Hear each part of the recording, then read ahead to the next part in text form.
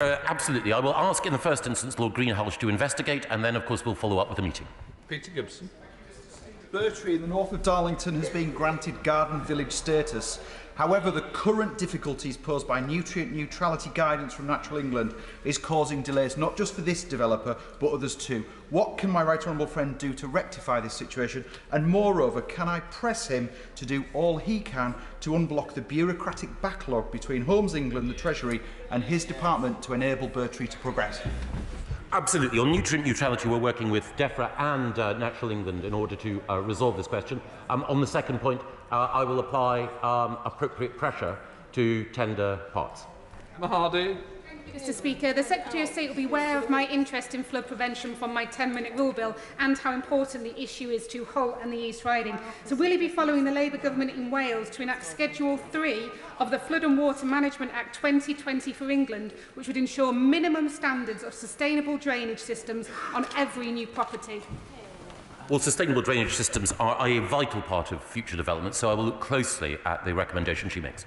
James Grundy. Thank you, Mr Speaker. Whilst currently only local authorities can initiate levelling up fund bids, has my right honourable friend given consideration to allowing other organisations, such as CICs or charities, the ability to submit LUF bids, so long as they have the backing of the local MP? Well, that is an intriguing idea. It would be a significant development. And as I think probably the most effective Member of Parliament in the borough of Wigan, can I say that I will look forward to working with him closely on that? Mohammed Yassin. Thank you very much, Mr Speaker. Since the Tories came into power, 800,000 fewer households under 45 own their homes. Nearly 1 million more people now rent, often at a higher cost than a mortgage. The number of truly affordable homes and new social rented homes being built has fallen by over 80%. Is Secretary of State ashamed of this record, which is failing a generation of young people? No, but there is more to do. Nicky Aiken. Speaker, I was very proud when this government repealed the Vagrancy Act under the Police, Crime, Sentencing and Courts Act. And the last thing we need to do is demonise and criminalise people who rough sleep and beg. I absolutely appreciate that there can be antisocial behaviour with aggressive begging, but we have legislation, more robust and more modern legislation that deals with that. Therefore, I was concerned to see clause 187 in the new Levelling Up Bill, which repeals the Vagrancy Act under the, it disregards the repeal of the Vagrancy Act. When is a repeal not a repeal? Right. Very. No, there'll be no return to the Vagrancy Act, but we will work with the Home Office in order to ensure that there are appropriate measures to deal with any form of antisocial behaviour, but criminalising rough sleeping and begging is not on the agenda. Matt Weston. Mr Speaker, I have leaseholders in my constituency of Warwick and Leamington who are unable to sell their properties because the properties haven't been painted for 40 years, despite the freeholders' obligations. Why is it the government has actually postponed its leasehold reforms from this government, this Parliament rather? They're coming. We're going to introduce them in the next Queen's Speech. Sir Greg Knight. Mr Speaker, is the Minister aware that in 2019 I took through Parliament the Parking Code of Practice Act with all-party support? This measure mandates the government to introduce a code to make parking fairer for motorists. In view of the overwhelming support this measure has on both sides of the House, why are the government now dragging their feet on the matter? There is a challenge to some of the proposals that we're putting forward with which we have to deal in the courts. Thank you, Mr Speaker. Compared to funding that Scotland received from the EU, levelling up marks a 40% reduction in the amount of money coming to Scotland. So when does he estimate that Scotland will get the same amount of funding as we had as members of the EU? Well, Scotland is just as generously funded as ever before, but it would be even better for Scotland if the Scottish Government were not spending £20 million on campaigning for independence, because, as we all know, breaking up the United Kingdom would be an economic disaster for Scotland. Tim Lawton. Speaker, ministers are aware of the long-standing limbo that the learned societies of Burlington House find themselves in because of the proposed rent increases from the government, and I declare interest as a fellow of the Society of Antiquaries. Apparently, the Secretary of State has promised a meeting to the Honourable Member for Rhondda to get everybody around the table to sort this out. Can we urgently have that meeting before the summer recess, and will you give us a date now? Well, my honourable friend is a distinguished archaeologist, antiquarian, though still a youthful-looking antiquarian. Yes, we will have that meeting. It will happen before July the 22nd, and I'll invite both my honourable friend and the right honourable gentleman. Thank you, Mr. Speaker. The Secretary of State has mentioned that there will be more opportunities for all of the UK as a result of the Levelling Up programme, and of course we welcome that. The Secretary of State also knows that there's a subsidy control mechanism in operation in Northern Ireland that prevents Northern Ireland benefiting from levelling up and other generous benefits that flow from this place. Will the Secretary of State today ensure that everyone on his side of the House, and encourage people on this side of the House, to vote for the clauses in the Northern Ireland Protocol Bill, namely Clause 12, that removes that impediment to progress? Well, the Foreign Secretary will open the second reading debate, and I hope that people will listen to everything that the Foreign Secretary and indeed the Secretary of State for Northern Ireland say in order to make sure that Northern Ireland can benefit from its full participation in all of the benefits of being part of the United Kingdom. Thank you very much, Mr. Speaker, and I refer the House to my register of interests. There are 2 villages in my local area that will essentially become one due to a development that has been granted approval on appeal. How is the Minister addressing the current problem of the lack of a 5-year land supply, circumventing local planning decisions? The Levelling Up and Regeneration Bill and our forthcoming National Planning Policy prospectus will address precisely that question. Peter Grant. Thank you, Mr. Speaker. I welcome the Secretary of State's newfound enthusiasm for the Scottish Parliament. Does that enthusiasm extend to recognising the mandate that that Parliament has to honour the manifesto commitments on which a clear majority of its members have been elected in 2021, in 2016 and in 2011? Well, in 2014, the people of Scotland voted to remain part of the United Kingdom.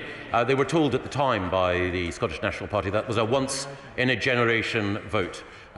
8 years on from that vote, it would be folly, I think, at a time when there is war on the European continent, when we face cost of living challenges, and when we are all committed to working together to deal with the legacy of COVID, it would be folly indeed to spend even more money attempting to break up and smash the United Kingdom instead of working to heal and unite. Paul Holmes, final question. As the Minister knows, Eastleigh Borough Council is scheduled to have £670 million worth of debt by 2025, with no sign of it reducing.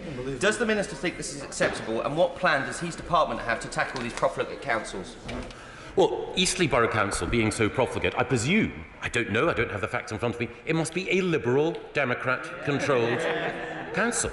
Because profligacy and fiscal incontinence on such a level could only, I think, be engineered by the opportunistic gang that masquerades as the Liberal Democratic Party.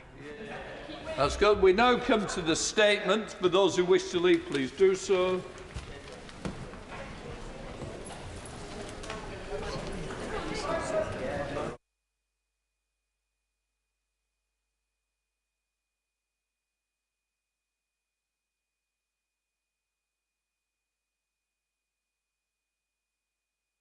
Right, let us come to the statement from the Secretary of State for Health and Social Care, Right Honourable Sajid Javid. With permission, Mr. Speaker, I'd like to make a statement on our plans to bring the Mental Health Act into the 21st century. Today, just as we pledged in the Queen's speech, we have published a draft mental health bill to modernise legislation that was passed by this House almost 40 years ago and to make sure that it is fit for the future. We invested £500 million last year to support those with mental health needs, those that were most affected by the pandemic. And as we set out in the NHS long-term plan, we're investing record amounts into expanding and transforming mental health services, and this will reach an extra £2.3 billion each year by 2023-24. We will also be publishing later this year a new 10-year mental health plan, followed by a 10-year suicide prevention plan, which, as I set out in a speech on Friday, will place a determined focus on this major source of grief and heartbreak so that fewer people get the news that will one day turn their lives upside down. But we cannot make these critical reforms that we need and that are so essential to the country's mental health system without making sure that the law that underpins our country's mental health system is up to date too. Since the 1983 Act, Our understanding and our attitude towards mental health has transformed beyond recognition, and it's right that we act now to bring this up to date. The Mental Health Act was created so that people who have severe mental illnesses and present a risk to themselves or others can be safely detained and treated for their own protection and for the protection around them. But there are a number of alarming issues with the way that the Act is currently used. Too many people are being detained. They are being detained for too long, and there are also inequalities amongst those that are detained. The previous Prime Minister, my right honourable friend, the member for Maidenhead, asked Professor Sir Simon Worsley to lead a review into the Act. And I'd like to first pay tribute to my right honourable friend for her tireless commitment to this most important of issues, and also to Sir Simon for his illuminating report, which made a powerful case for reform and was rightly welcomed by all sides of the House. It made for uncomfortable, but I would say essential reading, vividly showing how the Act currently fails patients and their loved ones and deprives people of autonomy and control over their care. The draft legislation that we have published today builds on Sir Simon's recommendations, as well as those in our white paper, which were published in partnership with the Ministry of Justice last year. Just like Sir Simon's report, the white paper was welcomed by all sides of this House. It was welcomed also by leading charities, including Mind, the National Autistic Society, and Rethink, countless mental health professionals, and, critically, the people who use mental health services and their loved ones. Today, we are showing how we will put this vision into action. This bill is a once-in-a-generation reform, and I'd like to set out very briefly to the House the important themes that sit behind it. First, Mr. Speaker, the bill rebalances the criteria for detention, so it only takes place as a last resort, when all other options have been explored and considered. Under the new criteria, people will only be detained when they pose a significant risk of harm to themselves and others, and patients should only be detained if they will benefit from the treatment that is made possible by their detention. Second, it shows how we will give patients more control over care and treatment, over their care and treatment. It will make sure that clinicians, in most cases, can only administer compulsory treatment if there is a strong reason to do so. In future, all patients formerly detained under the Act will have a statutory right to a care and treatment plan drawn up between a patient and their clinician that is personalised based on a patient's needs, and it gives them a clear roadmap to their discharge from hospital. However, there are some cases when patients are not able to make decisions about their own care or feel that they could benefit from some greater support. Currently, patients aren't always able to choose who can represent them, and as their nearest relative automatically qualifies to act on their behalf. This bill will change that, allowing patients to choose a nominated person who they believe is best placed to look after their interests. It will also increase the powers of this nominated person so that they can be consulted about a patient's future care. Third, the bill will tackle the disparities that exist in the way the Act is currently disused. Black people are currently 4 times more likely to be detained under the Act than white people, and 10 times more likely to be placed on a community treatment order. The bill provides for greater scrutiny of decision-making, including a greater use of second opinions on important decisions and expanded access to independent tribunals, helping us to address these disparities in the use of this Act. Fourth, Mr. Speaker, the Act enhances support for patients with severe mental health needs who come into contact with the criminal justice system.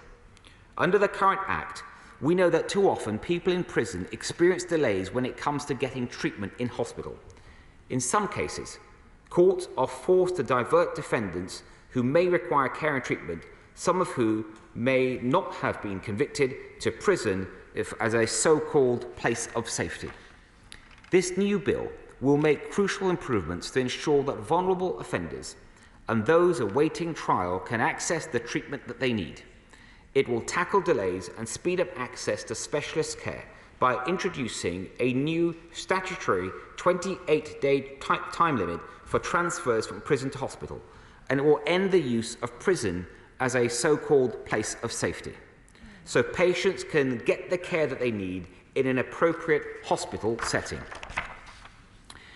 It will also amend the Bail Act so that courts will no longer be forced to deny a defendant bail if the judge's sole concern is about that defendant's mental health. This bill will allow a judge to send them to hospital instead, allowing them to be in the best environment for their mental health and to receive any treatment that they need. And finally, Mr. Speaker, the bill will improve how people with a learning disability and autistic people are treated under the Act. One of my priorities in this role is personalised care, and the blanket approach that currently exists cannot be allowed to continue. It means too many autistic people and people with learning disability are admitted into institutional settings when they would be better served in the community. This bill will change that. It limits the scope to detain people with learning disabilities and autistic people for treatment unless they have a mental illness that justifies a longer stay or if they are admitted through the criminal justice system. It also contains new duties for commissioners of local authorities and integrated care boards to make sure that the right community support is available instead. Mr. Speaker, I'm looking forward to working with honourable members from all sides of this House as we take these plans forward. This is a momentous bill that deals with one of the most serious and sombre responsibilities of any government, depriving people of their liberties. Mental health is something that can impact any one of us at any time. It's essential that we all have confidence that there is a system that we know would treat us and our loved ones with dignity and compassion. That is what this bill would deliver, and I commend this statement to the House. We now come to Shadow Minister, Dr. Rosanna Holland-Carr. Thank you, Mr. Speaker. I would like to thank the Secretary of State for an advanced copy of the statement, but I would also like to thank the Secretary of State for sharing his family's experiences over the weekend. And I am so sorry to hear about the circumstances surrounding his brother's tragic death. This overhaul of the Mental Health Act has been long awaited, and we welcome this draft bill and the fact that the government has accepted the majority of the recommendations from Sir Simon Wesley's independent review of the Mental Health Act. It's been interesting to see the government's focus in the statement on keeping people in crisis out of A&E and plans to reduce the use of general ambulance call-outs for those experiencing a mental health crisis. In 2020, there were over 470,000 calls to 999 because someone was in a mental health crisis. And this took up an estimated 66,000 hours of call time.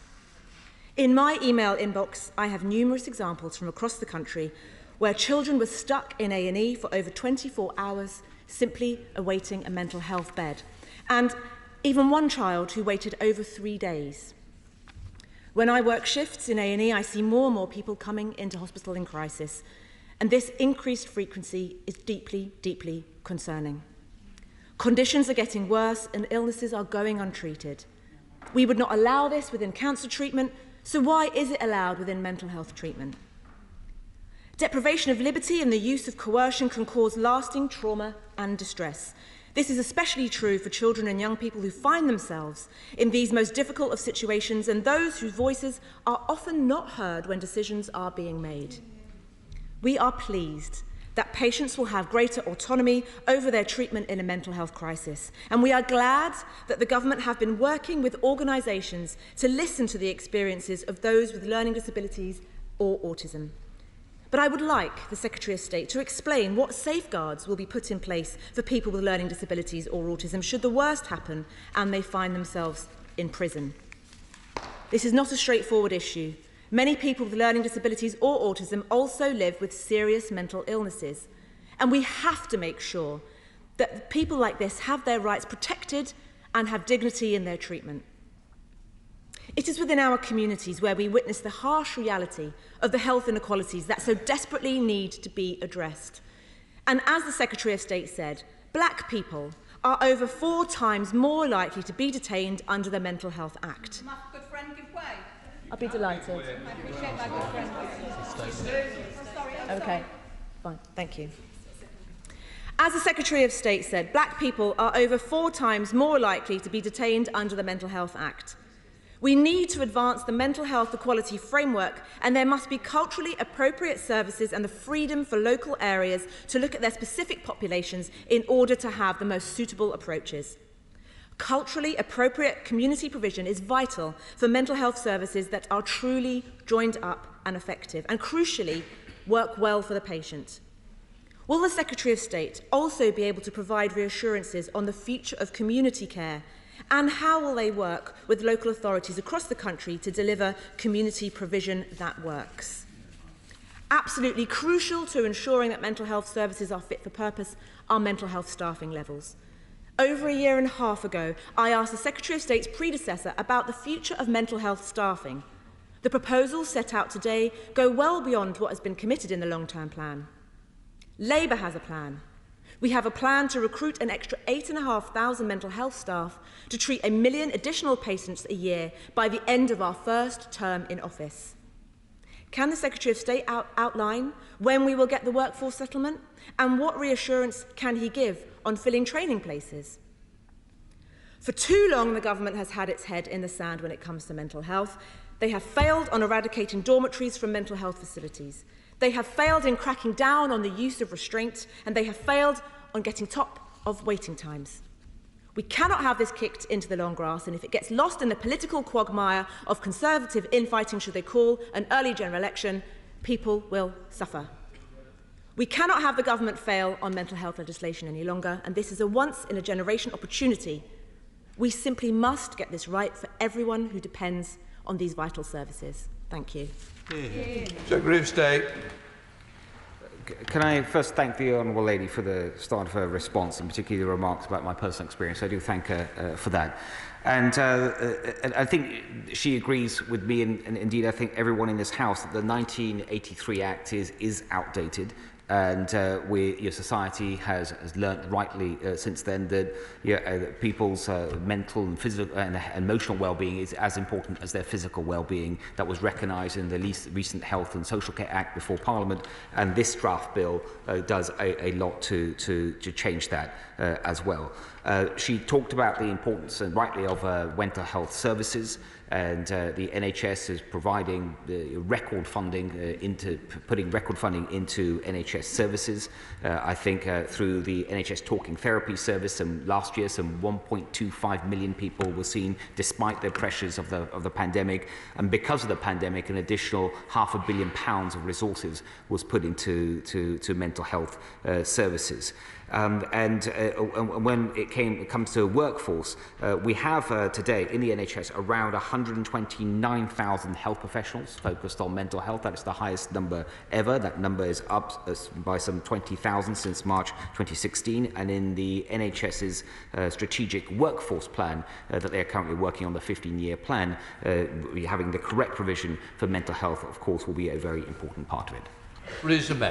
Thank you, Mr. Speaker. Can I commend my right honourable friend for his statement, thank him for his kind comments, but also join the opposition front bench in commending my right honourable friend for sharing his family's experience that shows this is not just a piece of legislation from the Secretary of State, it's from somebody who understands the issue.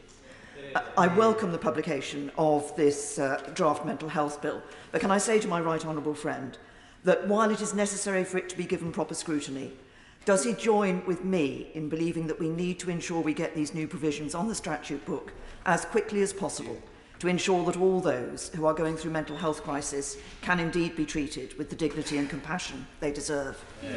First, Mr. Speaker, let me again thank my right honourable friend for the crucial role that she has played to get this House to this point today with the publication of this draft bill. It was her commitment to this issue about putting mental health on parity with physical health that has led us to this important point. And I agree with her absolutely. We have the draft bill in front of the House today. There will no doubt be pre-legislative scrutiny, which I strongly welcome, to have this bill ready as quickly as possible to bring to the House for a first reading and to make sure it becomes legislation as quickly as possible. Senator David. Thank you, Mr. Speaker. Mr. Speaker, I welcome the statement today from the government, but I am concerned about constituents who have a mental health crisis that present to A&E departments, and due to long waiting times, they're usually unable to wait to be seen by psychiatrists. Can the Secretary of State say how this will be addressed in the mental health bill to make sure people get the urgent treatment that they need when they present to A&E departments?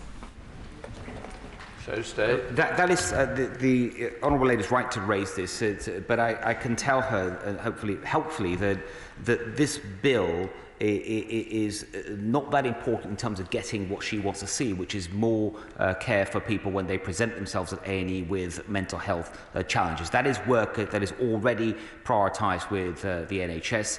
It is something that during the pandemic, because as she will understand and other honourable members understand, that there were increased issues around mental health and people not getting the care in the normal way that they would have had, and that's why we put record amounts of resources into the NHS, including to A&E provision of mental health services. Joseph Select Committee, Jeremy Hunt. Mr. Speaker, can I too commend my right honourable friend's courage in talking about his family's tragedy, which is one of the most difficult things to do in politics, and can I also thank my right honourable friend, the member for Maidenhead, for her commitment to mental health, which was unparalleled amongst any of the Prime Ministers I've known while I've been in this place, and made an enormous difference to me when I was Health Secretary. I support wholeheartedly what the Health Secretary has said today. I hope he doesn't mind me saying that I'm worried that in one particular instance it doesn't go far enough, which is that we still have 2,000 people with autism and learning disabilities who are in secure institutions, effectively incarcerated, even though they would be better off in the community. It is a human rights scandal. And would he consider, as part of the remedy to this, changing the rules on sectioning, so that after a short period of time, you have to reapply for sectioning every week or 2 weeks if you want to keep someone in one of those secure units. So there is pressure put on the system to find a better solution. So stay. First, Mr. Speaker, can I tell my right honourable friend we are determined, of course, to reduce the number of people with learning disabilities and autism that are in mental health hospitals. And as part of those plans, we will shortly be publishing the cross-government Building the Right Support Plan to drive this progress. So we'll have more to say about that shortly. I listened carefully to the proposal, the suggestion my right honourable friend just made, and I'll be happy to meet with him and discuss it further. Daisy Cooper. Mr. Speaker, I too was incredibly moved to learn of the Secretary of State's personal experience in this issue, and I commend his courage in talking about an incredibly deeply personal issue. I note in the statement that the Secretary of State has outlined that patients will be able to choose a nominated person who they believe will be best placed to look after their interests. And I wonder if the Secretary of State could outline what rights that nominated person might have. I have a particular issue in my own constituency where somebody has been moved from one part of the country to another. Their next of kin was not asked to give permission, and they only found out after the event. I think it's incredibly important that, as well as having a nominated person, that nominated person has outlined rights that can be enforced in these situations. So stay. I'm pleased the Honourable Lady welcomes this change that will come about through this bill. And the bill does the draft. I appreciate it's only just been published and the Honourable Lady will need time to digest it. But it does set out how the nominated person, which doesn't have to be someone from the family, can be anyone that individual chooses that they trust, will be able to co-produce, let's say, the treatment plan for that individual and work with them very closely. Robert Holford. Thank you, Mr. Speaker. Will my right honourable friend look at the new book that's published this week by the Us For Them Parents group, Liz Manderley and Molly Kingsley, which talks about the damage to mental health to children during lockdown. We know that referrals have increased by 60% and that eating disorders during lockdown amongst young girls went up by 400%. Will my right honourable friend set out measures it's doing to help children with mental health, but also look at a social media levy, given the damage that social media companies do to children's mental health, to raise money to fund mental health resilience? And will he also look at a longer school day with extra sporting and other activities and wellbeing activities to help these children further? So state. My right honourable friend makes the very important point, Mr. Speaker, about children which in normal times clearly need the full mental health support, but especially during the pandemic and the impact. And I will take a look, I think he said Mandy and Molly Kingsley, if I heard him correctly, I will take a look at their work that he's mentioned. When it comes to levies, he will know that's a decision for the Treasury, but I'm sure he welcomes some of the measures in the online harms bill, and I'd be happy to meet with him and discuss some of his other proposals more. Thank you, Mr. Speaker. I think the whole House will welcome many of the changes that this bill represents, especially the section on black mental health and the situation of people being incarcerated in the mental health system. But I wanted to raise the issue of my constituents, many of whom who have suffered 8 years of systemic and catastrophic failure of their mental health trust, and ask the Secretary of State what in this bill will make a difference to them after almost 1,000 excess deaths in our mental health trust. Now, I know the Secretary of State has committed to meeting with me to talk about this, but I wonder whether he would also commit to meeting next Tuesday with many of the victims of 8 years of failure who will be coming to Parliament to discuss what's happened to them, and maybe he could tell them how this bill will change and turn their lives around and make a difference to them and their families. So to stay. I hope the honourable gentleman will agree with me that this bill is, I think he does, from the way he's framed his question, this is a huge step forward, especially on the important issue he mentioned at the start of his question about dealing with some of the inequalities that we all know has existed in provision. The way we will change things is not just through the bill, but of course through the continued investment and making sure those trusts that are failing, those failures are addressed. As he mentioned, I'm meeting with him, but the mental health minister would be happy to meet with the constituents that he mentioned earlier. Thank you very much, Mr. Speaker.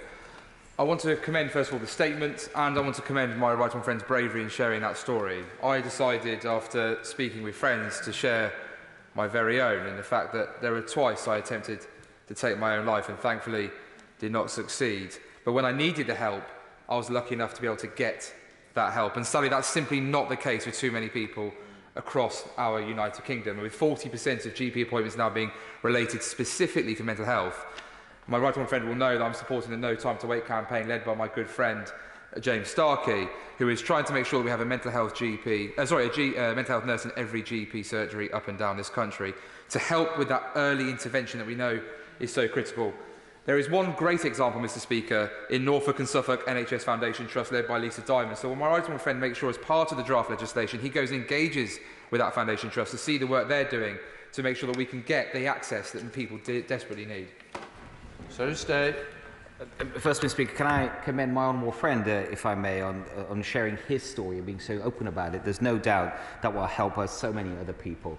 And I'm sure he'll welcome the government's plans to set out a new 10-year suicide prevention plan. On his question around provision and his campaign, I agree with him very much about the need to continue to work to improve provision, and I do believe I will be having a meeting with him and Mr. James Starkey to discuss his campaign further.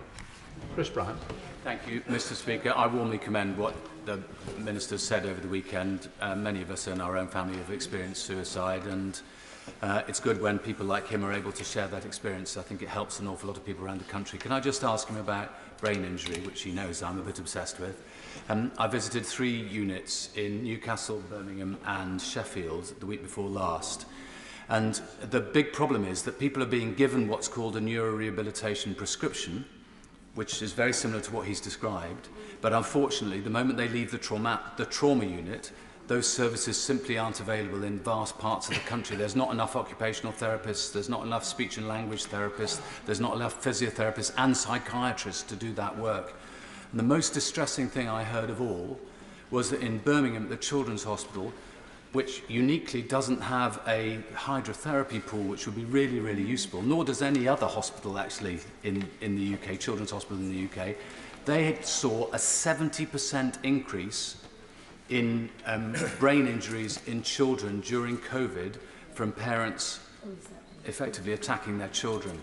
How are we going to get the workforce that we need really to be able to make a difference to those people's lives? Secretary of State. The honourable gentleman will know that the investment already going into workforce is at record levels, that as the NHS sets out its 15-year workforce strategy, of course it would look into, and rightly so, into ABI. But I want to thank him for the work that he's doing with my honourable friend on the ABI strategy. I understand the call for evidence has just closed, and that is also a process that will help bring about the change that he seeks. Thank you, Mr. Speaker. I met with some amazing young people from my constituency last week at It's Our Care lobby in Parliament. Mental health and looked after children was one of the issues raised. And what steps is my right honourable friend taking to ensure that mental health needs of looked after children are taken into account so that they too are able to thrive? Secretary of State. It is an important issue my honourable friend raises about the mental health needs of looked after children. In terms of mental health services for children, including looked after children, we've increased resources to a record level, but we do need to make sure the strategy is fit for the future, and it will be a key part of our new 10-year mental health strategy. Charlotte Nichols. Thank you, Mr. Speaker. Global research into psilocybin has shown significant potential for the treatment of mental health conditions, including depression, PTSD, anorexia and alcohol addiction. However, its Schedule 1 status under the Misuse of Drugs Regulations 2001 is hindering research in the UK and condemning thousands of people to unnecessary suffering. Indeed, organisations like Heroic Hearts, which supports military and emergency services veterans with PTSD, has to facilitate patients travel abroad to access treatment that they should be able to receive here where appropriate. Can the Secretary of State please inform the House what conversations he has had or intends to have with the Home Office about the rescheduling of psilocybin in order that this vital area of mental health research can be progressed and treatment brought into the 21st century with this bill? Secretary of State. Madam Deputy Speaker, it's an important issue the Honourable Lady raises. She will know, as she's referred to this, is rescheduling is an issue for the Home Office, and it is something I will make sure I take up with the Home Secretary. Hugh Merriman. Thank you, Madam Deputy Speaker. I chair the All-Party Parliamentary Group for Autism. It was a role I took on after we lost Dame Cheryl Gillam. From her position in this place, she was tireless in terms of highlighting that there is a difference between those who suffer a lifelong development disability, such as autism, and those that have mental health conditions, albeit it's fair to say that those with autism do suffer the higher proportion of mental health. As things stand, we have 61% of all of those in mental health hospitals that have autism as a condition. That's 1,200 people. That figure used to account for 38%. So can I welcome the Secretary of State's draft mental health bill? Can I ask him if he would like to meet with the all-party parliamentary group to discuss what this will do for those with autism? And can I also parrot the call from the chair of the Select Committee that we really need to review the sectioning of those in mental health provision, because there are far too many languishing and they do need our help. Secretary of State. Madam Deputy Speaker, I agree with my honourable friend, and the reforms that we set out today in this draft bill will mean that learning disability and autism will no longer be a reason, in the absence of a mental health condition, for people to be detained in a mental health hospital after an initial period of assessment. And I'd be happy to meet with him and his APPG. Marcia de Cordova. Thank you, Madam Deputy Speaker. I just would like to place on record, firstly, my disappointment that yet again the Secretary of State's Department haven't produced all the papers for me in large print, as they have done in standard print, and I would hope that he will take that away and ensure that I receive my papers as soon as possible. Right, so I am sure the Secretary of State would agree with me, or have the same level of disappointment as me, that in England, 24% of all children mental health service referrals were closed before that child actually receiving any support. Now, I highlighted last week during my adjournment debate the importance of children mental health services and also trauma support and care. So will he reassure the House and myself that he will do everything in his power to ensure that children are receiving that mental health support in a timely way?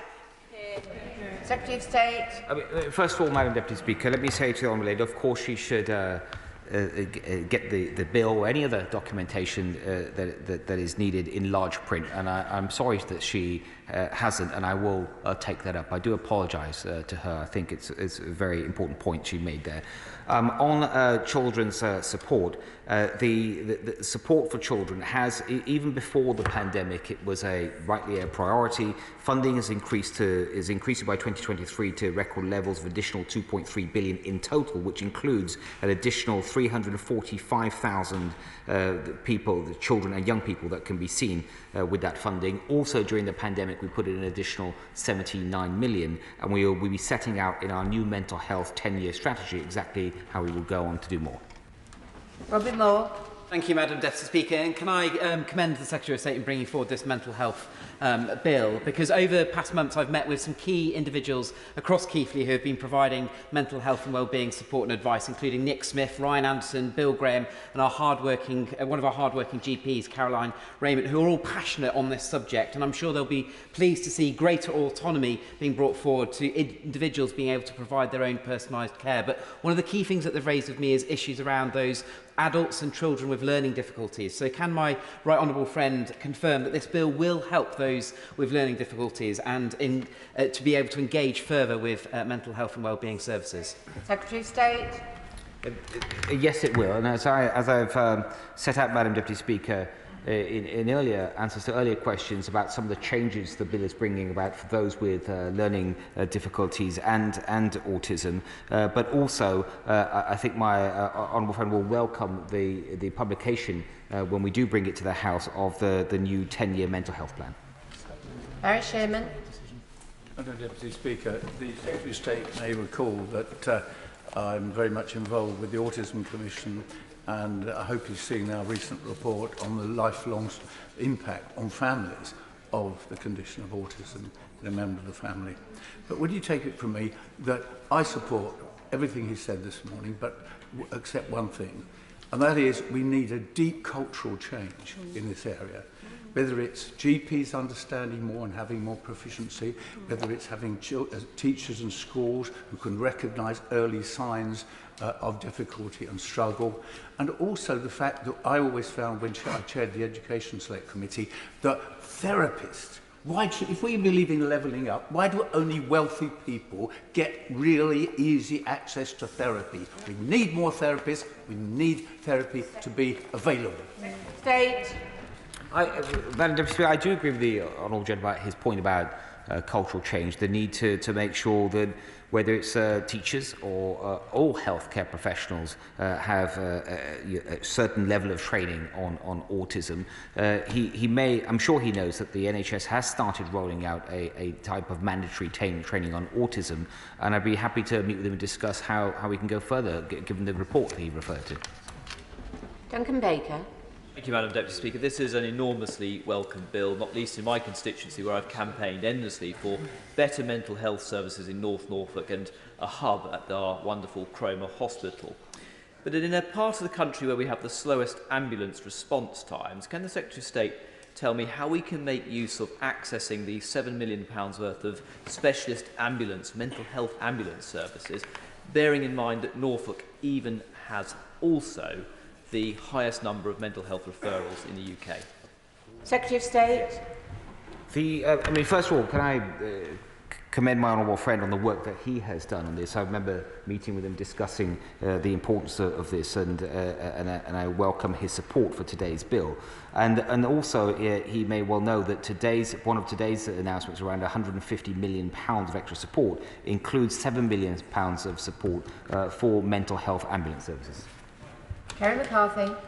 Thank you, Madam Deputy Speaker.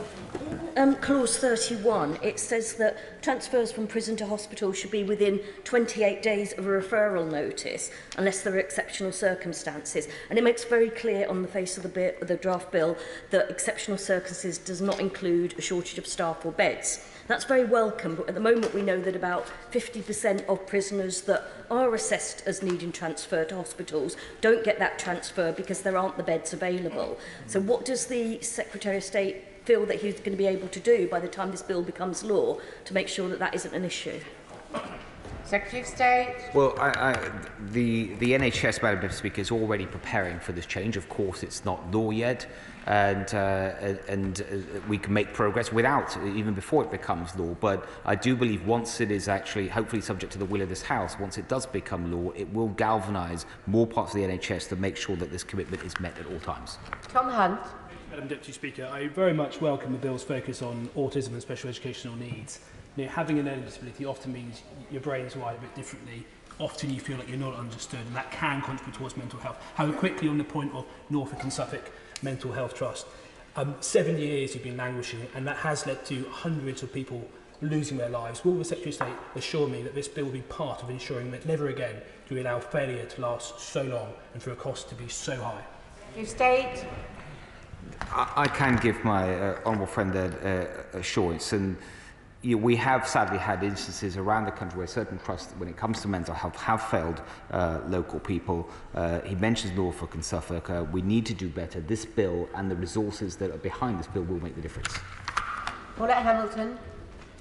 Thank you, Deputy Speaker. Through my role as a lay manager for Birmingham and Solihull Mental Health Trust, I know that a major problem we have had in the West Midlands is bed availability for individuals detained by the police under Section 136 of the Mental Health Act.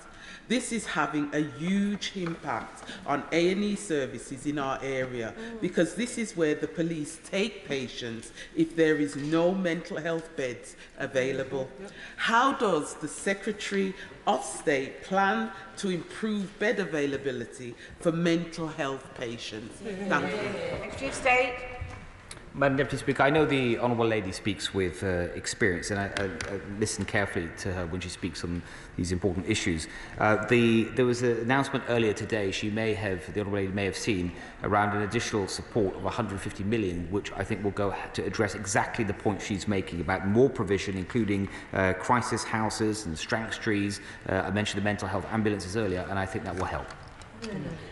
Richard Holden. Thank you very much indeed, Madam Deputy Speaker. This is an enormously welcome bill and an issue I've campaigned on and spoken to the Secretary of State about previously. As he knows, in North West Durham we've got a historic issue and an ongoing issue with rates of suicide double the national average, and I'd like to commend the Secretary of State for his speaking about his personal situation as well. I look forward to the 10-year mental health plan as well and the 10-year suicide prevention plan, but can he outline today how this bill is going to really reform what is a totally outdated Mental Health Act, and how it will make a difference particularly to those with serious mental health issues in my constituency, like some of the parents who've brought their children to me recently with real issues around anorexia, and also deliver for people and families as they're going through really difficult treatment and make it more personalised for them.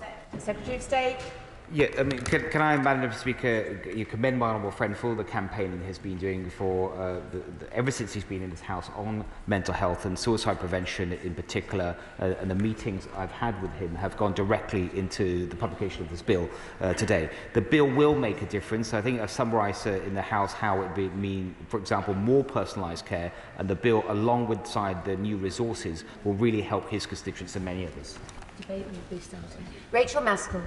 Thank you, Madam Deputy Speaker, and I welcome the bill today. The acuity of people's mental health challenges while in the community is escalating before there is appropriate intervention. So how will this bill ensure that those earlier interventions are made so that people aren't having to go into secure accommodation for their safety?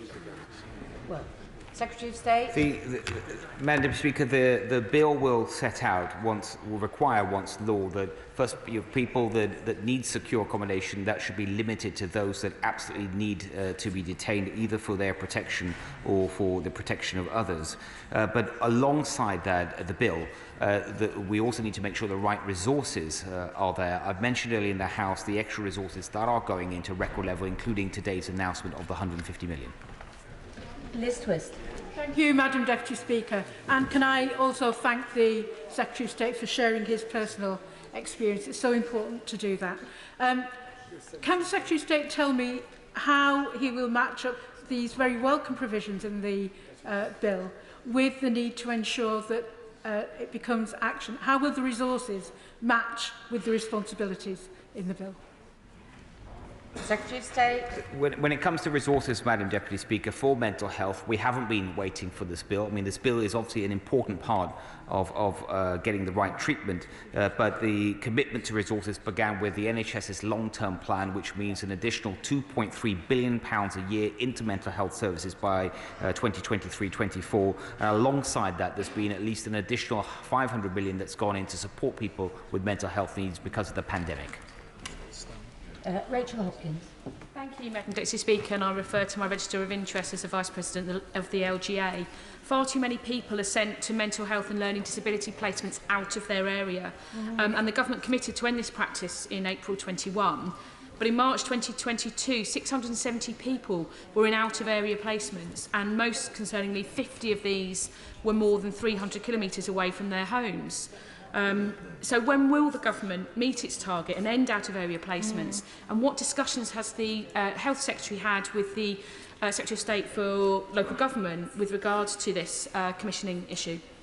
Secretary of State. Madam Deputy Speaker, this is a very important issue. The Government has been working with people across the sector, including the NHS, on this, and will shortly be publishing the building in support, in the right support in the community plan. Olivia Blake. Thank you, Madam Deputy Speaker. I'm afraid that we are overseeing a scandal brewing as a result of COVID on compulsory treatments. Due to the lack of Tier 4 beds available, children up and down the country are in medical wards where we are seeing an unsettling reporting of restraint being used to feed at a point where, when they do get to see a mental health professional, they shouldn't be being forced to feed. I'm conscious that the Secretary of State has answered a question in regard to this, but will they commit to starting to record restraint for feeding, no matter where patients are in the system, including in medical wards? Madam Deputy Speaker, of course, we want to ensure that children with mental health challenges, including eating disorders, get the support they need. It is why during the pandemic, actually just last year, we put in specifically for children's mental health services an additional £79 million, which is providing many thousands more children with that support. Thank you, Madam Deputy Speaker. While the focus of this bill is on individuals being sectioned under the Mental Health Act, which is important, I also wanted to refer the Secretary of State back to the issue that many members have raised around waiting times. I spoke to my constituent in December who was concerned about the welfare of his child who is suffering from eating disorder and at every stage has been impacting his mental health. And despite the local services, this child is still waiting 6 months on just to see a specialist. The staffing, the limited staffing cannot cope, Secretary of State. What are you doing now to address that so that we don't see more young people suffering? Secretary of State. We are, Madam Deputy Speaker, putting in record amounts of new investment with newer services. So during the pandemic, we established for the first time a national 24/7 all-age mental health helpline. That is something that I would like to make permanent, so beyond the pandemic. When it comes to NHS talking therapies, I mentioned, I think earlier, Madam Deputy Speaker, it's 1.25 million people were seen last year. We aim to get that to 1.9 million over the next couple of years. And when it comes to waiting time, she's right. When it's high-intensity mental health services, there is a waiting time for that. Of course, the NHS is working hard to bring down. But for low-intensity mental health services, we have managed to bring the median waiting time down to 14 days nationally.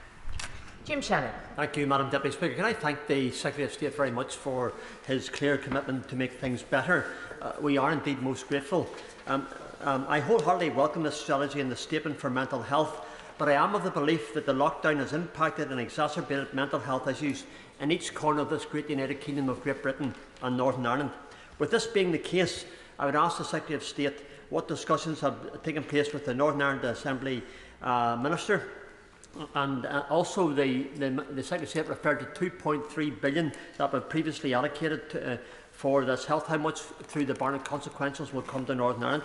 Taking into account that Northern Ireland has the largest percentage of mental health disorders in the United Kingdom and is in need of similar radical reform and indeed additional funding as well. Thank you. Secretary of State. Madam Deputy Speaker, I think much of the work that's gone into this point, this publication of this draft bill, so the work by Sir Simon, for example, the white paper that was published earlier, I think, in my opinion, I think it would apply equally to Northern Ireland, and we stand ready to work with our friends in Northern Ireland to help them with that if they wish to pursue a similar route. And also, I can confirm that Barnett consequentials for the 2.3 billion that I mentioned earlier would have gone to Northern Ireland. Point of order, Diana Johnson.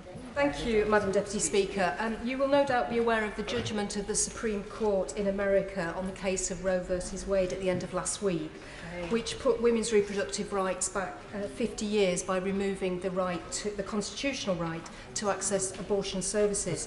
Given the leadership that the United States play in the world and the fact that the right-wing American groups and media will now feel fully emboldened to campaign for the rolling back of women's rights in the United Kingdom, have you, Madam Deputy Speaker, had any indication or notification from the government of a statement that will be made to this House about the human rights of women in the United States and in the United Kingdom and indeed around the world? And if not, how can we put this on the record that we are very concerned about what's happened in the United States?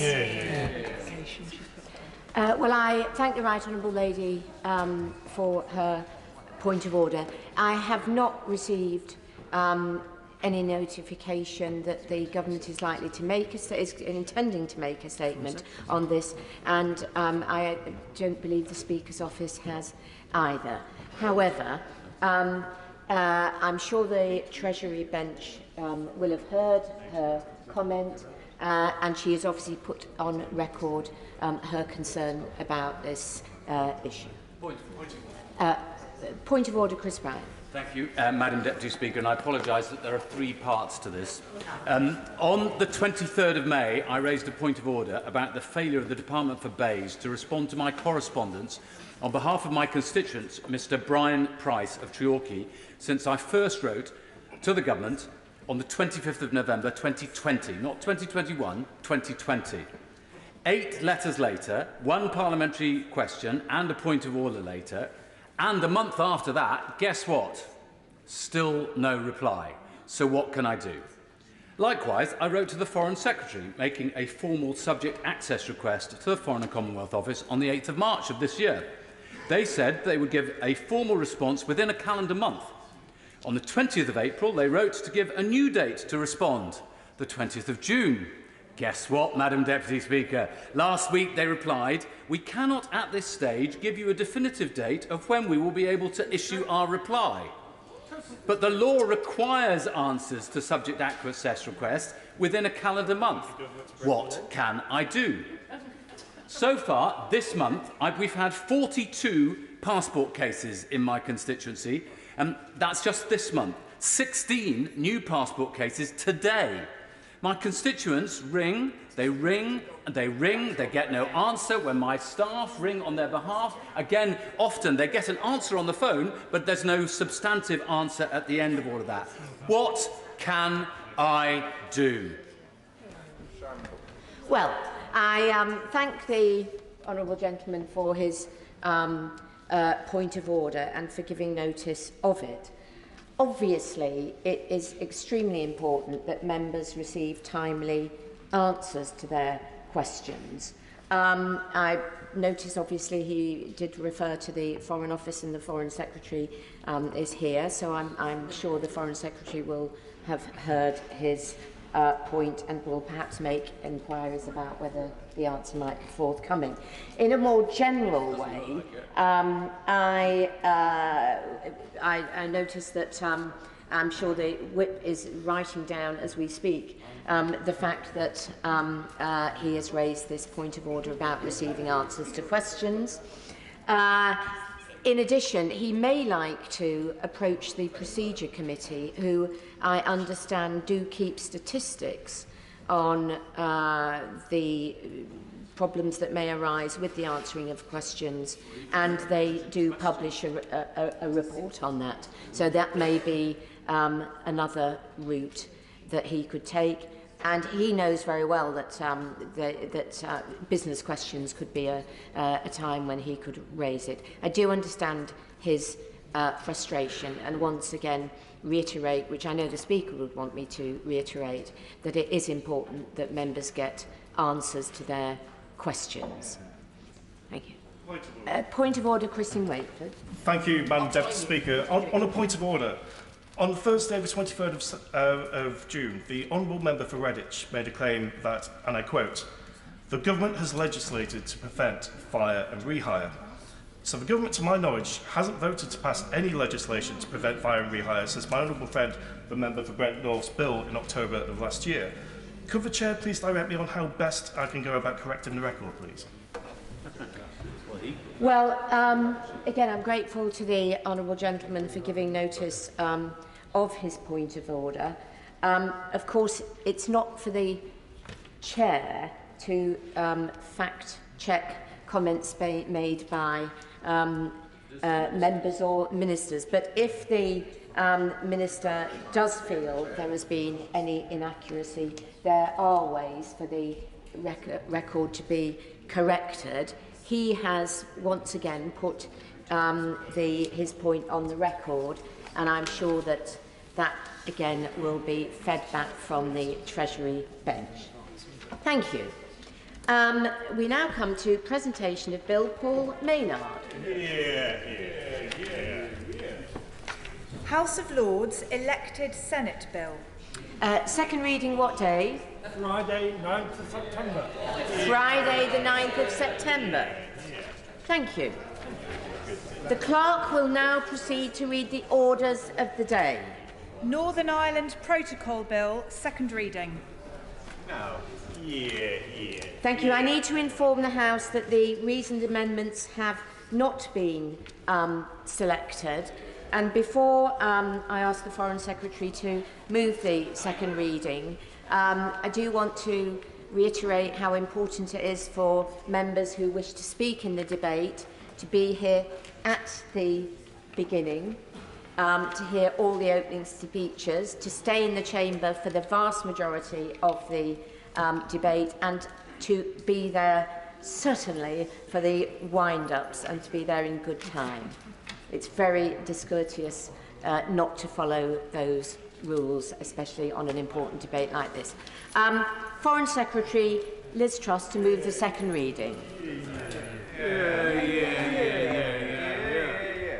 Madam Deputy Speaker, I beg to move that the bill be now read a second time. We are taking this action to uphold the Belfast Good Friday Agreement, which has brought peace and political stability to Northern Ireland. The Northern Ireland Protocol is undermining the functioning of the agreement and of power sharing. It has created fractures between East and West.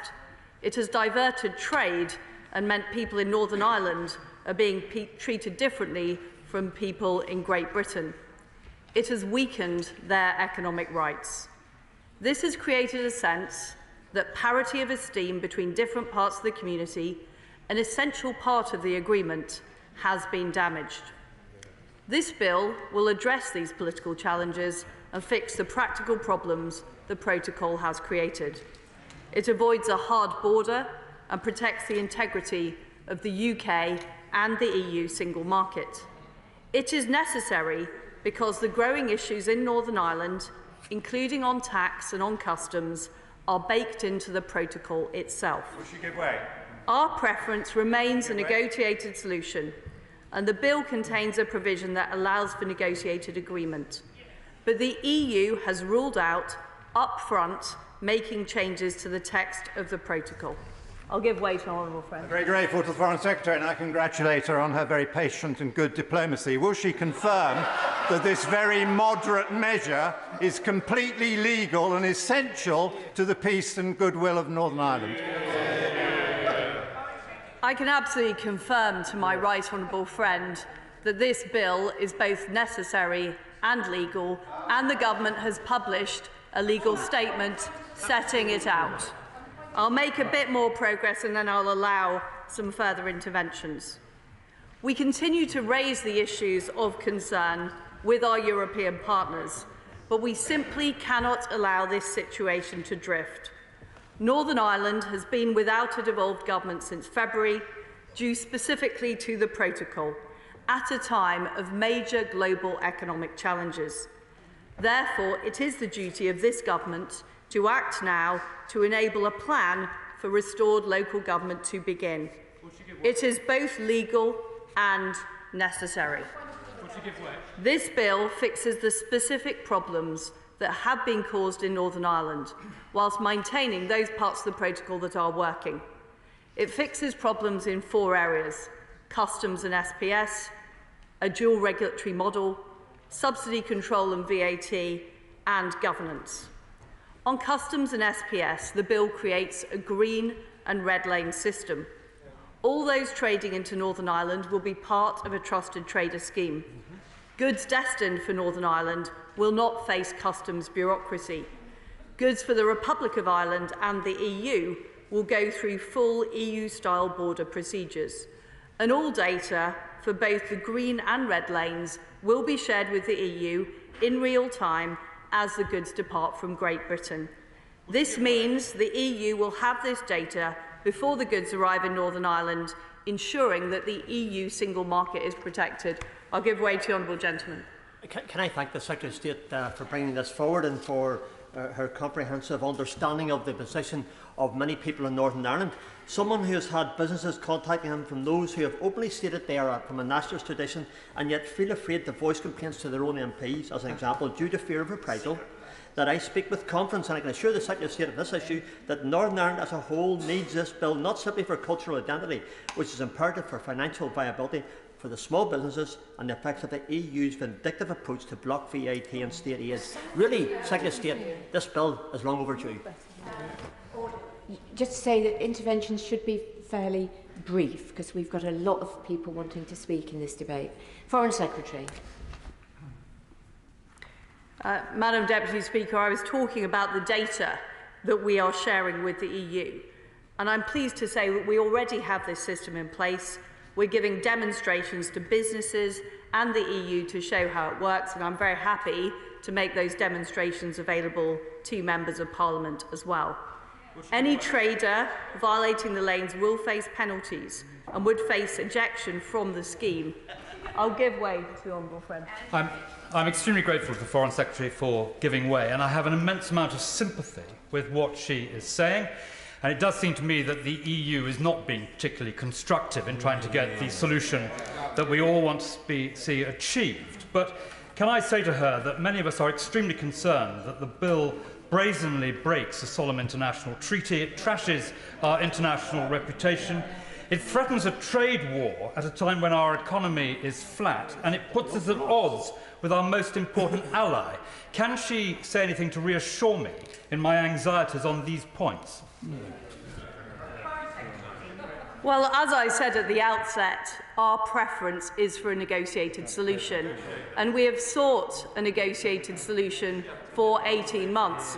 But as recently as last weekend, the EU have refused to change the text of the protocol. That is why there is strong legal justification, as set out in our legal statement, for us taking this action, because our priority as the United Kingdom government has to be political stability within our own country. And whilst we put this bill through Parliament, we will continue to seek a negotiated solution with the EU, and in fact there are provisions of the bill to deliver it. So I would strongly encourage my right honourable friend to raise this with the EU directly and to encourage a negotiated solution, because there is a solution to be achieved. We have laid it out very clearly with our red and green lane proposal, but we do need the EU to agree to change the text of the protocol. That is the fundamental issue that needs to be addressed. I'll give way to the honourable lady. Grateful to her for giving way. The government's legal position prays and aids the international law doctrine of necessity, but the International Law Commission says that where a state has itself contributed to the situation of necessity, that doctrine can't be prayed in aid. Now, given that the Prime Minister signed the withdrawal agreement, including the protocol, in the knowledge that it would give rise to precisely the difficulties of which they now complain, which we debated on the floor of this House, doesn't she see that there's a pretty big hole in the legal advice that she's been given? Well, we set out the case extremely clearly in the legal advice, and the doctrine of necessity has been used by other governments in the past where there is a severe issue and the other party is unwilling to renegotiate that treaty. And that is the position that we are in with the Northern Ireland Protocol. And what I would say to the Honourable Lady, and indeed other members on the opposition benches, is given the EU refuse to reopen the Northern Ireland Protocol, and those issues, such as customs and tax, are specifically baked in, what is their solution to dealing with the real issues in Northern Ireland? We have looked at all the alternative solutions, and the only solution that is effective is this Northern Ireland Protocol bill, in the absence of the EU being willing to negotiate a new protocol. I'll give way to my honourable friend. I'm most grateful to my right honourable friend. She could also point out that the protocol itself contains provisions for it to be changed, and the EU refuses to contemplate using those provisions. And may I also just point out that at the time we signed the protocol, we did not know the shape of the trade and cooperation agreement, and it was reasonable to expect the EU to give mutual recognition of products and standards and mutual recognition of SPS standards, as, for example, they have with New Zealand, and they refused to give us those provisions. The problems in the protocol would be much less if they had given us a better trade deal. Well, my right honourable friend is absolutely right about the fact that the protocol isn't set in stone. And this is why, for the past 18 months, this government has sought to achieve negotiated changes in the protocol. But in the absence of the EU being willing to change the text, the only way to resolve this is for us to legislate. Now, I'm going to make more progress, and then I will take more interventions. We fully understand and respect the legitimate concerns of the EU that the single market should be protected, and our solution does just that. The bill will also establish a dual regulatory regime, so businesses can choose between meeting UK and EU standards. This removes the barriers to goods made to UK standards for being sold in Northern Ireland, and it cuts the processes that drive up costs for business. It prevents unnecessary divergence between two parts of the UK internal market, and anyone who trades into the EU single market will still have to do so according to EU standards. The bill will also ensure that the government can set UK-wide policies on subsidy control and VAT, overcoming constraints that have meant Northern Ireland hasn't benefited from the same support as the rest of the UK. For example, at present, people in Northern Ireland are not able to benefit from the VAT cuts on solar panels that the Chancellor announced in the spring statement. These are essential functions of any 21st century state, but they're especially important in Northern Ireland, where the UK government plays an outsized role in the local economy. We will maintain, I'll give way in a minute, we will maintain the arrangements in the protocol on VAT which support trade on the island of Ireland, while ensuring Northern Ireland can still benefit from the freedoms and flexibility available in Great Britain. I'll give way to the Honourable Lady. I'm grateful to her for giving way. I wonder if she understands why so many people would accuse this government of the most rank hypocrisy. First of all, this is a predictable outcome of the agreement that they negotiated when they didn't give a fig for the situation in Northern Ireland, quite frankly. Secondly, if they were serious about negotiations, they could be using Article 16.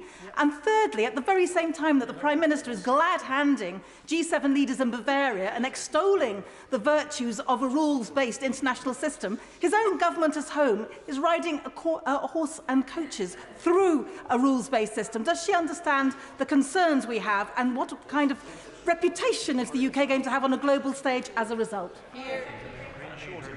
Well, as I made clear, we are very clear that the Belfast Good Friday Agreement should have primacy.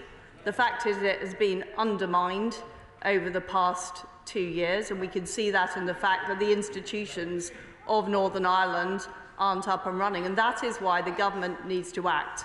And we're doing so in a reasonable and legal way.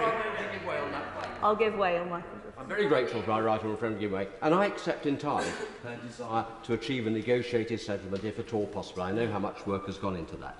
But taking her back to the legal point, she will know that the application of the doctrine of necessity requires both the legal tests being met, but also the evidential base, because it's largely fact-specific to show whether or not those tests have in fact been made. I know that the government has been working hard to assemble that evidential base. But can she tell us as to when that evidential base is going to be available to the House so that we can form a judgment as to whether or not those legal tests are met and that therefore proportionality and necessity is actually met? It would be very helpful to have that, perhaps before we come to a conclusion on the bill. Well, I thank my right honourable friend for that point.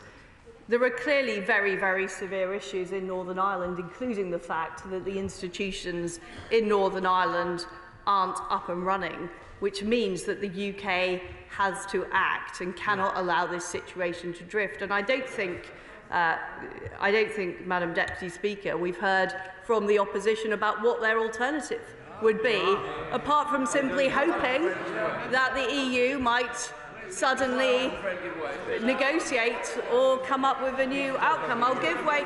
Maybe the Honourable Lady can give us an idea about what her alternative plan is.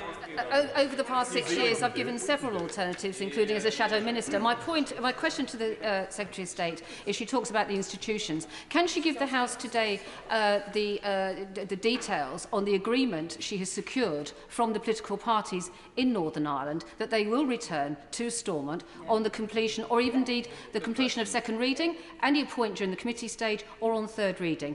What in this bill has secured that going back, and what role is there for anybody in Northern Ireland with the powers going to the Minister of the Crown? Well, I note the Honourable Lady hasn't come up with any alternatives to this bill to be able to move the situation forward.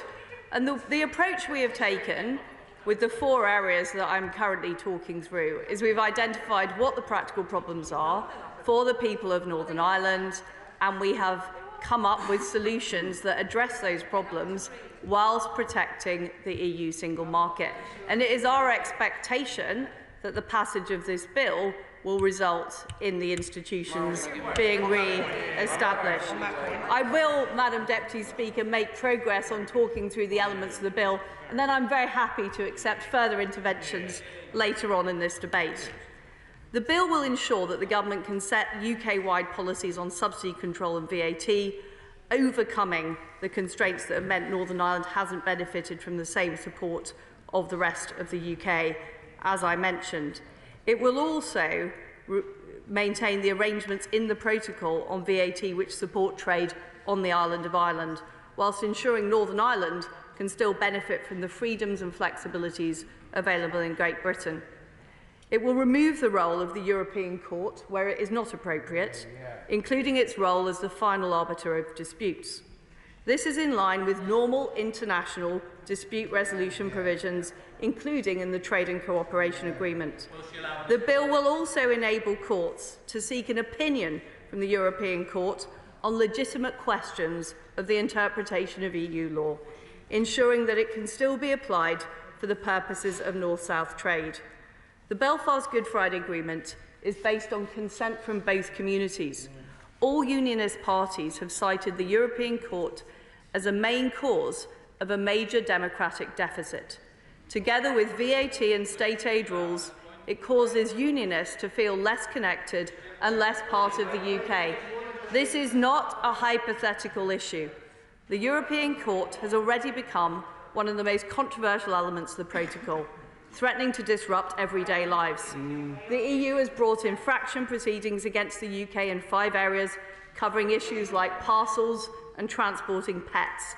And to be absolutely clear, the bill only changes the parts of the protocol that are causing the problems and undermining the 3 strands of the Belfast Good Friday Agreement. I'll give way to the honourable gentleman. Very grateful to the Foreign Secretary. It's a very short question, really, which is simply this.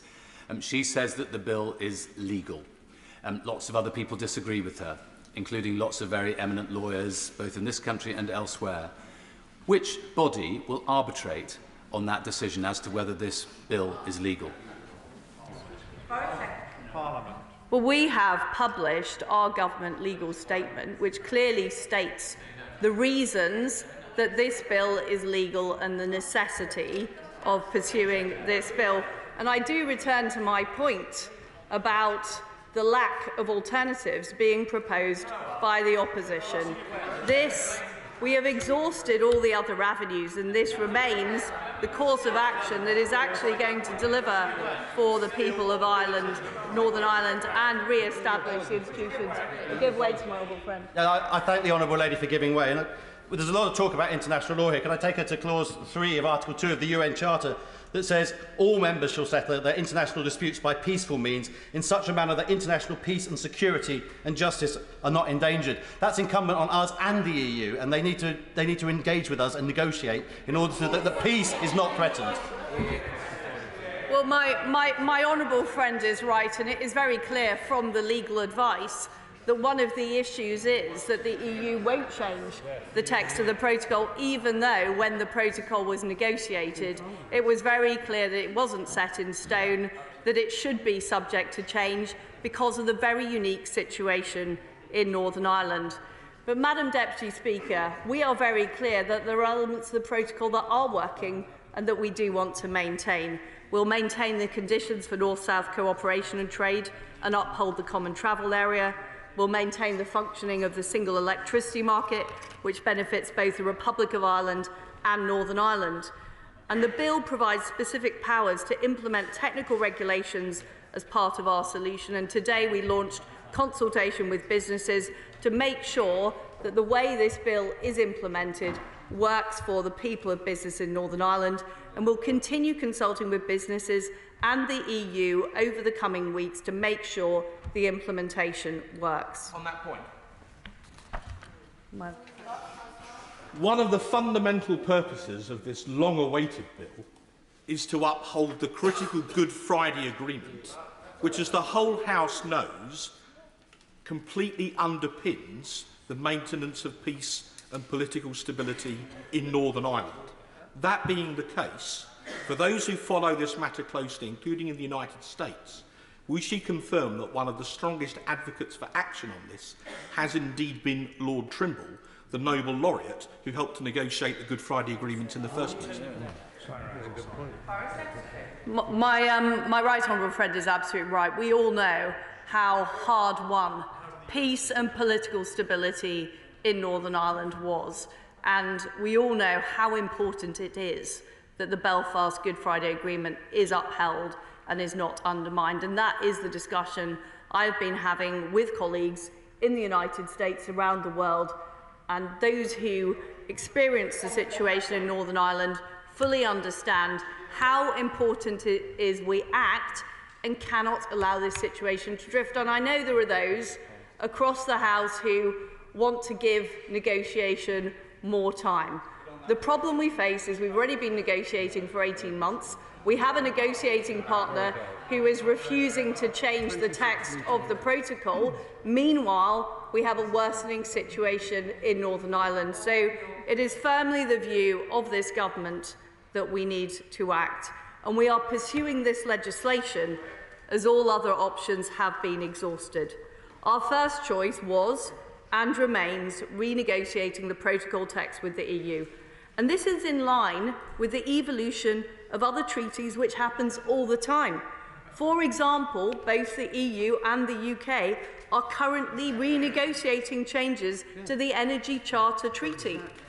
Given the unique nature of Northern Ireland and the unprecedented nature of these arrangements, it was always likely that flexibility would be needed.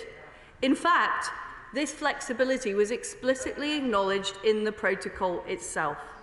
But despite the fact that we have been pursuing these renegotiations, we have not seen the flexibility needed from the EU. As recently as this weekend, the EU said it will not renegotiate the text of the protocol. And members across the House will have seen that the EU put forward proposals last year and again a fortnight ago. I think it's worth pointing out that those proposals will actually leave the people and businesses of Northern Ireland worse off than the current standstill arrangements. Their proposals would make the situation worse on the ground, adding further to the tensions and stresses of the situation. So goods going solely to Northern Ireland would still face customs paperwork and SPS certificates. I'll give way to my honourable friend. Thank you. Would my right honourable friend agree that this bill is born out of necessity to act in our national interest, to provide for a permanent solution to a temporary measure, to preserve the Belfast Agreement, to preserve the constitutional settlement that keeps Northern Ireland as part of the UK and prevent a democratic deficit, and a necessity to use international law to safeguard, protect our essential interests whilst protecting those of the EU? Well, my honourable friend is absolutely right, and we still face a situation where the EU have refused to change the text of the protocol, and their proposals do not even address many of the issues of concern, namely over governance, subsidies, manufactured goods and VAT. And without dealing with those very real issues for the people of Northern Ireland, we're not going to see the balance of the Belfast Good Friday Agreement restored. We're not going to see the cross-community support that we need to get the political institutions back up and running. I'll give way to the honourable gentleman. Grateful to the Foreign Secretary. The Foreign Secretary knows that the three things that need to be resolved are the friction with trade, repairing the harm to our constitutional position within this country, and erasing the democratic deficit at the heart of the protocol. And the Foreign Secretary has fairly outlined the myriad of steps that this government have taken, and that this bill is required. It can have our support in resolving these issues. But the Foreign Secretary will also hear a lot of opposition from this side of the House. In hearing that opposition from colleagues to my right and my left, can she identify one of them who advocated using Article 16 or the provisions of the protocol, or have they simply no issue with trying to resolve the issues that are affecting the people of Northern Ireland today? Well, the honourable gentleman makes a very good point, and those who are advocating further negotiation with the EU do need to persuade the EU to change their negotiating mandate so that the text of the protocol can change, because we know that those specific issues, like the customs bureaucracy, like the VAT, can only be addressed by addressing the text of the protocol itself. And I wanted to come on to the specific point the honourable gentleman made about Article 16. Of course, we have looked at triggering Article 16 to deal with this issue. However, we came to the conclusion that it would not resolve the fundamental issues in the protocol. It's only a temporary measure, and it would only treat some of the symptoms without fixing the root cause of the problems which are baked into the protocol text itself. It could also lead to attrition and litigation with the EU while not delivering sufficient change.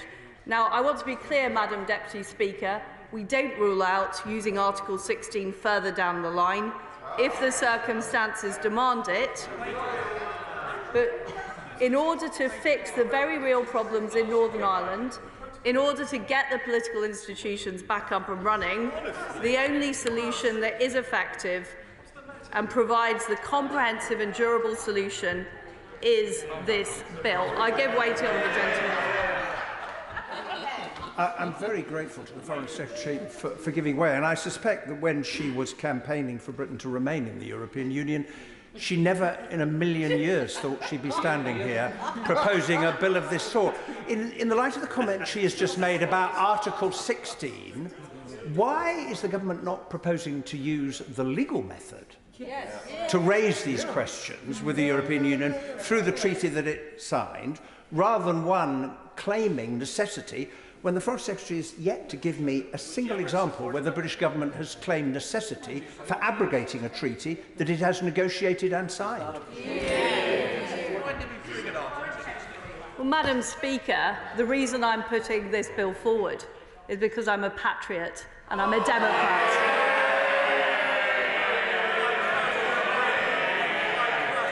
And our number one priority is protecting peace and political stability in Northern Ireland and protecting the Belfast Good Friday Agreement.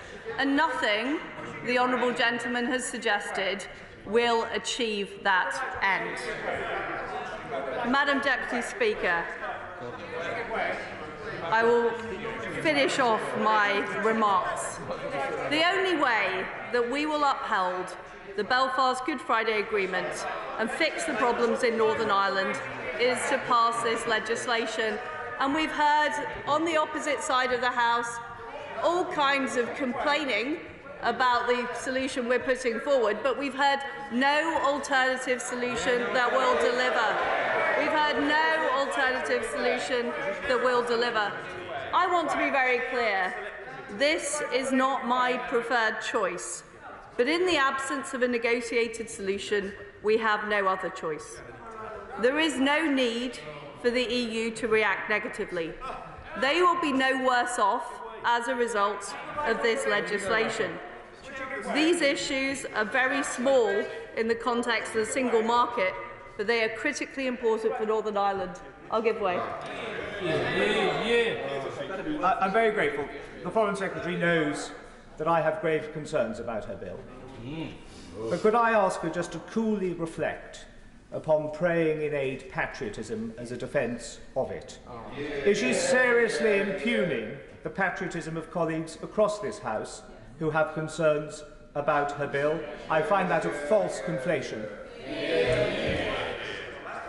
I was directly responding to the point of the honourable gentleman asking me why I had campaigned one way in the referendum, and now I'm working to make sure that the Brexit negotiation that we achieved works for the people of Northern Ireland. And that is because I believe in the union of the United Kingdom. I believe in the relationship between Great Britain and Northern Ireland, and I want to resolve those issues. And all I am pointing out, Madam Deputy Speaker, to colleagues around this House is that I have negotiated in good faith with the European Union, but they have refused to change the text of the protocol. I have looked at all the options, including triggering Article 16, to see whether that would work to resolve the very serious issues in Northern Ireland, and I have come to the genuine conclusion that they will not. As I've said, these solutions work for the people. I'll give way to the honourable gentleman. I thank the Secretary of State for giving way. Will the Secretary of State now commit that never again will a government stand at that dispatch box and change the Act of Union in a way which is detrimental to this United Kingdom that we all adhere to and all admire? And will she also confirm that over 300 hours have been spent in negotiations with the EU and they have resisted any change whatsoever, such as their animosity towards Northern Ireland?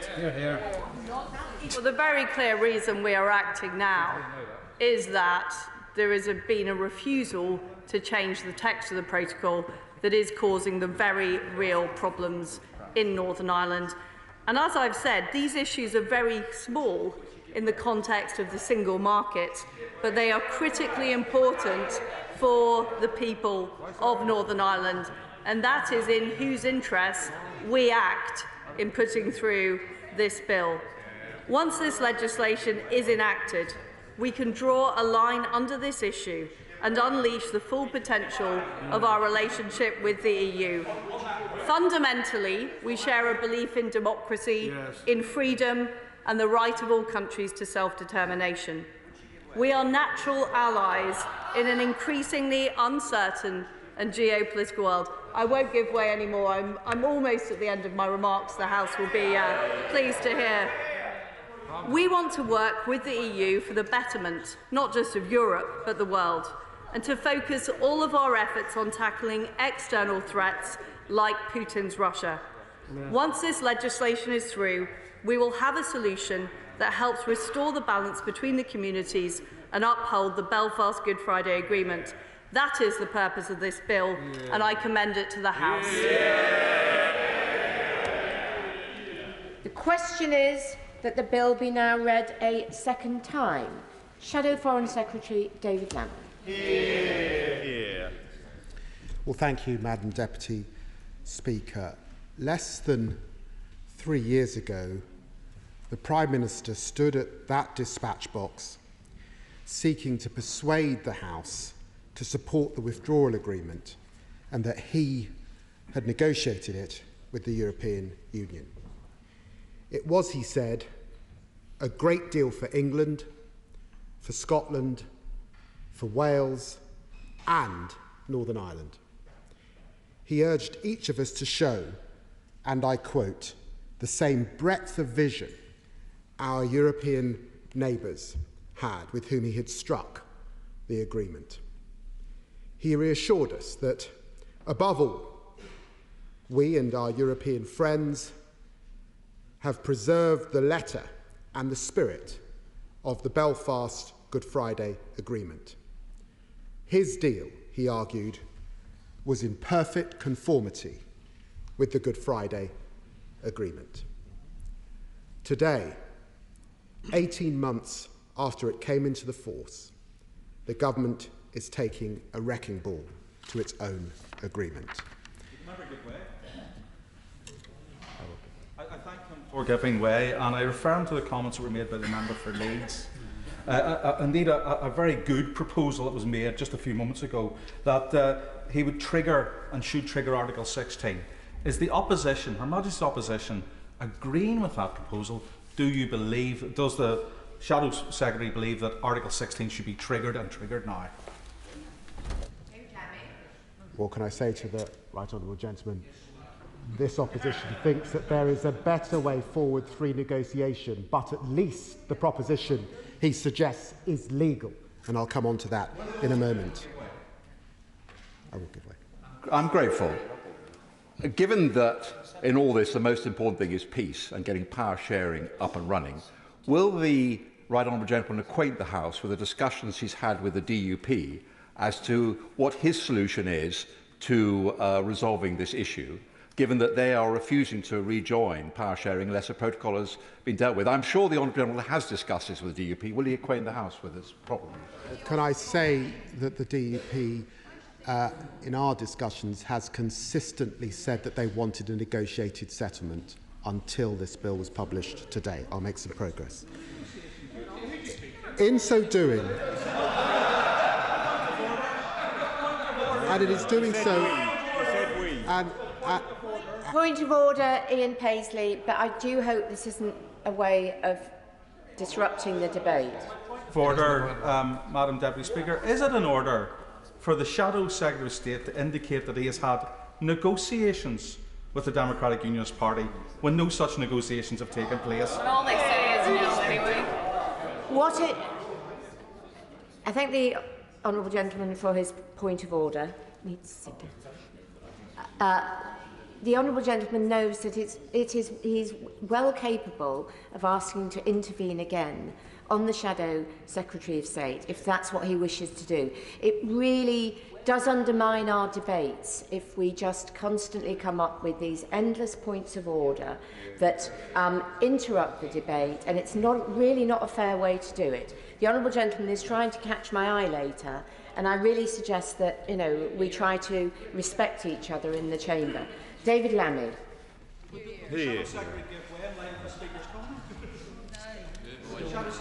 I won't give way. I'm going to make some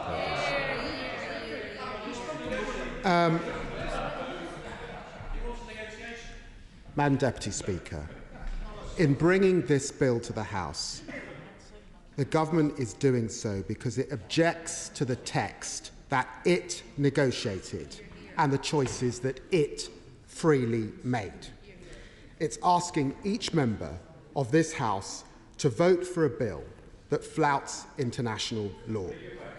Madam Deputy Speaker, that is never a proposition that should be put to honourable members. This bill is damaging and counterproductive. The strategy behind it is flawed.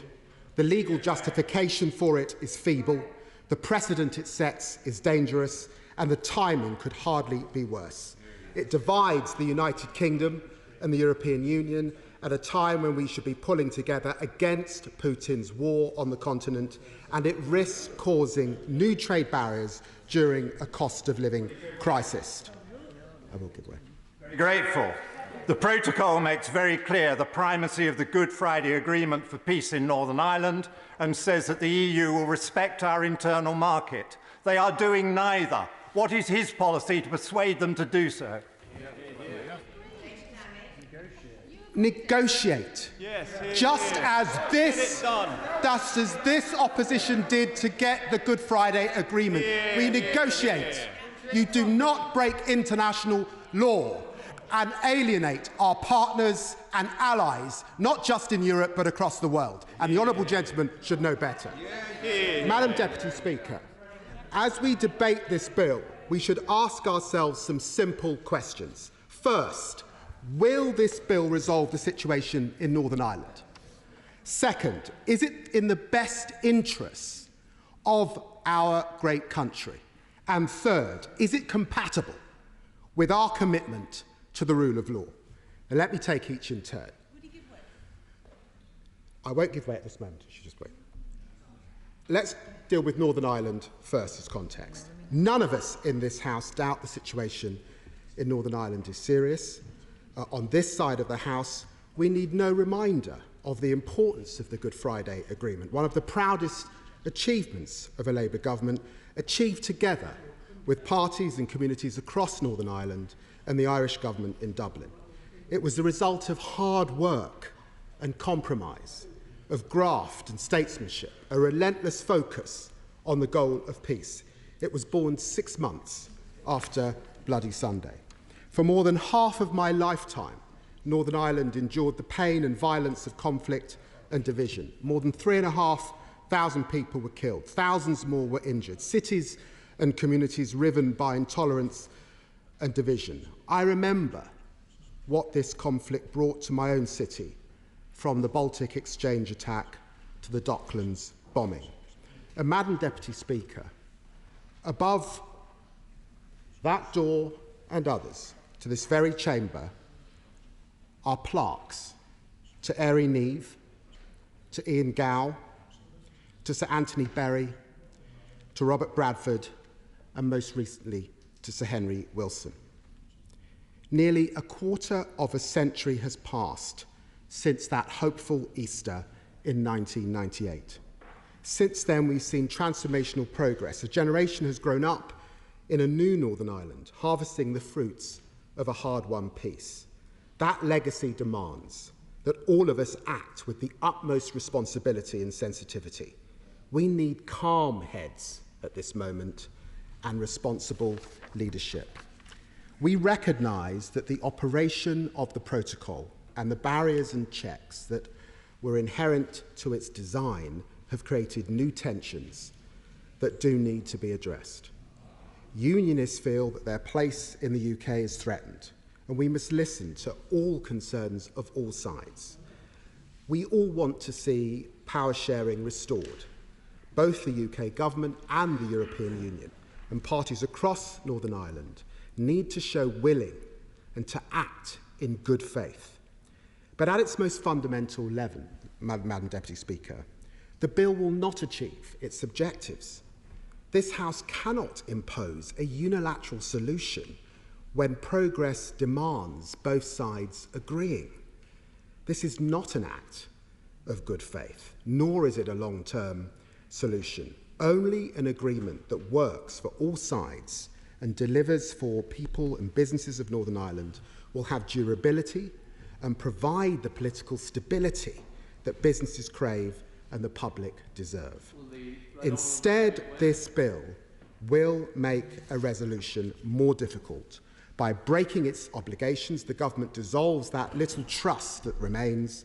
By taking this aggressive action, we make it harder for those on the other side of the table to compromise, and on that basis alone, this bill should be rejected. I give way. I thank the Shadow Secretary of State for giving way and recognise the comments he has made about the Belfast Agreement and the need for consensus. and he is aware that there is not a consensus in support of the protocol and never has been from day one in Northern Ireland.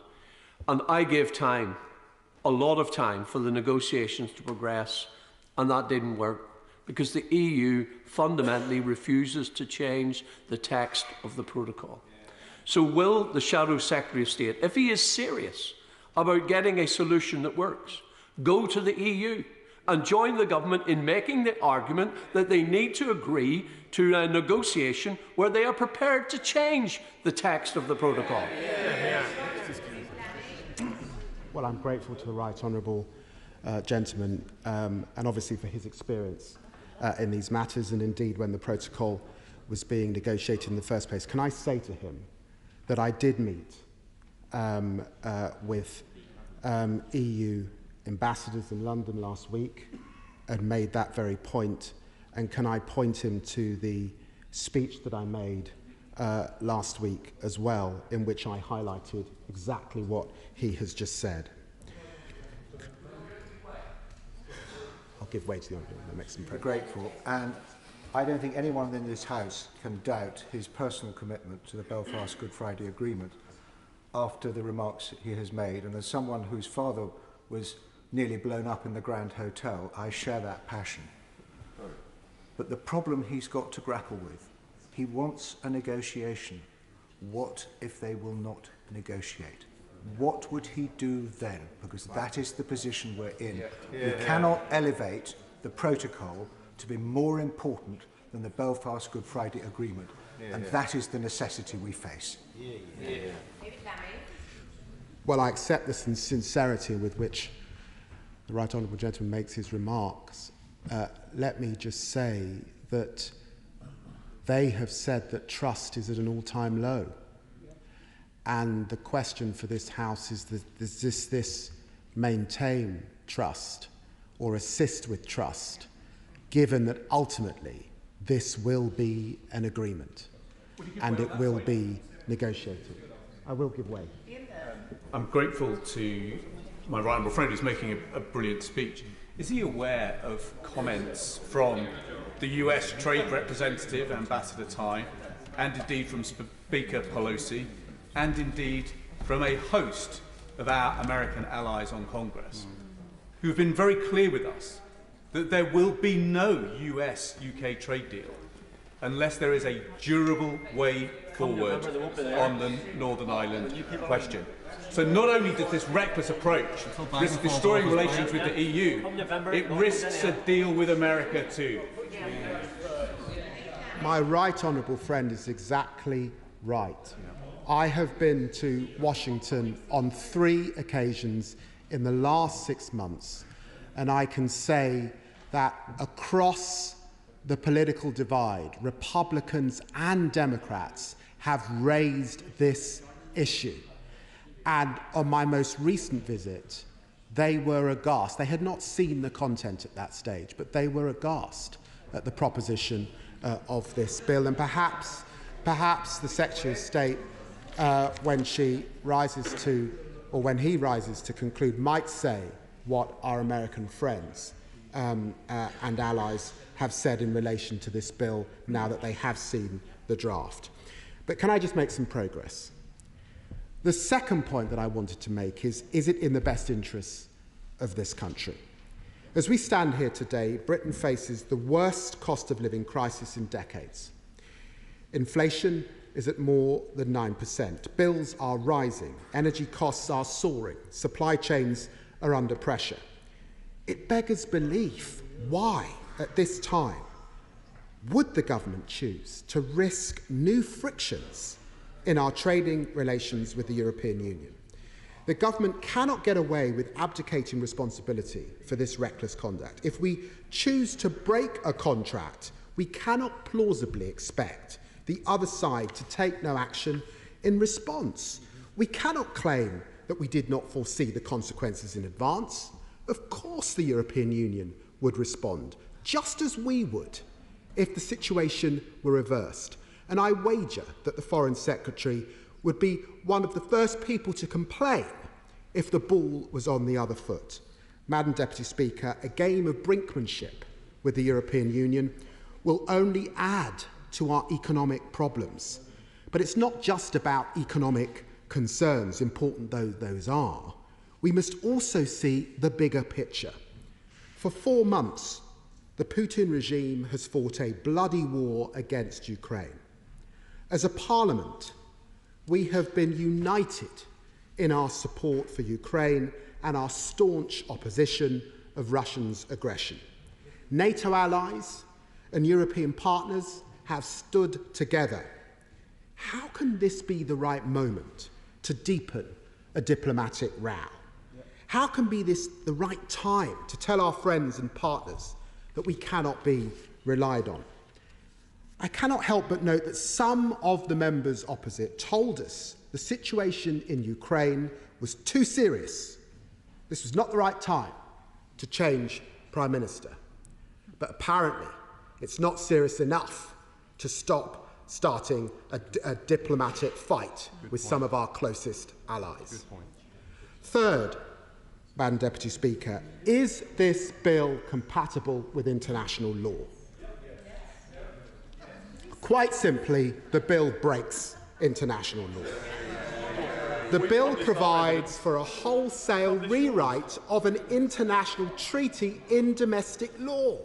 And one of the most troubling aspects is the dangerous legal distortion that is used to justify it. The doctrine of necessity is not an excuse for states to abandon their obligations. It exists to do precisely the opposite, to constrain the circumstances when states can legitimately claim their hand has been forced. It requires this action to be the only way possible to resolve the issue. But the government has not used Article 16 and still says a negotiated solution is possible. It requires a grave and imminent peril, but the government has chosen a route that will take months of parliamentary wrangling to fix issues like unequal VAT rates that no reasonable person could consider a matter of grave peril. It requires the invoking state not to have contributed to the situation of necessity, but the problems are as a direct result of the choices that this government made when negotiating with the European Union. If they were not, we would not need to change the text of the protocol at all. On that point, to the honourable gentleman for giving way. He's making a very powerful speech, particularly on the legal points. He's listed all the problems with the government's legal note of advice.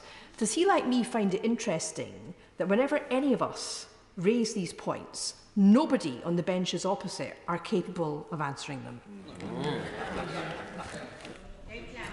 Well, the learned lady knows that there really isn't a serious Queen's Counsel in the country that would support the use of the doctrine of necessity in the way that the government has sought to. She knows that, and I think that honourable members opposite do as well. For the honourable gentleman, he's just in the course of his words previously said that indicated the government should have used Article 16. I think if I didn't hear him right, he did. He said they haven't yet used Article 16. In other words, indicating that they should use Article 16 before going down this road. But it was, in fact, the member for Sheffield Heeley, who I think is the Shadow Northern Ireland Secretary, who said, and I quote, "Triggering Article 16 will prolong and deepen uncertainty in Northern Ireland and be another huge risk to stability in Northern Ireland." Does it now mean that they should have triggered Article 16, or that they shouldn't, or maybe there is a disagreement, or maybe it won't be decided until after this bill? Well, I think the right honourable gentleman is putting words in my mouth. Article 16 arises in relation to the defence that the government suggests of the doctrine of necessity, i.e. they haven't used it. And the point of using it is at the very least it would be legal. Exactly. Makes wouldn't have had to, we'd have negotiated. Pacta, we'd have had a deal. Madam Deputy Speaker, Pacta sunt servanda. Agreements must be kept. This is the essence of international law. the solemn promise of states acting in good faith and upholding their commitments to treaties that they have agreed. How would we react if a country we negotiated with did the same thing and simply disregarded the commitments we had mutually agreed upon them? I do not doubt that if an authoritarian state used necessity to justify its actions in breaking a treaty in the manner the government is proposing to do through this bill, the Foreign Secretary and so many of us across this House would condemn it. Since she became Foreign Secretary, the Foreign Office has issued countless statements or press releases urging others to meet their international obligations. Iran under the JCPOA, China under the Joint Declaration of Hong Kong, Russia under the Budapest Memorandum. In just the last fortnight, the Foreign Office, under her leadership, has publicly called on Bolivia, Sri Lanka, Myanmar, Nicaragua, South Sudan, Eritrea and Ethiopia to meet their international obligations. Madam Deputy Speaker, hypocrisy is corrosive to our foreign policy, and I know members from across the House share these concerns. I'm very grateful, but I actually take 2 points from his mention of the Budapest Accord. The first is when the UK signs a document, it needs really to stand by it. We didn't stand by the Budapest Accord either. We didn't make sure that the text was proper before we brought it to Parliament, and that's one of the reasons that we've got the problems that we're in today, isn't it? Well, the right honourable gentleman is absolutely right. When we use the phrase honourable in this House, across this House, that means something. It's something about the integrity of this place, and it's something about the preeminent position that this Parliament and this country finds itself in on matters of international affairs. And that's why this moment is such a very sombre moment. The honourable member for giving way. It's a thoughtful speech, and I think these matters deserve thoughtful consideration. But could he take advantage of the time at the dispatch box to tell us, would he change the protocol? If so, how he would change it, and how he thinks the process of negotiation, which has failed so far, would achieve those changes? Well, I'll make some progress, but I've said that this party would negotiate just as we negotiated the Good Friday Agreement. I give way. The Secretary of State has made much of the government abandoning its obligations. But surely the obligation in the protocol was designed from the EU's point of view to protect the EU single market.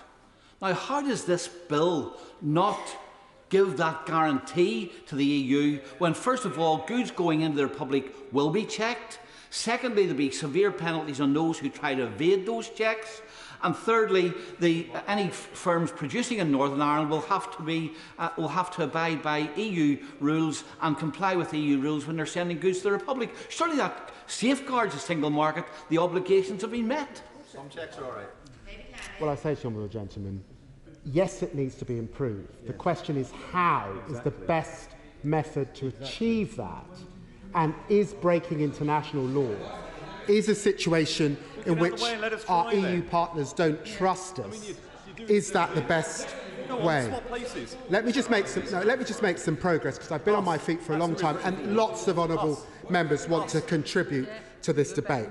Our country's reputation is a matter, Madam Deputy Speaker, beyond party. It's hard won and easily lost. When this bill was first mooted, the Right Honourable Member for Maidenhead asked, what would such a move say about the United Kingdom and its willingness to abide by treaties that it had signed? As the Right Honourable Member for Bromley and Chislehurst has said in a very thoughtful piece on this legislation last week, our country benefits greatly from our reputation for keeping our word and upholding the rule of law. We should be very wary indeed of damaging that standing. And the Honourable Member for North Thanet has said, I don't see how any Member of Parliament can vote for a breach of international law. Lord Anderson and Lord Pannick, amongst the most distinguished lawyers in the country, have called this bill a clear breach of international law. And I quote, "It shows a lack of commitment to the rule of law and to a rules-based international system that damages the reputation of the United Kingdom." And Sir John Jones QC, formerly the most senior lawyer in government, has described the legal justification for this bill as, I quote, "hopeless." This is, of course, the same distinguished lawyer who resigned the last time the government proposed legislation in violation of its own treaty commitments. On that occasion, the Secretary of State for Northern Ireland had the temerity to tell the House the truth about the government's plan to break international law in a limited and specific way, to use his term. This bill breaks the withdrawal agreement in a broad and extensive way, while maintaining the pretence that it's somehow compliant. And I'm not sure what's worse, to be open about breaking the law or to dress it up as a treaty violation with this flimsy and transparent legal distortion. Undermining... I'll give way. He is making a thoughtful speech. So can I ask him to confirm two things? One, can he confirm to the House he's actually read the Northern Ireland Protocol? And if he has read it, can he remind the House what Article 13.8 says about the ability to amend or even supersede the protocol entirely? Can I say to the honourable gentleman, and you know, he's been in this House for many years like me, this is too serious for any shadow or minister not to have spent the whole weekend working hard on this bill, and he knows that. And he also knows that all of us come to this House hopeful that we can reach agreement, but very, very conscious of the law breaking that is going forward. And so, of course, I have. Undermining international law runs counter to Britain's interest. It damages Britain's moral authority and political credibility, and it risks emboldening dictators and authoritarian states around the world. It serves the best interests of those who want to weaken the rule of law. It is unbefitting of this great country. And Madam Deputy Speaker, this bill not only contravenes international law, it also affords this government extraordinary powers and denies proper respect to the role of this House. 15 of the 26 clauses confer powers on government ministers. The Hansard Society, not an organisation known for hyperbole, has called the powers given to ministers breathtaking. Professor Catherine Barnard of Cambridge University has called these powers eye-wateringly broad. Ministers may use these powers whenever they feel it appropriate. Clause 22 allows them to use these powers to amend Acts of Parliament. Clause 15 gifts ministers the power to disapply other parts of the protocol, even including potentially the article on democratic consent in Northern Ireland. So ministers could use secondary legislation to change not just primary law, but an international treaty. This is a power grab so broad, Madam Deputy Speaker, it would make Henry VIII blush. Clause 19 allows ministers to implement a new deal with the European Union without primary legislation. To do her own backbenchers, I ask the question. That's without primary legislation. Do her own backbenchers really want to give any Foreign Secretary that power? Madam Deputy Speaker, this is a brazen executive overreach. It's an act of disrespect to Parliament, and all MPs should reject it. Will you give way? I will give way. Make an excellent point. One that the Secretary of State did not make herself about the power grab, but as well as disrespecting members in this House and Parliament taking back control, it is extraordinarily disrespectful of the representatives of people in Northern Ireland who have no say in this now provision at all, as the Secretary of State grabs all the power. Well, my honourable friend makes a very, very important point, and I hope should this bill reach committee stage, that scrutiny about the powers that she is taking for herself and denying this Parliament and Northern Ireland is properly reflected on and considered. I must make some progress because I'm very conscious that we will run out of time on this bill. Madam Deputy Speaker, as I've outlined, I believe the bill is damaging and counterproductive. I also believe it's unnecessary. We want to see checks reduced to an absolute necessary minimum, and there are practical solutions if we were to find them. Let's lower the temperature and focus on what works. For months, we've been urging the government to negotiate a veterinary agreement with the European Union that could remove the need for vast majority of the checks across the Irish Sea for goods travelling from Great Britain to Northern Ireland. Deputy Speaker, New Zealand has such an agreement. Why can't we? I do not believe it's beyond a British government to negotiate one. And that can be the basis of other steps to reduce friction, including improve data sharing. And I'm not one of those people that believes only the UK government needs to show flexibility. The EU has been too rigid as well. But the only way forward is to work hard on negotiation and compromise. I believe that with hard work and determination, with creativity and flexibility, we can overcome those challenges. Madam Deputy Speaker, this bill is not the way forward. It will exacerbate the problems it hopes to solve. It will gift ministers unaccountable powers. It will divide us from our friends and allies in Europe when we should be united. It damages our country's reputation. It will break international law. The rule of law is not a Labour or a Conservative value. It's our common inheritance. Since Magna Carta in 1215, it is no exaggeration to say it's one of the greatest contributions our country has made to the world. No party owns it. No government should squander it. Britain should be a country that keeps its word. Let us stand for that principle and vote against this bill tonight. As will be very obvious to everyone here, there are many, many people who want to contribute to this debate.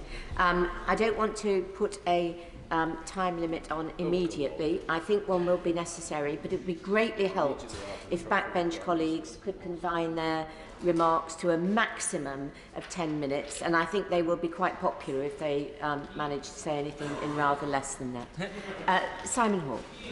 Thank you, Madam Deputy Speaker. Well, 10 minutes I'd always describe as opening remarks, and popularity is something I've always shunned.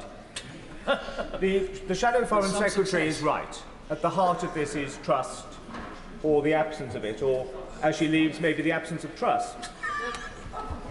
Is the protocol perfect? No, it's not. So it's not a question as to whether changes should be made, but how. And there are many ways to achieve change, but this bill is not one of them. The Office of Speaker's Counsel, Madam Deputy Speaker, has provided a legal opinion to all members of the Northern Ireland Affairs Committee, which raises enormous concerns about this bill's legality.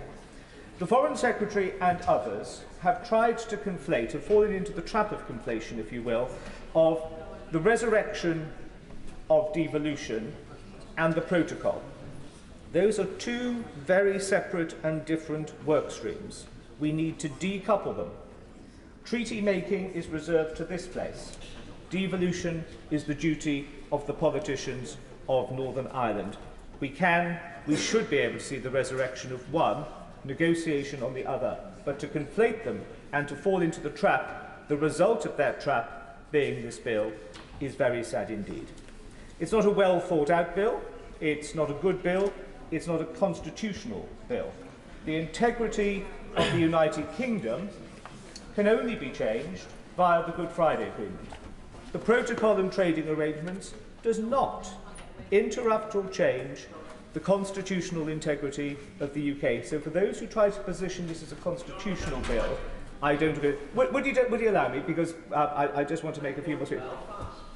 I think this bill is a failure of statecraft, and it puts at risk the reputation of the United Kingdom. The arguments supporting it are flimsy at best and irrational at worst. It's a bill that risks economically harmful retaliation. a bill that runs the risk of shredding our reputation as a guardian of international law and a rules-based system. How, in the name of heaven, can we expect to speak to others with authority when we ourselves shun, at a moment's notice, our legal obligation? A hard-won reputation so easily played with. I'll give way to my neighbour. For giving way. He's making a very good speech. This is, of course, permissive legislation. Meanwhile, negotiations are ongoing.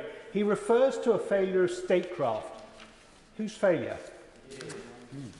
Well, I think it's a failure, probably of both sides, yes, but a presumption that if I don't get my own way on everything, I'm going to take my ball off the pitch, I'm going to act unilaterally, I'm going to act off my own bat. That is not the way to do it. He knows as well as I do, as a former distinguished minister at the Northern Ireland office, most of Northern Ireland outcomes are based on compromise, of give and take, of finding the place and the path of least resistance. So it has been a failure of statecraft. I don't believe that this bill passes that international test of necessity. It has to pass all of the tests as set out in the statute, and it doesn't. So what is this bill? Is it a bargaining chip to try to browbeat the EU? Is it a bribe to honourable and right honourable members in the DUP to get back around the table at Stormont? Let me just finish what it might be, and then, of course, I will give way to him. Is it a muscle flex for a future leadership bid to sacrifice on the national on the altar our national reputation for personal ambition? Would be, I think, shameful. Of course, I'll give way to the right honourable gentleman. I thank the chair of the Select Committee for giving way, and the honourable lady, the member for Bristol South, made a point earlier. Can I just say to the honourable member that what we have as a result of this protocol is a democratic deficit in Northern Ireland. Many of the laws that now regulate how we trade with the rest of the United Kingdom are made by a foreign entity over which we have no say whatsoever. Our VAT rates are set by that foreign entity. No taxation without representation. I don't need to be bribed to ask for what is the right of my people. Democracy. Democracy. To the right, that's a point with which I have much sympathy and which members of the committee discussed with the Commission when we were there last December. They are aware of that, and just as Norway has ministers of the Norwegian government in Brussels week in and week out discussing those things. The EU, and he will know as well, Northern Irish business organisations are really keen to identify platforms whereby that democratic deficit can be in some way addressed. I agree with him entirely. I'm tempted to say to him, don't shout at me, shout at the ministers who advocated the protocol and that we should sign it all and support it. I'm going to make some progress if I may. 4 minutes. As a party, we have to be the party of the rule of law, or I would suggest we are nothing. And I think it is sad, in a way, that we have to be reminded of that. This is a power grab. All of these Henry VIII clauses. Now, if we were being asked to pass this power to ministers who were asking us to polish what was already a superlative protocol, we might have some faith. But as they've already admitted that what they've negotiated, the results of which have either caught them by surprise, or they hadn't understood the import of what they were signing up to, they hadn't quite understood the terms of the words which we were meaning.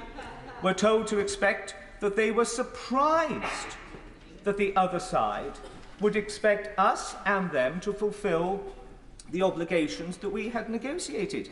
Now, I would suggest that given what we can all unite upon, I have little or no doubt, given our deep understanding, all of us, of the complexities and the difficulties of the politics of Northern Ireland, to have entered into something so lightly without understanding precisely all of the details and then say, well, we're having to do this because we didn't expect the other side to do it in the way that they want us to do it, is, I think, for the birds, Madam Deputy Speaker.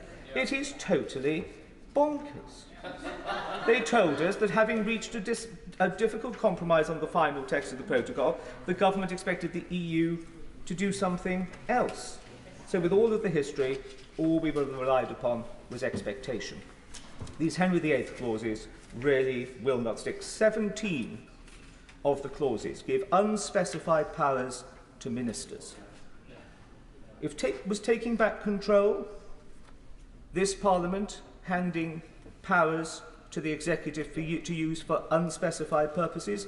Even worse, one of the clauses tells us that they are going to use powers to change powers that they might have changed in this bill if they subsequently think that those changes were wrong or ill-advised.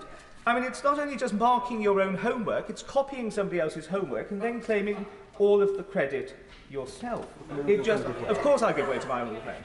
I do find it astonishing, I'm grateful to him, that he's got 8 minutes into his speech and he's still not mentioned the Belfast Good Friday Agreement. Well, my honourable friend was obviously not listening, because at the start I made very clear that the constitutional integrity of the United Kingdom is not touched by the protocol. The only, well, by definition, the only way that the constitutional integrity of Northern Ireland within our United Kingdom is contained within clauses of the Good Friday Agreement. Anybody who tries to position this protocol as, I won't if he doesn't mind because of the time, anybody who thinks that this is in some way a backdoor to a speeding up of the reunification of Ireland is, I think, is fundamentally wrong. I won't, and I know that the honourable gentleman will understand me.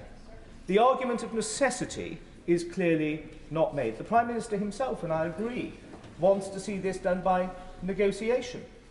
There is the option to trigger Article 16 if the government thinks that the necessity is there. And if the situation is as bad as some ministers would have this House believe, one has to ask why they haven't used the emergency brake of Article 16, but have instead suggested a very calm and tranquil Sunday afternoon walk through a bicameral system of legislative progress, something which is going to take 10 months. Now, either the data is as bad as they tell us it is, which incidentally, Madam Deputy Speaker, it is not, which then requires legal rapid action, or we are just going to do this, which then just suggests to me that this is all gamemanship and muscle flexing. Belfast Port is now handling a record amount of port, 25.6 million tonnes of cargo last year. The food and drink sector is benefiting. More Irish business is buying stuff from Northern Ireland. This is good for Northern Ireland plc. In conclusion, Madam Deputy Speaker, the Henry VIII clauses are wrong, the purpose of the bill is wrong, the necessity isn't proven. Can I just ask my honourable and right honourable friends on this side of the House this question, which I ask sincerely.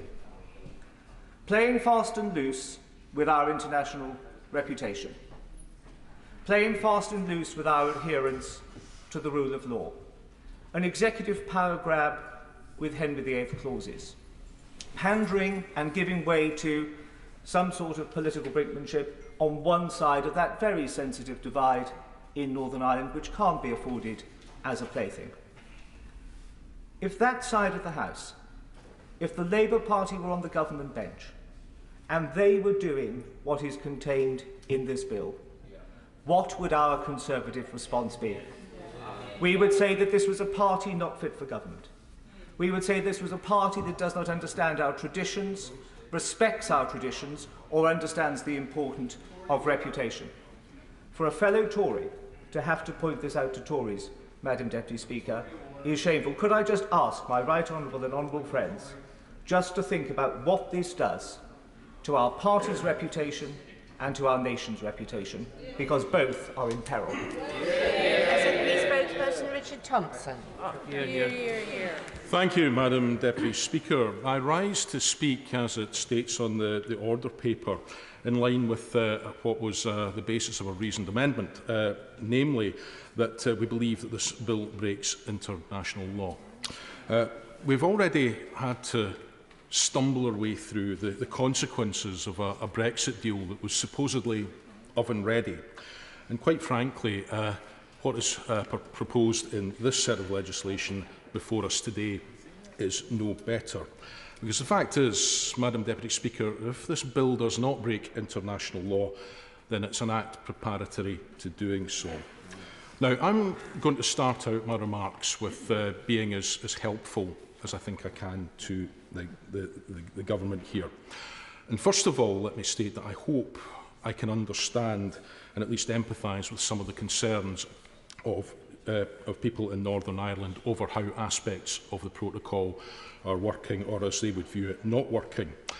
And secondly, I don't consider that it's unreasonable in and of itself that in light of experience, the government should seek to try and renegotiate aspects of the deal that has taken effect. However, I'm very firmly and clearly of the view that this is absolutely not the way to go about trying to achieve that objective. Now, Madam Deputy Speaker, I'm bound to observe that although we're here to talk about a bill in the Northern Ireland Protocol, the issues here do not only affect Northern Ireland. We're subject to a withdrawal agreement which doesn't work for Scotland, or I would contend any other part of the United Kingdom either. There's much rhetoric that the government uses about a precious union, but it's a union, I'm bound to observe, under the stewardship of this government, which didn't pay a great deal of attention to the concerns or priorities of the majorities in Scotland and Northern Ireland which opposed Brexit.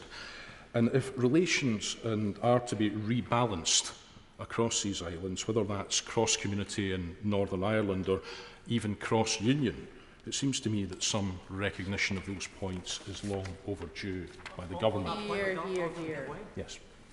I was very fortunate, Madam Deputy Speaker, to have the honourable gentleman in my constituency where I gave him the opportunity, and I know he enjoyed it, to meet some of the unionist community groups and to meet the fishermen, to meet elected representatives. Every one of those people, and the right honourable member will remember it very well, conveyed to him that the unfairness of the Northern Ireland Protocol, the impact it was having on fishing, the impact it was having on community, and he will know, the right honourable member will know, that the local community people that he met as well were very fearful of a future where the Northern Ireland Protocol was retained. Does he understand those issues, and would he express that in the Chamber as well? He's just said that. Well, I thank the honourable gentleman for that intervention. I recall with great fondness that visit, particularly the discussions we were able to have in Portavogie, and I'm extraordinarily grateful to the honourable gentleman and indeed to everybody that I met when I was last in Northern Ireland to get the chance to discuss these issues. And as I've said, I certainly hope I can empathise and understand at least some of the issues that were there, and if the honourable gentleman will allow me to make some progress, he might see where there are areas perhaps of agreement, but also inevitably some areas of divergence in that. Yes. I'm very grateful to him, because it seems to me the fundamental issue of debate this evening is all about whether actually the EU would move on the implementation issues that they claim are the only problem. It's not an issue of renegotiation for them, it's an issue of implementation. And they've said that they believe that actually customs formalities can be reduced by about 80%, and the same with sanitary and phytosanitary checks. They believe that the expanded trusted trader scheme could solve a lot of these problems. How confident is the honourable gentleman that actually these things will be delivered, given how long this has been going on for and the effect already evident in Northern Ireland? Oh, I thank the honourable member for Gloucester for that intervention. It certainly appears to me that there is a potential landing zone there between what has been proposed by the European Union, and indeed there's a bit of an overlap with what has been proposed by the UK government. I would offer to come along with ministers, but they might feel that reinforcements had arrived and somehow weakened their position. But nevertheless, there ought to be a landing zone here for those of goodwill and good faith. Now, I have to say, though, Madam Deputy Speaker, that even as a supporter of Scottish independence, I find it utterly inconceivable that any unionist government would have signed up to the kind of arrangements which placed a trade border down the middle of the Irish Sea while denying it was doing any such thing. And I think that all of these issues inherent in the protocol that we have could have been avoided had the UK government maintained a modicum of statecraft and respect for all parts of the Union by acknowledging the limitations of the mandate that they actually had from the Brexit referendum, and by remaining in as close alignment as they could with the single market and customs union, thereby minimising the economic harms that we've seen to the UK since then and ensuring that no part of that precious union was left behind. But even yet, it seems that the government hasn't learned from its mistakes. The Scottish Government wasn't consulted by the UK Government before they took this action. And I believe I'm right in saying the UK Government didn't even afford the Scottish Government the courtesy of a phone call in advance to advise of these plans. And it's also been reported that the UK Government did not consult with their top legal advisor, the First Treasury Counsel, Sir James Eadie, on the legality of their moves. So we have a UK Government which, it seems to me, is in contempt both of international law, as we've seen in other matters in domestic law. And aspects round about the Prime Minister's current political travails are bad enough, but to stand up and use the full authority of a ministerial office to say that which is not seems to me to get right to the heart not just of the problems being presented by the protocol in its current form, but also about the fitness of the Prime Minister or anyone aspiring to replace him to hold office. I give way. Thank you, Madam Deputy Speaker. I thank the honourable gentleman for giving way. It's clear the protocol isn't working. Northern Ireland business is suffering. May I ask the honourable gentleman, in what way does this bill act to the disadvantage of the European Union? Because it seems to me it's a very good way forward. It seems to me that whether it disadvantages or not is not something that Her Majesty's Government gets to decide. And while I'm clear there are problems with the protocol, clearly there are aspects of the protocol that are working very well indeed. Indeed, the Treasury bench has admitted it, and if the honourable member will allow me to progress, I can set out some of the examples, particularly over trade, where it is not having the impact that we are told in all aspects it is. So, Madam Deputy Speaker, I come from the point of view that trust has been broken, both between the UK Government and the people of all of these islands, as well as between the UK Government and our international partners, which seems to me to get right to the nub of the issues about trying to renegotiate it. I don't think we should really need to say this, but it's absolutely vital that the UK Government should be able to respect the international obligations that it enters into freely. Lord Butler, who was head of the civil service for 10 years, has said that this country has repeatedly criticised states like Russia and China for breaking the rules-based international order, and yet now holds that it's perfectly justified itself to breach international law. And it seems we've gone from a limited and specific breach to something which in this bill is potentially extensive and egregious. Even General Sir Richard Barnes, the former Chief of the Joint Forces Command who served in Afghanistan, Iraq and Northern Ireland, has said that what the government is proposing is short-sighted tactics which will do much harm strategically in the wider world. In fact, what is being done is particularly stupid. And he also went on to warn that these moves will empower adversaries, as it will, quote, undermine us with our enemies by giving them the opportunity to accuse us of hypocrisy when we call them out for breaking the rules-based international order. It will also undermine us with our allies who will doubt whether they can rely on us to keep to an agreement and keep to our word. Will you give way? Yes. I'm very grateful to him for giving way. Listen to what he says with a great deal of interest. He's right to defend international law and international treaties. Did he raise the concerns he's just expressed when the European Union was busy breaking those treaties, for example, over subsidies to Airbus? What about Well, the Honourable Member for Edinburgh South West says it eloquently in one word, what aboutery.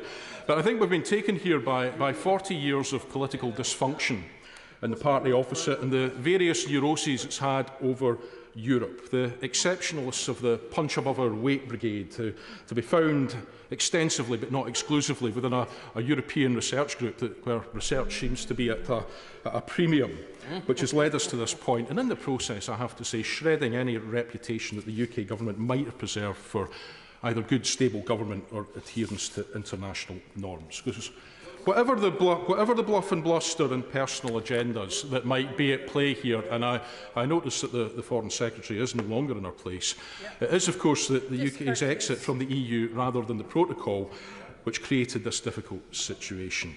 Because there were only ever 3 options which would allow this particular circle to be squared.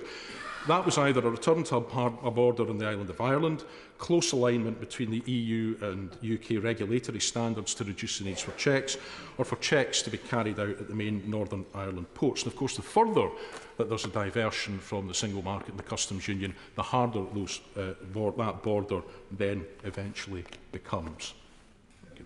I just wanted to ask the honourable gentleman if he was aware that De Valera himself in 1937 actually tore up the Anglo-Irish Treaty in exactly the same kind of way as he's accusing other people. We're not responsible for De Valera. The honourable gentleman seems to be confusing me with a representative of the government of Ireland. I mean, it's an interesting historical diversion, which I'd be more than happy to discuss with them later. But I'm not exactly certain how germane it is to this particular discussion that's here. It seems a little bit recondite, to say the least of it. Anyway, moving on, Madam Deputy Speaker. The government has presented a précis of the legal advice, and the Law Society of Scotland has identified a number of provisions in this bill which it believes to be inconsistent with the UK's international law obligations. Now, because of time is as it is, and we're only in the second reading, I don't intend to go into these points in any great depth or delve unnecessarily into the horrors of the empowerment of ministers that this bill would represent through the Henry VIII powers. But I would just highlight specifically in terms of Article 4 of the withdrawal agreement, which the issues which this bill creates, given that Article 4 states expressly that the UK cannot legislate contrary to its commitments through primary legislation. So we get to the point of necessity, which is ultimately the justification that the government is using here. And as I understand it, that rests on two key points. That there is, firstly, effectively, when viewed from London, no detriment to the single market from these proposals.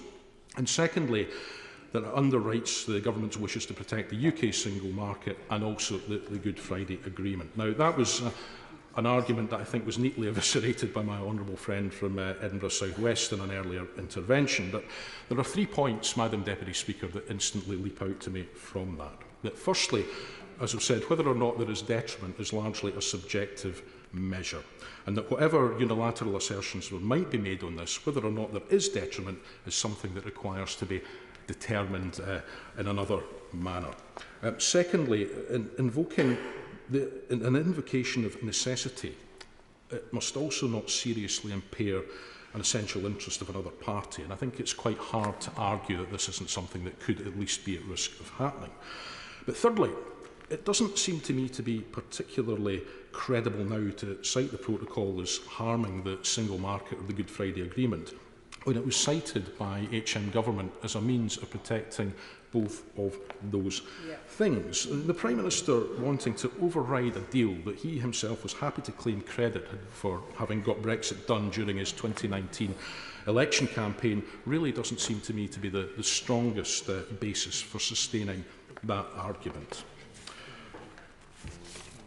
Now, in terms of the economic effect, Northern Ireland has clearly lagged behind the rest of the UK in economic performance in recent decades relative to the UK.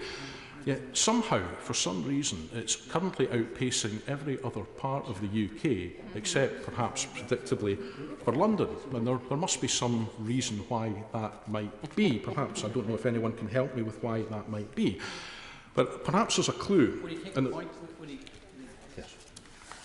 It may, if he were to examine the economic performance of Northern Ireland, he might find that, surprisingly, it's the service sector which has increased 7 times more than the manufacturing sector, and of course the service sector isn't covered by the protocol at all.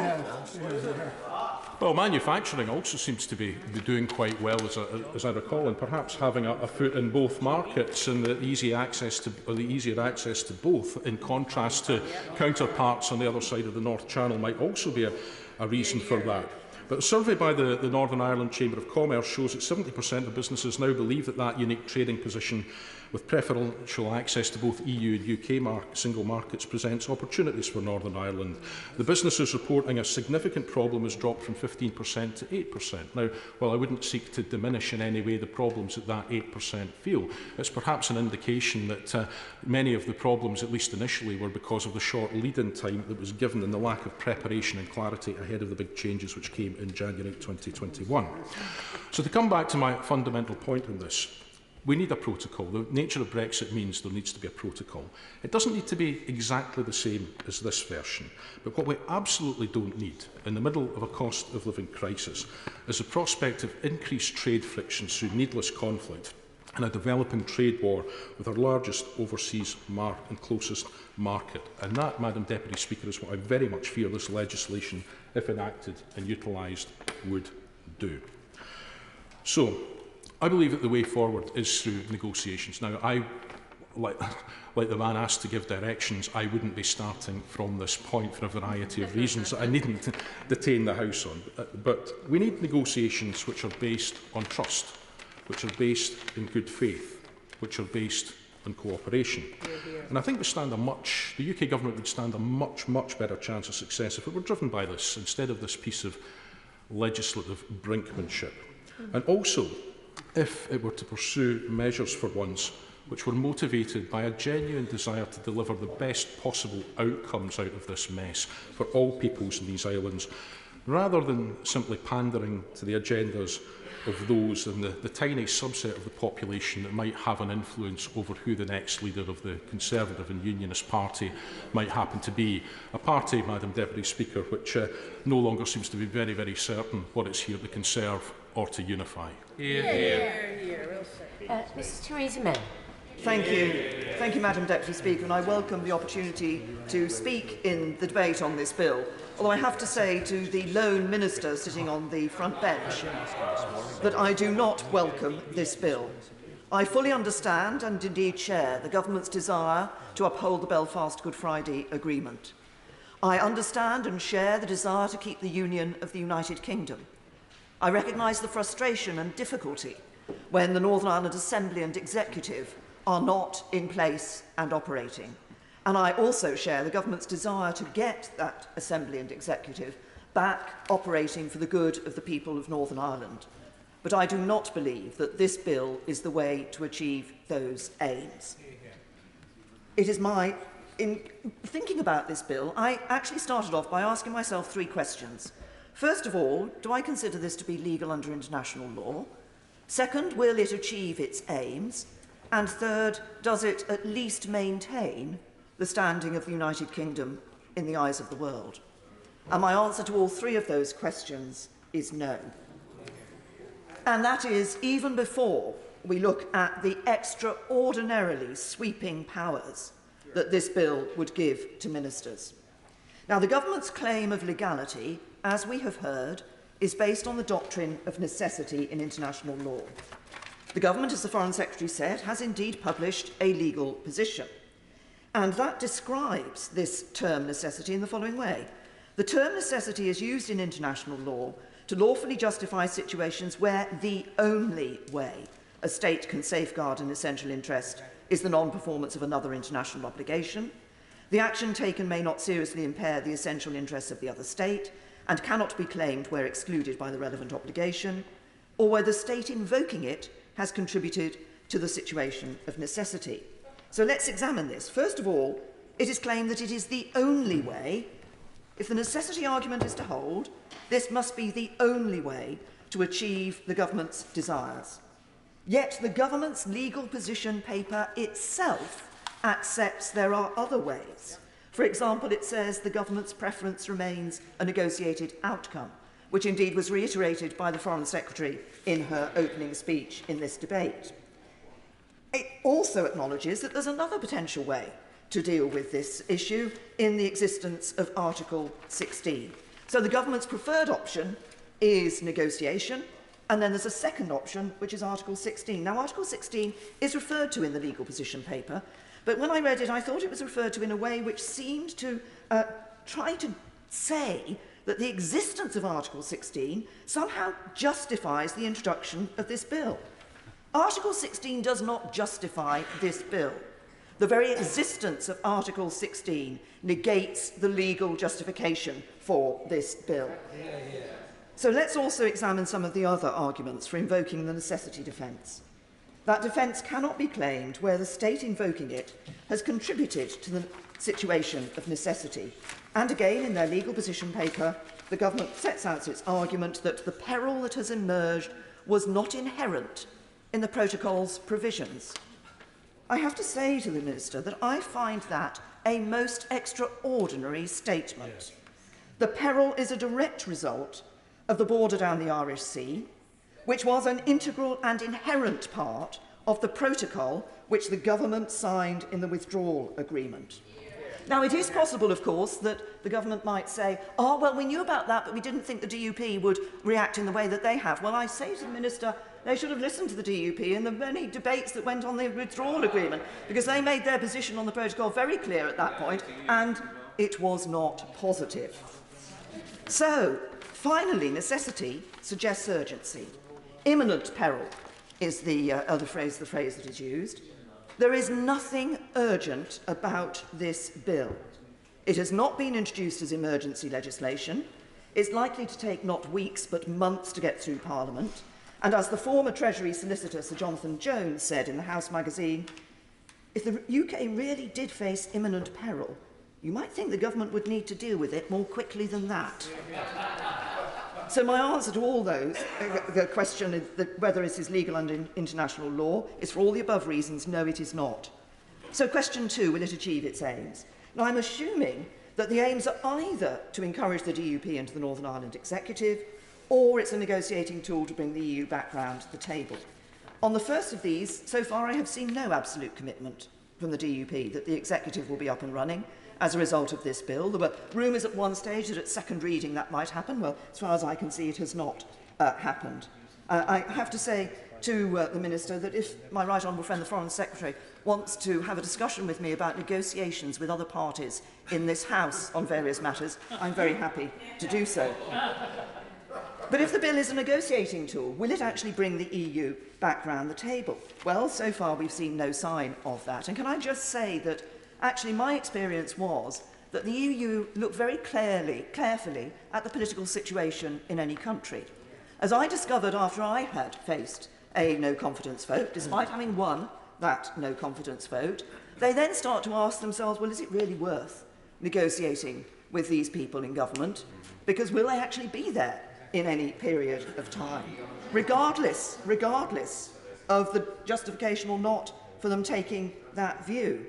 But also, actually, I suspect they are saying to themselves, why should they negotiate in detail with a government that shows itself willing to sign an agreement, claim it as a victory, and then try to tear part of it up in less than 3 years' time?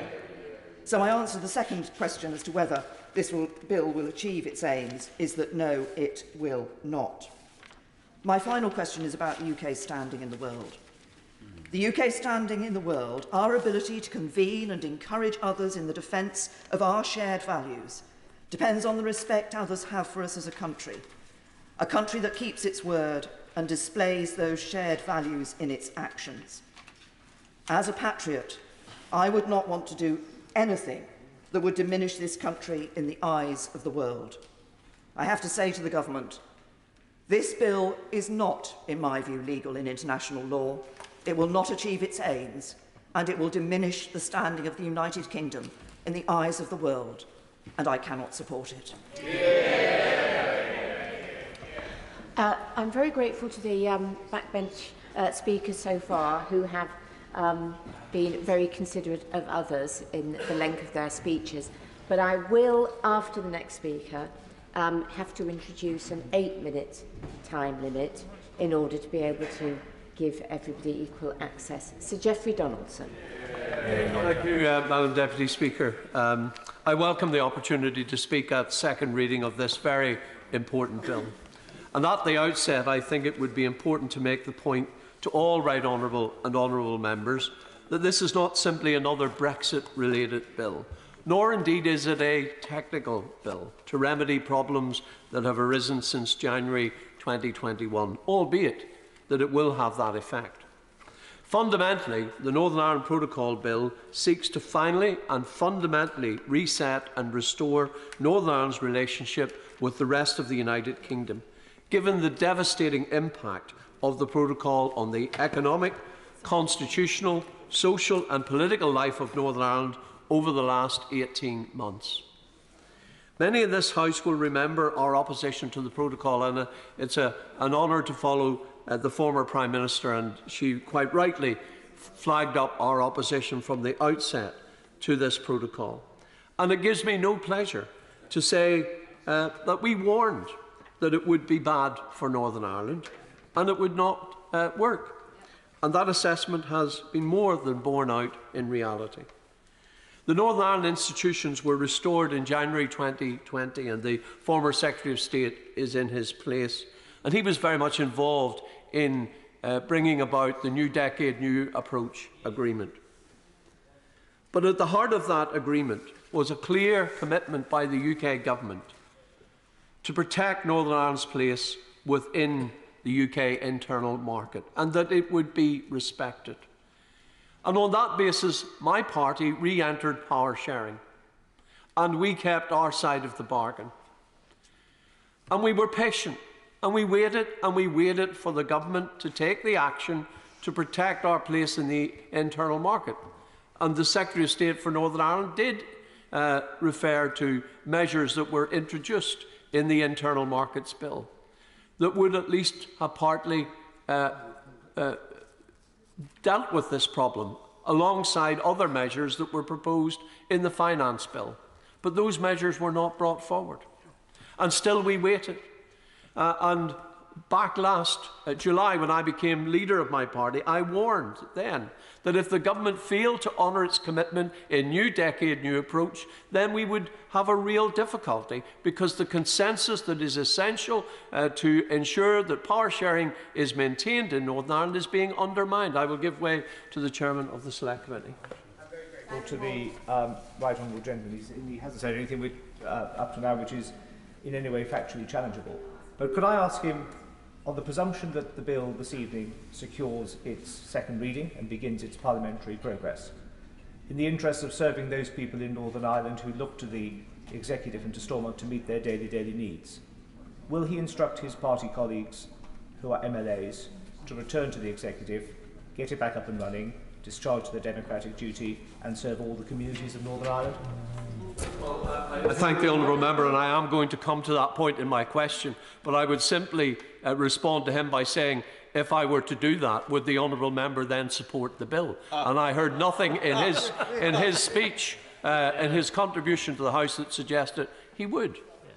Back last July, I made it clear that the Irish Sea border is not just a threat to the economic integrity of the United Kingdom, but it is also a threat to the living standards of the people of Northern Ireland. And so it has been proven, because the impact of the additional costs in bringing goods from Great Britain to Northern Ireland is contributing towards the cost of living situation in Northern Ireland. It is driving up the cost of food in our supermarkets, it's driving up the cost of manufacturing, and is making it difficult for businesses to operate effectively.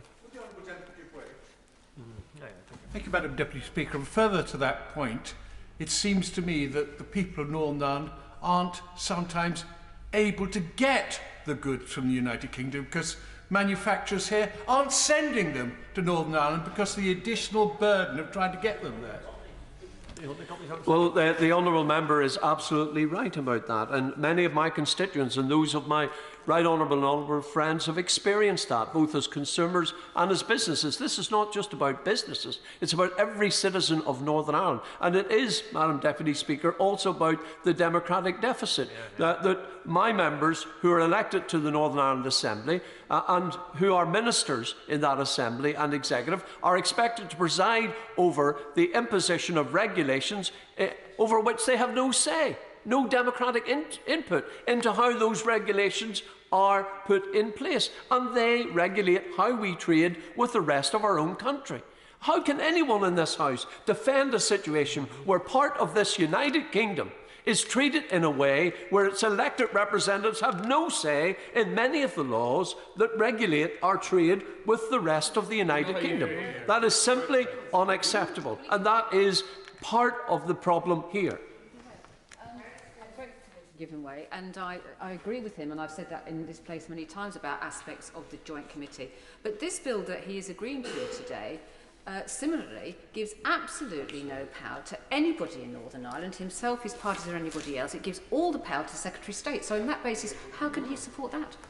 Well, I would say to the Honourable Lady that this bill, if enacted, will restore confidence in Northern Ireland, will restore the consensus that is essential to operate power sharing, and therefore it will give back to the elected representatives in Northern Ireland the power to take the decisions that they have not been able to take. And I also have to say to this House, it's a bit rich sometimes when I hear honourable members arguing for devolution and for the restoration of power, when this House on a number of occasions recently has overridden devolution, overridden the Northern Ireland Assembly, and enacted powers which were contrary to the desires of the elected representatives in Northern Ireland.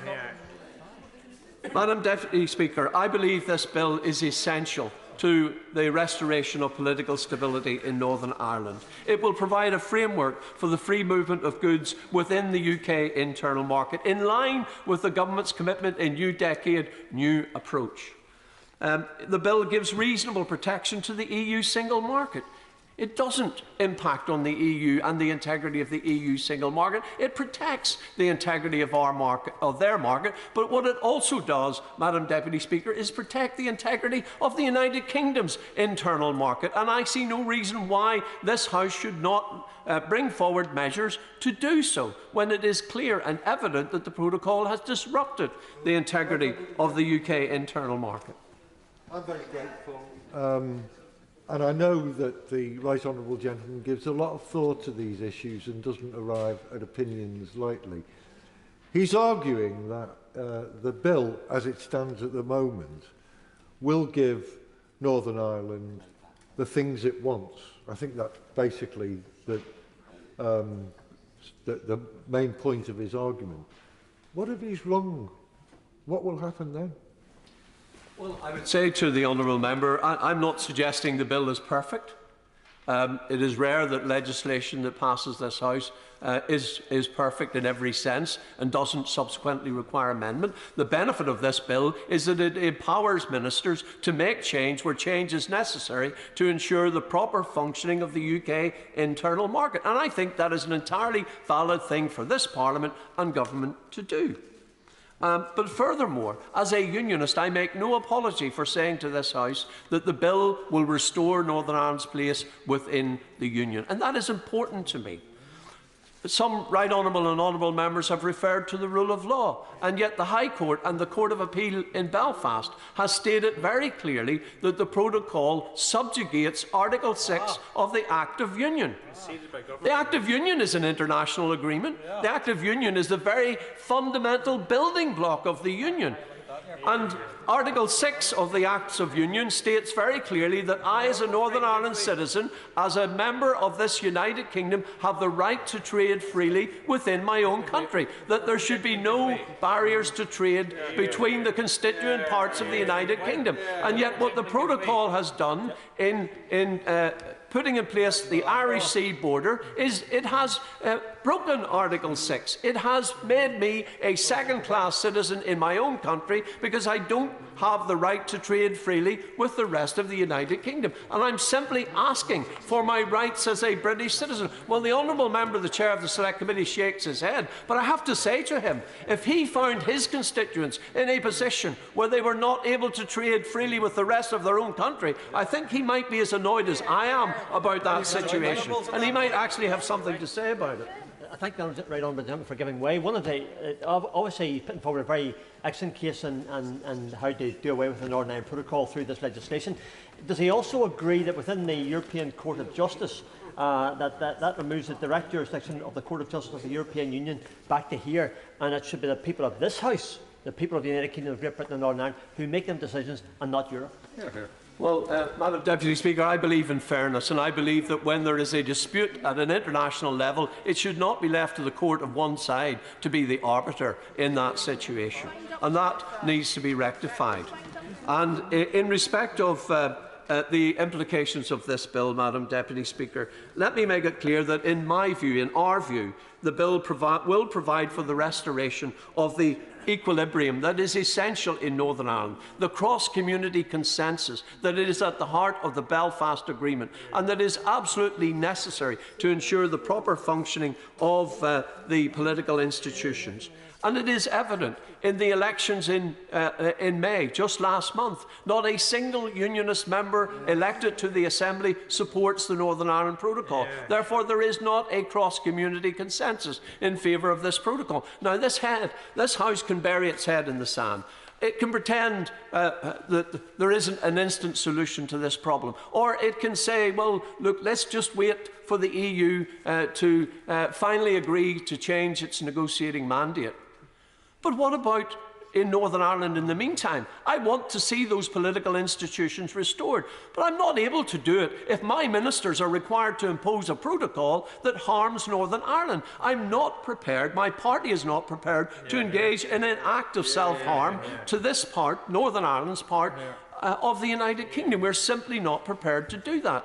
And therefore, is it the will of this House that it wishes to see Northern Ireland languishing without political institutions able to operate because there is no cross-community consensus, while we argue the rights and wrongs and the legalities of this situation? I don't have, unfortunately, that situation. I don't have, for my people, a situation where we can talk all night and debate about this bill and its legality in international law. I happen to believe there is a necessity, and the necessity is peace and stability in Northern Ireland. And this House is charged, this government is charged with responsibility of ensuring peace and stability in Northern Ireland. Therefore, there is a necessity. And I do not see, and I have not heard from anyone else in this House opposing the bill, what their solution is.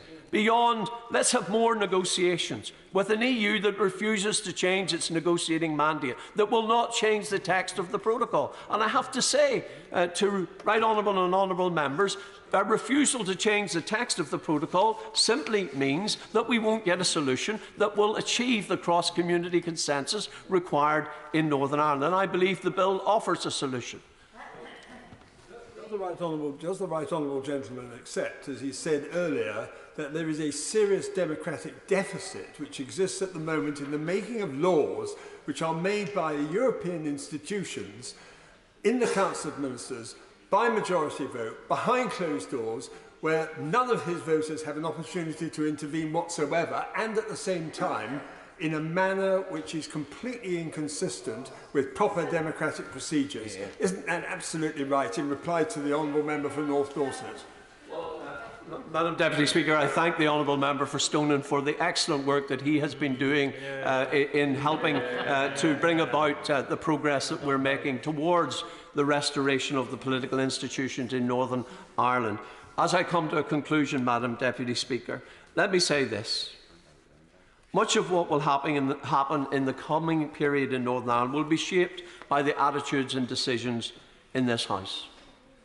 If this bill convincingly passes all of its common stages in its current form, and if the Government continues to develop the regulations required to bring to an end the harmful implementation of the protocol, then that would, of course, give substantially greater confidence that new arrangements are on the way, which in turn would provide a basis to take further steps to see the return of our local institutions. And therefore, I would appeal to members of this House who genuinely want to see the institutions restored, up and running in Northern Ireland again, to prioritise the interests of Northern Ireland over any narrower ideological reservations that they may have about this bill.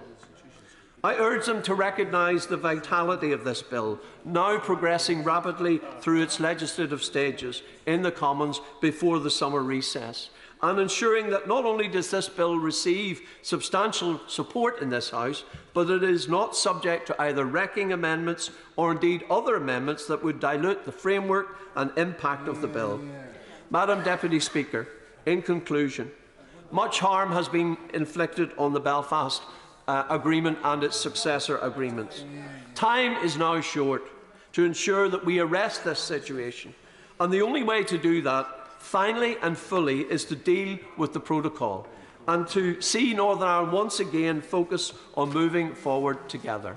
We want to see the Northern Ireland Assembly and Executive restored, and that can be achieved where there is a sustainable basis for doing so. We will continue to be condition and not calendar-led as we look forward to this bill now making rapid progress. I commend this bill, and we will be supporting it in the interests of Northern Ireland and the integrity of the entire United Kingdom. Ian Smith. Mr. Speaker, it's a pleasure to speak after my right honourable friend for Lagan Valley. And there are powerful and legitimate arguments being made regarding the legal basis of this bill, and I'm sympathetic to them. Whatever the motivations and goal of this bill, and whatever the reasons we're at this point, it's important to look at what is practical and most likely to succeed regarding the NI Protocol, and what will ensure we show to the people of Northern Ireland that we're handling this issue with balance and an even hand. There are real and significant issues that we've just heard with the Protocol: customs checks, east-west, and regulatory challenges, to name but two. Whilst I don't accept that the Protocol is a constitutional threat to the UK, it is clear that there are many complex challenges created by it. In acknowledging these issues, however, there's a significant support for the Northern Ireland Protocol. Business organisations across Northern Ireland have been engaging in good faith with government for over 2 years, looking at a myriad of ways to improve the deal. Their view is that the need for stability and balance can only be achieved through a negotiated settlement, and that they want to preserve the opportunities of the Protocol. They also want to protect the strong position of the Northern Ireland economy, which has now been shown in multiple reports to be performing amongst the best in the country. There are major concerns that the advantages as well as the disadvantages of the Protocol could be lost with this bill, that the Henry VIII clauses are there to remove almost all of the Protocol, should ministers want to. A majority of MLAs also articulated this view in a recent letter to the government. They accepted that changes do need to be made, but they are clear that they want a negotiated approach. Voters across Northern Ireland, many of whom support the need for change also, additionally want a negotiated solution. 74% of voters support a UK-EU negotiated solution. Mr Deputy Speaker, I fear that this bill is a kind of displacement activity from the core task of doing whatever we can to negotiate a better protocol deal for Northern Ireland.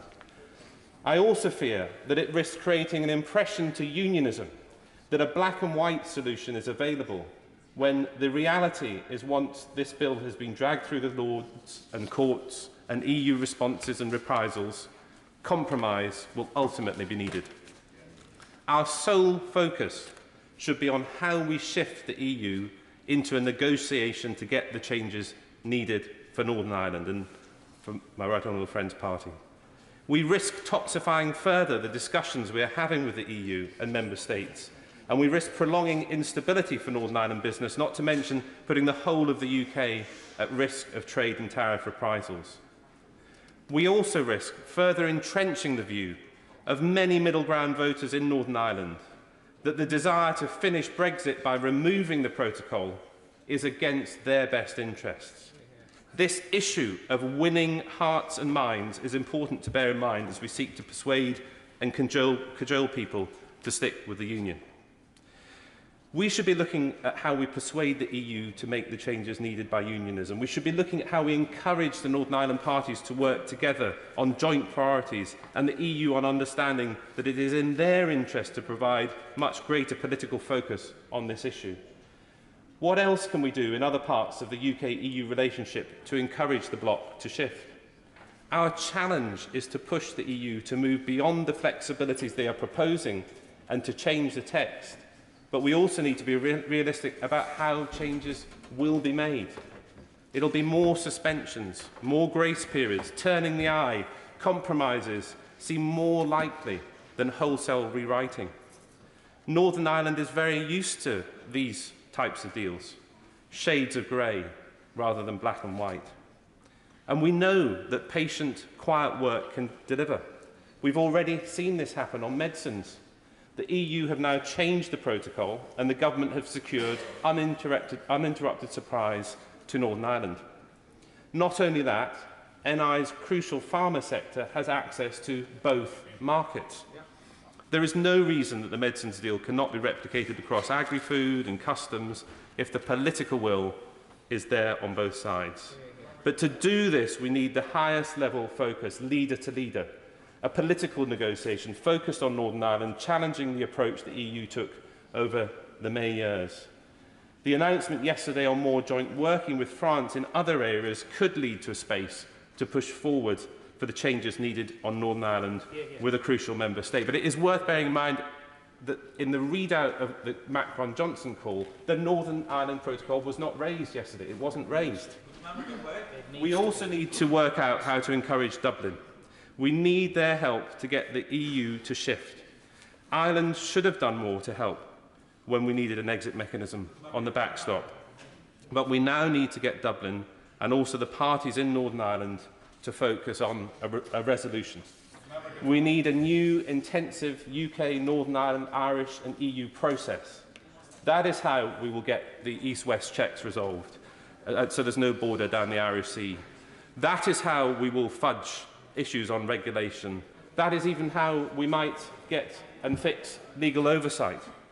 But we need a sustainable solution.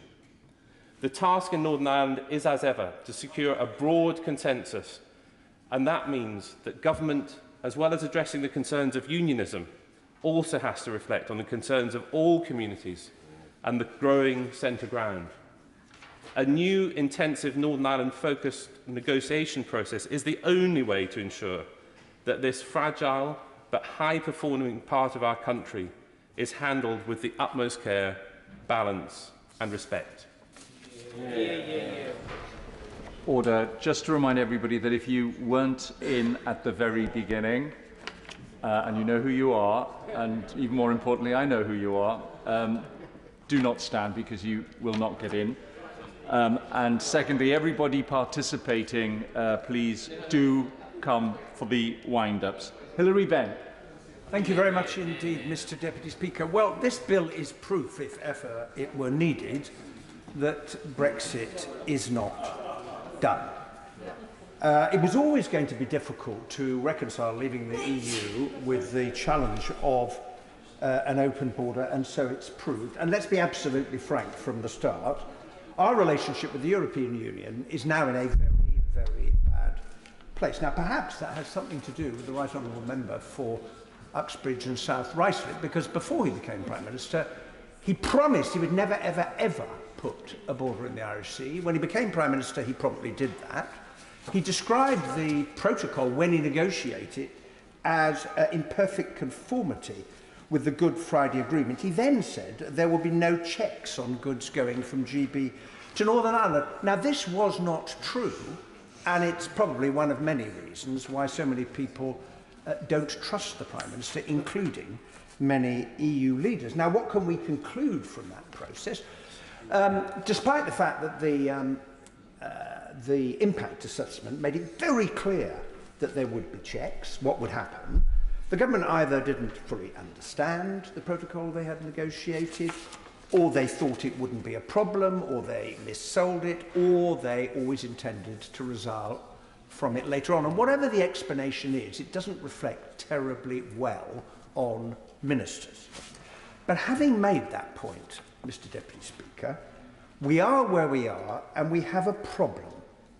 And the problem is that the Northern Ireland Assembly and the Executive are not functioning, and all of us should be worried about that. And I should have said at the beginning, it was a great pleasure to follow the Right Honourable Gentleman, because I think he spoke extremely wisely. Now, as the member for Maidenhead, Right Honourable Member for Maidenhead, pointed out, I suppose in the government's eyes, the test of the bill is, will it work to bring the institutions back up and running them?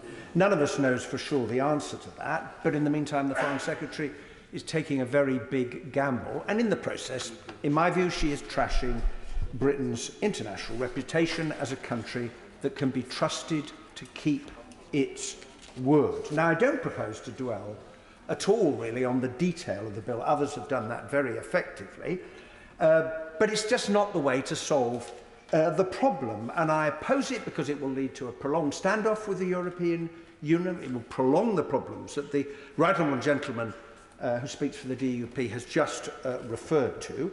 It will worsen relations, and if everything goes horribly wrong, it could end up in a trade war with the European Union at a very difficult time for us economically, and when we have a real war on our hands between Russia and Ukraine. So we have to find another way of resolving this, and that does require the UK and the EU to sit down and negotiate. And I've heard all the arguments from both sides. It's the other lot who are not doing the talking, and we're willing, and so on and so forth.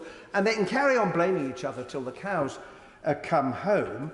But as long as they do that, they will be failing to fulfil, both sides, their political responsibility to find a political solution to what is a political problem.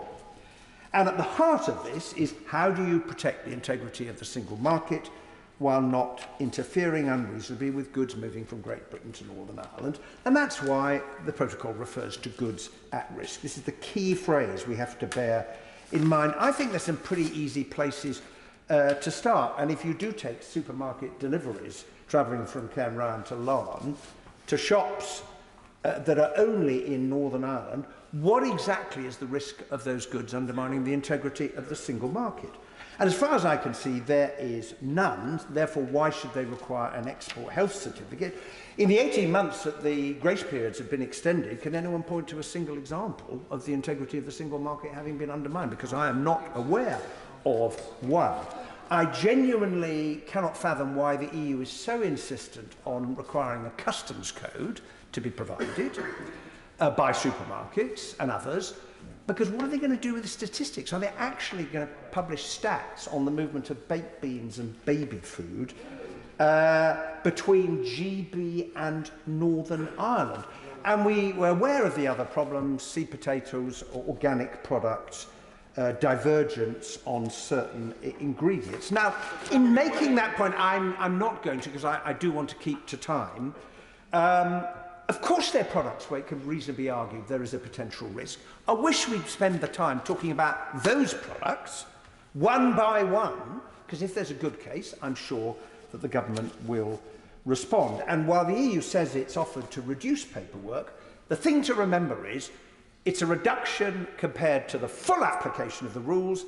It is an increase compared to what is currently the case because of the extension of the grace periods. And that's why I've said to the EU and all those I've spoken to, the EU needs to move to make this negotiation work. And surely we can reach some agreement on SPS checks on the basis that almost all the food produced in Britain is produced to exactly the same standards that it was while we were members of the European Union. So, in conclusion, Mr. Deputy Speaker, I find this very frustrating, because you hear Simon Coveney on the radio when it's put to him the idea of a green lane. He said, well, we propose something very similar. Well, why can't the two parties get on with a negotiation to make this happen? I mean, heaven forbid, if you can negotiate the Belfast Good Friday Agreement, this astonishing achievement.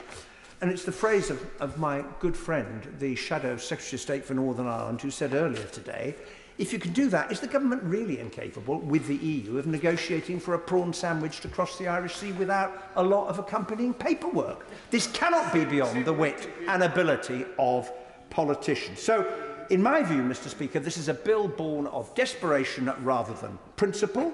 It's a bill trying to solve a problem that is entirely of the government's own making. It's a bill that does Britain's international standing no good whatsoever, and it's a bill that will make the negotiation, that is the only way this is going to be solved in the end, harder rather than easier, because there are so many more pressing things for us to be talking to the EU, our biggest, nearest and most important trading partners, still about, not least the war in Ukraine, not least climate change.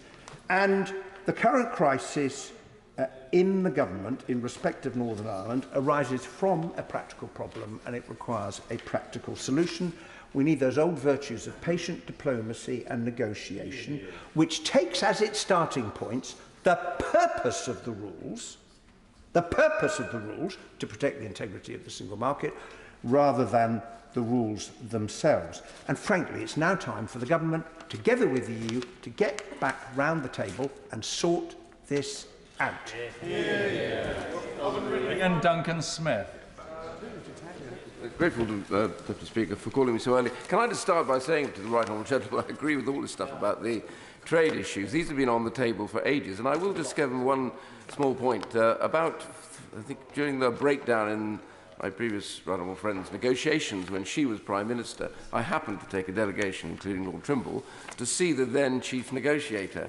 And actually I put to him the very fact that the whole issue around trade across the border was easily settled as long as we were able to trust each other on things like phytosanitary foods and veterinary checks, which they do with New Zealand. He completely agreed, and he said it would be at all possible, but then it came to another agreement, and we plunged ever since. It is wholly feasible not to have these ludicrous checks and not to have these ludicrous requirements for the customs codes to be banged across to the EU, or for the Court of Justice to have to sit ruling over what was going on in Northern Ireland, because it would have been agreed then, and a thing called mutual enforcement, where both sides take complete responsibility for the enforcement of transgressions in the other one's area when it comes from Northern Ireland. And that would have solved that problem straight. Here's the problem. The EU has point-blank refused to negotiate that. Now, here's the point about this, the protocol. I'm not for saying the protocol should go completely. I'm actually saying it should be changed. That's the whole point. When I looked at it and read it before we originally voted on it, I read very clearly what its main purpose was. Article 1, paragraph 1 and 3 make it very clear that the primacy in all of this is the Good Friday Belfast Agreement. Upholding that is critical. Of course it's critical. I served in Northern Ireland. I never want anybody that I know to go back to a thing like that again. I lost people in Northern Ireland. It is part of me as much as it is for those who live in Northern Ireland. So we don't want to go back there. And the Good Friday Agreement, therefore, must be primary. And it's, by the way, an international agreement. So here we have a problem. We're talking about breaking international agreements, but we have a clash between international agreements as to which one is prime.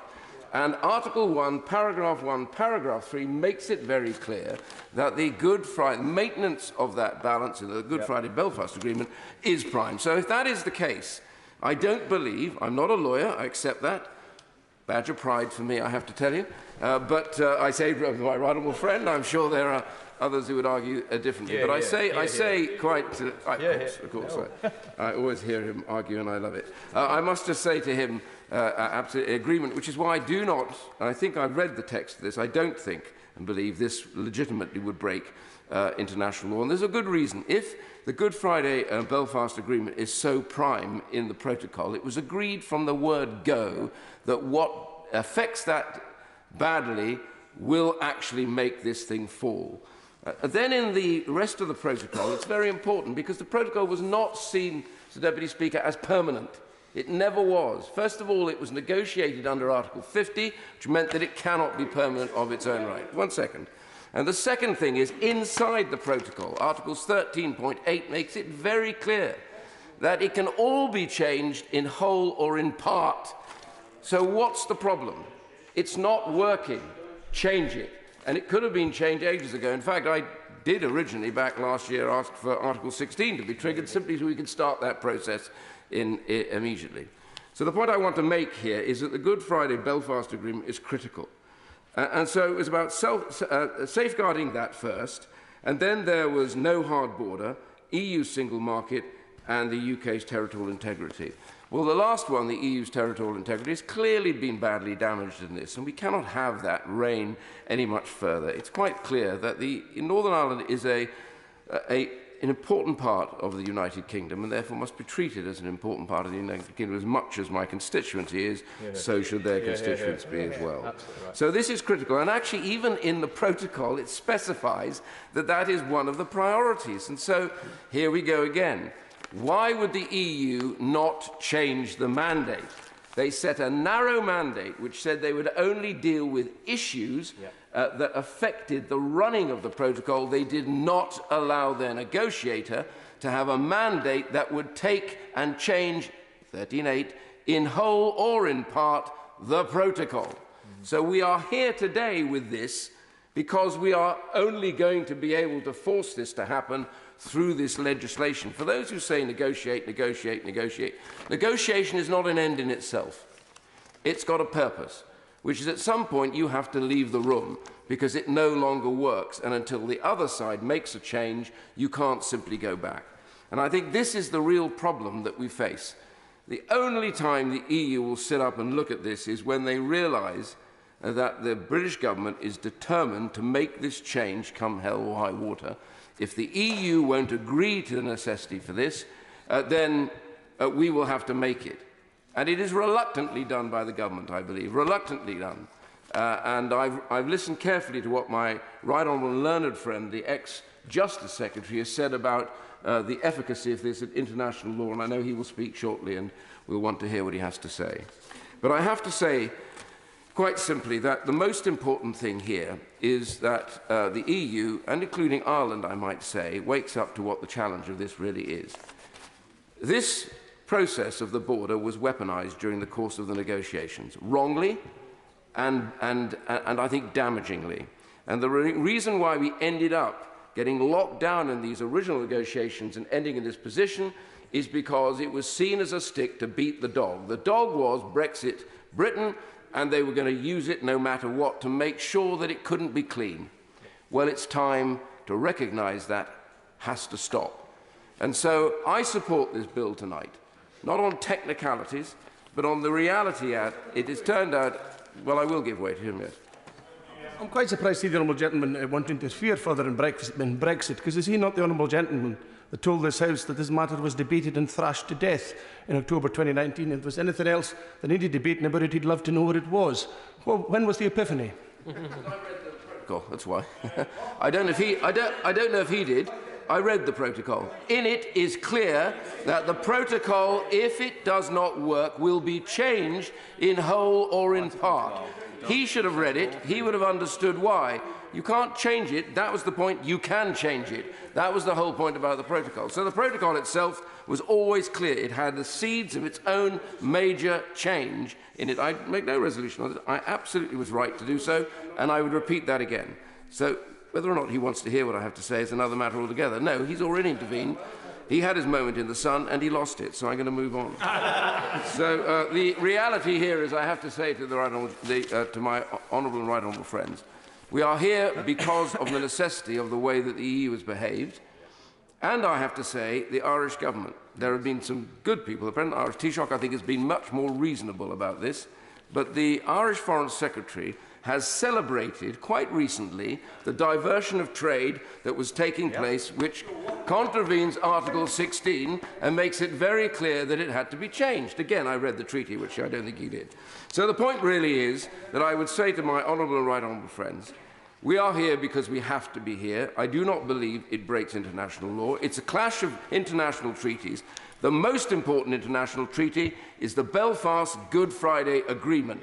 The maintenance of that is critical. I want to see the DUP back in power sharing. I hope, as I understood the right honourable gentleman say, that he would head in that direction and go back into power sharing once this is through.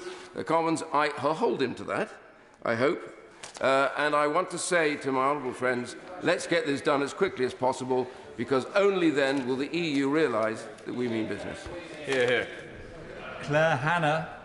Thank you very much, Mr. Speaker. These have been a frustrating and damaging few years for Northern Ireland, and this bill adds to us. It's been bad for the economy, for businesses who need stability and not brinkmanship, and it's been bad for relationships in each of the agreement's three strands within Northern Ireland, North and South of Ireland, and between East and West. And more than that, this bill is being seen as part of the government's departure from the values of the Good Friday Agreement, from compromise, from partnership and from the rule of law.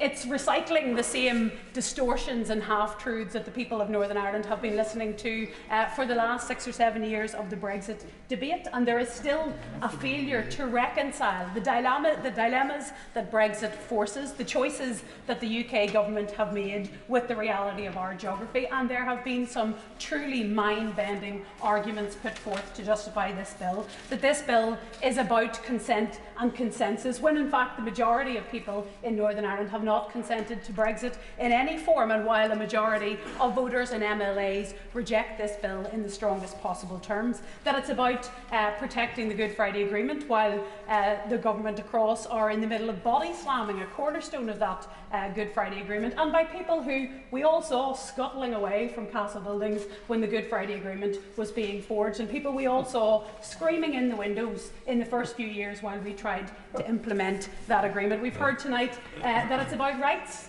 Well, the women of Northern Ireland and the LGBT community of Northern Ireland and the minority ethnic community of Northern Ireland would like a word if it's truly about rights. We've heard that it's about the alleged damage to our economy, when every credible business organisation in Northern Ireland is calling for the retention of the protocol, when business after business is lauding the potential of dual market access, when Northern Ireland is the only region outside of London in the UK that is managing to achieve post-pandemic GDP growth. We're told that it's about a democratic deficit, and that's protested by removing the entirety of government from the people of Northern Ireland, and that's going to be solved by handing over Henry VIII powers that will allow the government to ride roughshod over everybody in Northern Ireland. I'm old enough to remember when Brexit was supposed to be about parliamentary sovereignty. We've been promised that and promised sunlit uplands, but with the distortions people in Northern Ireland have experienced, we are getting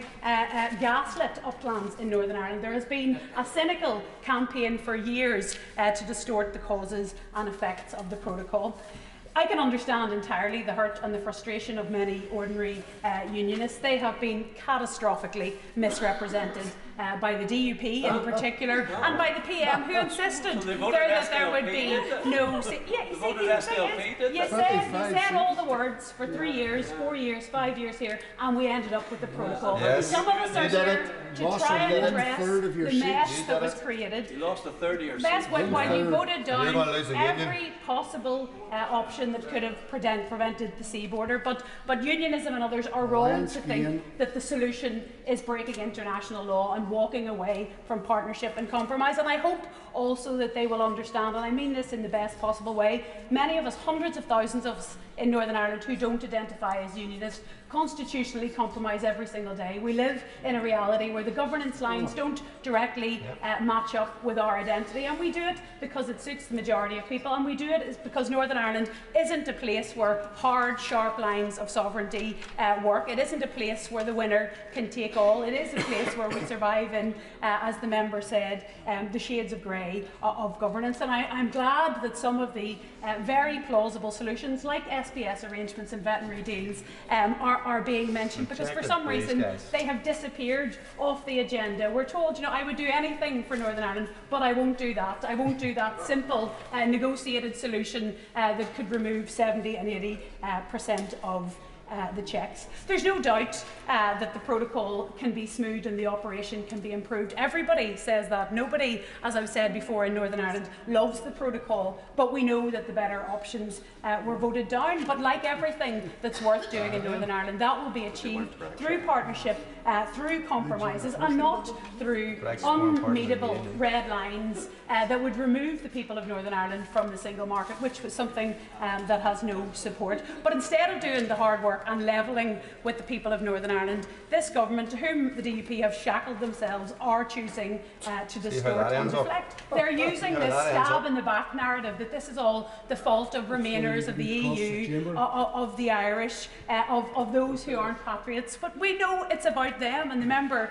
previously mentioned Eamon de Valera, and it reminded me of a quote that is echoed down through Anglo-Irish relationships from the last decade. Lord Edward Carson said in The Other Place, who'd been the leader of unionism, as he reflected in disillusionment at the shambles that had been left by the party opposite in the island of Ireland, he said, "What a fool I was. I was only a puppet, and so was Ulster, and so was Ireland, in the political game that was to get the Conservative Party into power." Well, Well, the only difference between then and now and this miserable and deceitful bill is that it is about maintaining the Conservative Party in power. It is about propping up a failing and a discredited Prime Minister. It is perhaps about the Foreign Secretary currying favour with the malevolence of the ERG, and about once again pulling the wool over unionism's eyes. Well, Mr. Speaker, I suspect we can't stop this bill, as people will troop through and support it, but members and honourable members should understand that people on the island of Ireland and further afield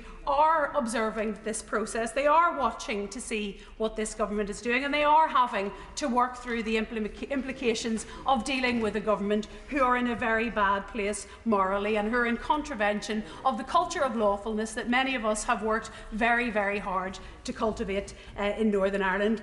And their approaches are fundamentally altering dynamics and relationships between these islands. And I don't believe, having spent the last 6 years of my life having this same argument, I don't believe the party opposite have it in them to put the people and the businesses and the economy of people of Northern Ireland first. But I would implore some of my colleagues on these benches to please unshackle yourselves, work with us, work with your neighbours and your colleagues and your friends to arrive at the solutions, the negotiated solutions that we all know are possible. We have solved bigger problems than these before. They are available. End this toxic debate. That's what the people of Northern Ireland want. They don't want to have to hear this day after day on the radio. They want dual market access. They want our economy to prosper, and that's entirely achievable with goodwill.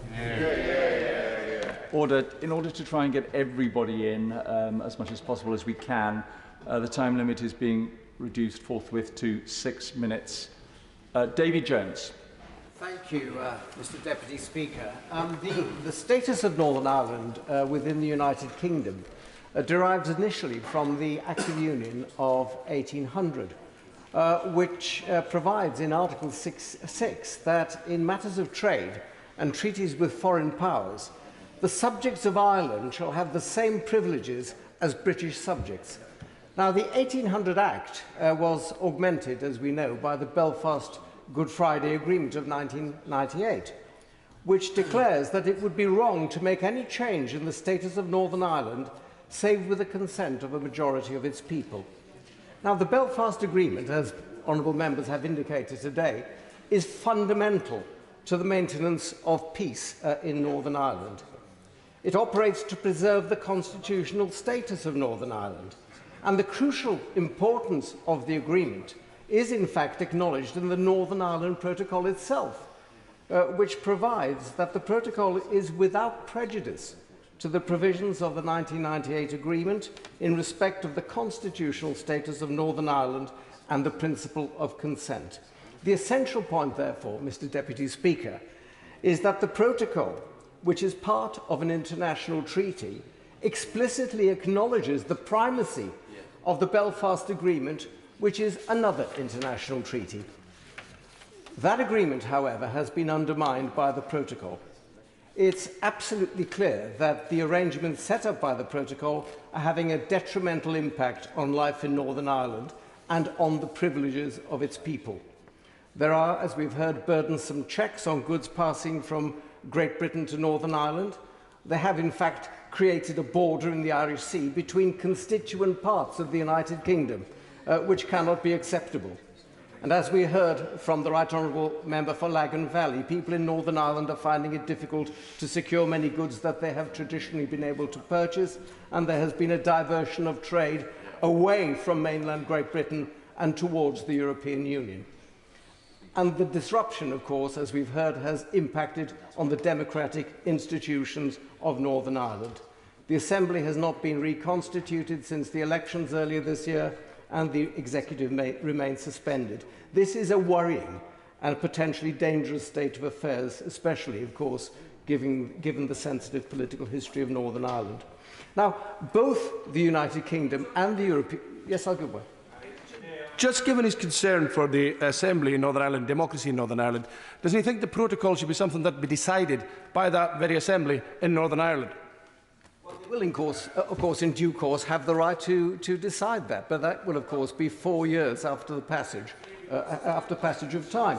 But the UK and the EU both recognise the practical problems of the protocol and its impact on Northern Ireland, and both recognise that they should, if possible, be resolved by negotiation. In fact, honourable members around the House have repeated that today. Everybody would like it to be resolved by negotiation. But for that to happen, it would be necessary for the EU to change the negotiating mandate that is given to Vice President Šefčovič. And that, of course, it refuses to do. As we've heard from the Secretary of State, there have been extensive negotiations over 18 months, and those negotiations have been fruitless. The government, therefore, has a clear duty to take action to restore the privileges of the people of Northern Ireland to a position of equality with that of the rest of the UK, and similarly to respect the primacy of the Belfast Good Friday Agreement. The action that is taken is to introduce this bill, which does not, as has been suggested, tear up the protocol. On the contrary, it respects and protects both the integrity of the EU single market and the openness of its land border, both of which are quite rightly matters in respect of which the EU and the Irish Republic are concerned. There will still be checks on goods arriving in Northern Ireland, but destined for the European Union through a red lane arrangement. And the bill explicitly protects the EU single market against the movement across the Irish land border of goods on which the correct EU tariffs have not been paid or which do not comply with EU regulatory standards. It also provides explicitly that no land border infrastructure or checks or controls on the borders may be created. This, in every respect, satisfies the concerns of the European Union, Mr. Deputy Speaker. And the bill also complies with the United Kingdom's obligations under the Belfast Good Friday Agreement. It preserves the status of Northern Ireland within the United Kingdom by restoring the equality of the privileges of its people to those enjoyed by the people of the rest of the United Kingdom. So this bill is wholly necessary, Mr. Deputy Speaker. Without it, the peace process established by the Belfast Agreement will be dangerously compromised. It's a crucial but proportionate bill, and it deserves the support of this House. Thank you very much. Sir Tony Lloyd. Thank you, Mr. Deputy Speaker. I think anybody in this House who takes legislation seriously ought to start from the presumption that operating tactically is a dangerous process. It is short-sighted and short-term. But this, in the context of Northern Ireland, is not simply foolish. It is very, very dangerous. We know that the forces that have been unleashed in Northern Ireland in recent times by the rhetoric, an election in Northern Ireland itself only a matter of weeks ago, the rhetoric over the weeks and months from the UK government of heightened tensions in that context. And this is dangerous, and this House should take that on board. And I don't want to be alarmist about this, because, in fact, what we've got to move towards is something where we take a much more serious, much more rational view. You know, the Right Honourable Member for Chingford and a number of others made the point about Article 13.8 of the protocol. And they're right to say that there is scope for amendment under that article. However, that is by negotiation and by agreement. It's got to be done on the basis that we get back to the negotiating table. Now, we know if we put a shotgun to the heads of any of the parties in this situation, we're simply going to get a negative response. That applies, I've got to say, to the DUP, it applies to other parts of the community in Northern Ireland. We've got to take people with us. But frankly, it also applies to the bilateral relationship between the United Kingdom and the European Union. If we're not involved in serious negotiation, trying to look for common sense solutions, we will fail the people of Northern Ireland. But there is a bigger risk within this, Mr. Deputy Speaker. And the bigger risk is this, is that the situation can be traumatic for people across the Northern Ireland. If we enter into a really serious breakdown of relationships with the European Union, things will be dramatically worse for for the people in Northern Ireland, and they will be worse for my constituents, they will be worse for the constituents of every member of this House. So we do now need rational politics. Now, my honourable friend for Leeds Central made some very sensible points. It's long been the case, and it's been obvious from the very beginning that once we'd begun to move towards Brexit, the situation that guaranteed the respect for the Good Friday Agreement could only be done in one way. It couldn't be done by having a hard border across the island of Ireland. It shouldn't be done by having a hard border down the Irish Sea. It has to be done by some form of negotiated solution that respects the fact that with two potentially different systems, those potentially different systems have to be brought as close together as possible. Now, a fighters' sanitary agreement is so obvious, so very obvious, because we start from the same premise. There's no member of the governing party, no member of the opposition who are arguing we should deteriorate our SPS conditions in Great Britain. Therefore, a negotiated SPS agreement, as was achieved not simply with New Zealand but also with Switzerland, two different models, but a uniquely UK-EU model would be perfectly practical. So let's move on that. Let's look at the practical details. Let's look hard at those practical details, because take this away from the heavy rhetoric. See these as being practical problems that can be solved by goodwill, and we can move the situation on.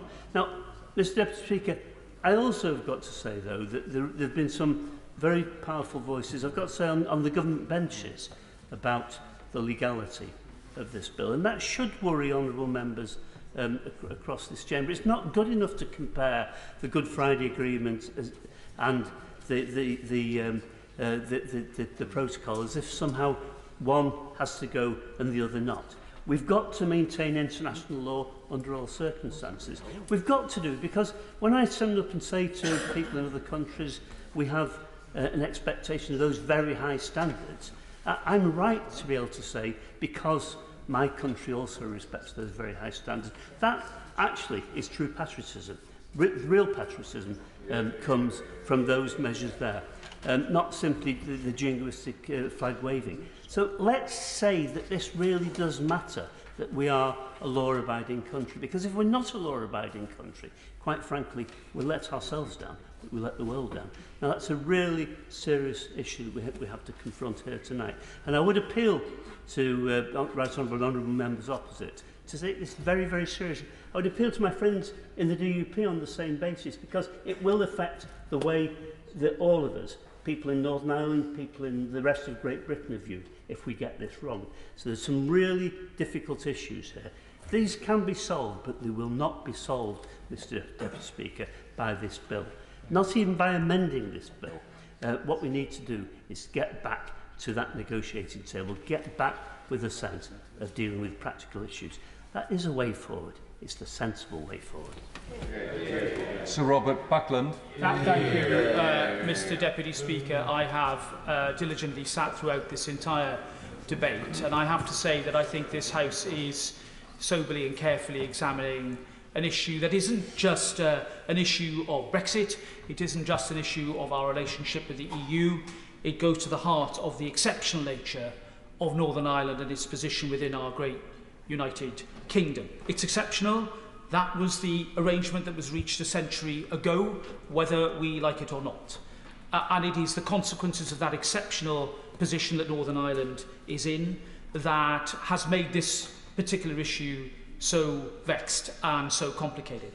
Having been in government when the final withdrawal agreement was negotiated, I think we all remember, I certainly remember with great clarity, the need in my mind for there to be an agreement with the EU for us to be able to chart a way forward, not just in terms of our withdrawal and the period of grace that we had for the year after our withdrawal, but our subsequent agreement, the trade agreement, which for me is of paramount importance. And therefore it is with very careful and measured thought that I come to this debate, Mr Deputy Speaker, because I do not want to see as an unalloyed pro-European. I still believe in the importance of Britain's role with our friends in Europe and the importance of the maintenance of strong bilateral arrangements, that we should do anything hastily that could jeopardise that important continuing relationship, which is why the words of my right honourable friend, who was then Secretary of State for Northern Ireland, who worked diligently to bring back that executive with great success, his words about the need for Franco-British bilateral discussions to proceed at pace, I think are words that we should heed very strongly, because in my considered view, that is going to be the way that we unlock the sort of negotiation that everybody in this chamber wants to see. And they're right to talk about the need for negotiation. But this is the reality. There is no negotiation. We can't even call it a negotiation, because Maros Sefcovic, working as he does for the Commission, needs political direction from the EU and from its member states, most notably France, in order to be able to even call the discussions that he is having with the United Kingdom a negotiation. That's the reality. And masterly inactivity, although it is sometimes absolutely the right way for nation states to proceed, I'm afraid is not an option for us here. Because masterly inactivity is something that a nation should pursue when it has a position of an advantage. And I'm afraid we don't. Because our essential interests are, I'm afraid, under threat. And we've identified our essential interests here as the maintenance of stable social and political conditions in Northern Ireland, the protection of the 1998 Belfast Good Friday Agreement, and the effective functioning of the unique constitutional structures created under it, and the preservation and fostering of social and economic ties between Northern Ireland and the rest of the United Kingdom. And here's the point, Mr Deputy Speaker, in the short time that I have. A lot has been said about necessity, as if it requires imminent peril, the sort of immediate threat that faces us just outside that door now. Now, nobody's saying that, but necessity in this context doesn't require that degree of imminence. What it requires is a degree of real threat and the growing evidence of a real threat to those essential interests. And I would argue that there is that growing evidence. Clearly, North-South is a matter that is entirely unaffected. The respect that we're showing for the single market is clear. But there is a growing problem when it comes to East-West. And the Right Honourable Member for Leeds Central put it very well when he talked about the prawn sandwich argument. And I have to say that at a time when there seems to be violent agreement between all the parties of Northern Ireland, indeed all of us in this chamber, that full implementation of the protocol is not what we want to see. Nobody wants that. What on earth are we all arguing about? And I'll give way to my right honourable friend. Very actually right honourable learned friend who speaks very wisely as ever on these topics for letting me intervene. He refers to the doctrine of necessity and the test that must be met. He would agree, I think, that whether it be imminent or not, or emerging, there has to be evidence that the high threshold is met. Would he not think that, in common with the approach adopted in the UK Internal Markets Bill, if there is evidence so pressing as to justify a departure from an international agreement with the risks that involved, that should be brought back to this House for the House then to decide in a vote, as was suggested in the Internal Markets Bill, then upon the evidence available to it, a parliamentary lock upon the use of that important step. Well, I'm grateful to my honourable friend. I think he makes a powerful case. His amendment to that bill carried in this House in 2020, and I thought it was a very sensible mechanism to allow this House of Commons to have its final say with regard to the implementation of these measures based upon clear evidence. And my point, simply, Mr Deputy Speaker, is that this is not a matter of law. It's not a question of legality or not. I think there's a respectable argument that can be deployed by the British government to assert necessity. This isn't about the law. This is about the evidence that the government will need to marshal when it comes to demonstrating that point. Now, the government's responsibility is to be a good steward of the Good Friday Belfast Agreement. And I'm absolutely clear, and I'm afraid I can't give way any further, that it is paramount that Article 1 of the protocol, which says that its provisions are without prejudice to the Good Friday Agreement, means that the Good Friday Agreement definitely, in my view, as a matter of law, takes precedence. And therefore, any government that fails to act, that sits idly by and ignores the concerns of honourable members opposite, indeed wider community, the wider interests of our kingdom, is failing in its duty. But I say this to the right honourable gentleman, leader of the DUP and his party, that I've listened very carefully to what he said this afternoon, and I would like further clarity as to whether, in his reference to passage of this bill, he means the clearance of this bill through this House, as opposed to the final clearance of the bill in the other place before it returns for final consideration. I'll give way to you. Well, I thank the right honourable member for giving way. I was very clear in what I said. I want to see progress made in the passage of this bill through the House of Commons. And I want to see steps taken that give us the certainty that we're going to see this legislation moving forward and that Parliament will enact it. In those circumstances, we will respond positively. Well, I'm extremely grateful to the right honourable gentleman. I know he speaks with conviction and passion about these issues. And I, as a friend of the union, as a unionist to my bones, I say to him and his party, it is time to act. It is time for us to come together if we are going to restore stability, that the mainstream opinion of people in Northern Ireland, for whom politics is not their everyday preoccupation, is crying out for. And what he and his party and I must agree upon is that the United Kingdom must be that source of stability, because if we fail to be that source of stability, then people cannot be blamed if they vote with their feet or vote in another way, God forbid. And that's why I'm taking part in this debate today, Mr. Deputy Speaker, because I, as a unionist, feel a responsibility and a stewardship for the United Kingdom that I love. I think Northern Ireland is as British as Wales, where I come from, and as Swindon, where I represent. And it is in the interest of all Conservatives to remember that however difficult tactically this issue might be, however inopportune the moment might be for us to have to make hard and fast decisions, I have judged the position to be of such importance that inaction is not an option for us. And that is why that tonight I urge my colleagues to vote for this bill in the hope and expectation that we see real progress and the stability that the people of Northern Ireland and the people of Britain want and deserve. Dr. Philippa Whitford. Thank you very much, Mr. Deputy Speaker. This bill unilaterally sets aside significant sections of the Northern Ireland Protocol, an international agreement, as we've heard, for which the Prime Minister was quite happy to take credit when he claimed he would get Brexit done in the 2019 election campaign. The Foreign Secretary said the bill is needed to protect the Good Friday Agreement, but dismantling the protocol against the will of the majority of people in Northern Ireland also risks undermining that agreement. She said the protocol needs cross-community consent. Indeed it does. But does she have consent from both communities for this bill? I doubt it. Scant consideration was given to the province by Brexiteers before the referendum, nor thereafter to the fact that, like Scotland, Northern Ireland, the majority voted to remain in the EU. And it is, of course, the UK's exit from the EU rather than the protocol which created the difficult situation for Northern Ireland. This was recognised by the then First Minister, Arlene Foster, when she demanded a special trading arrangement for Northern Ireland shortly after the referendum, a request for special treatment now repudiated by herself and her party.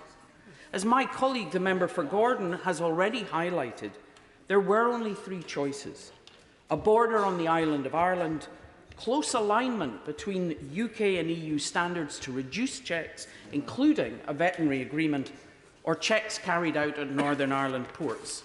The return of border infrastructure in Ireland was seen as an unacceptable threat to peace, but it was the Prime Minister's choice of a hard Brexit with maximal divergence from the EU, which inevitably left checks on the Irish sea crossings as the only remaining option.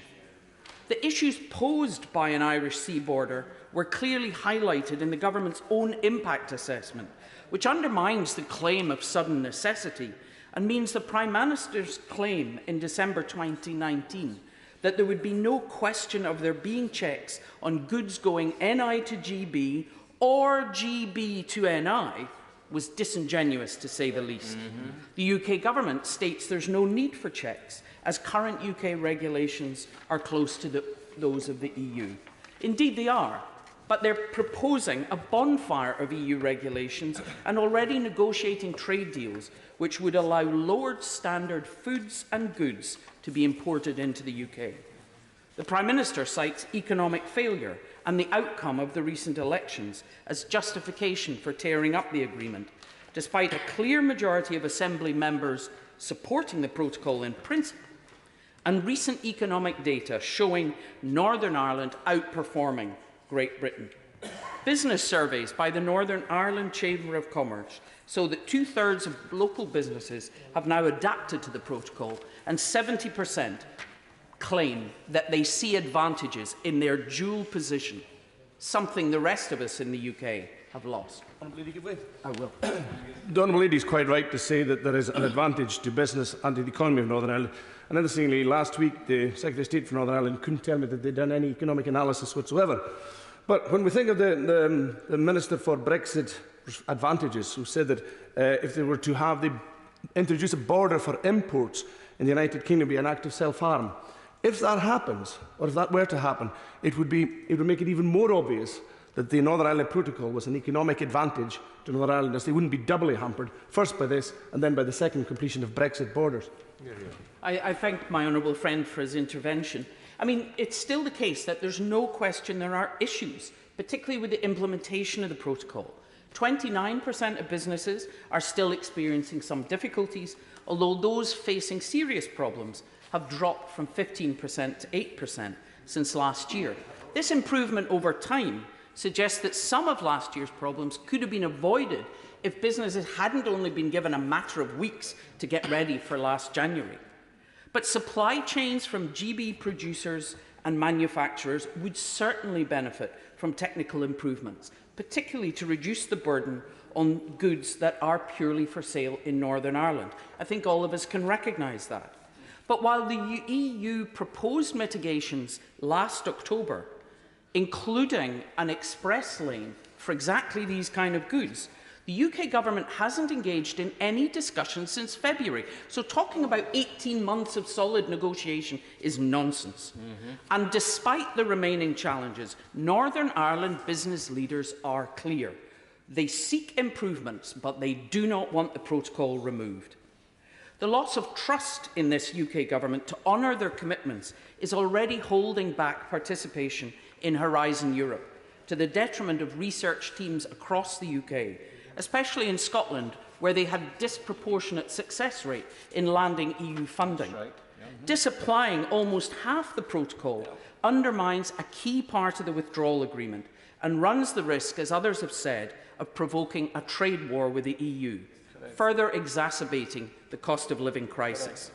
The EU would then be likely to place tariffs on UK exports, and as Scotland produces the UK's leading food and drink exports in whisky and salmon, Scottish businesses would face the brunt of such retaliatory action. Mr. Deputy Speaker, it is vital the UK and EU get back round the table with all the stakeholders from Northern Ireland to discuss practical improvements to implementation of the protocol, reducing the friction and intrusion to a minimum while keeping the economic benefits for the province. Solutions can only be achieved with willingness, trust and goodwill.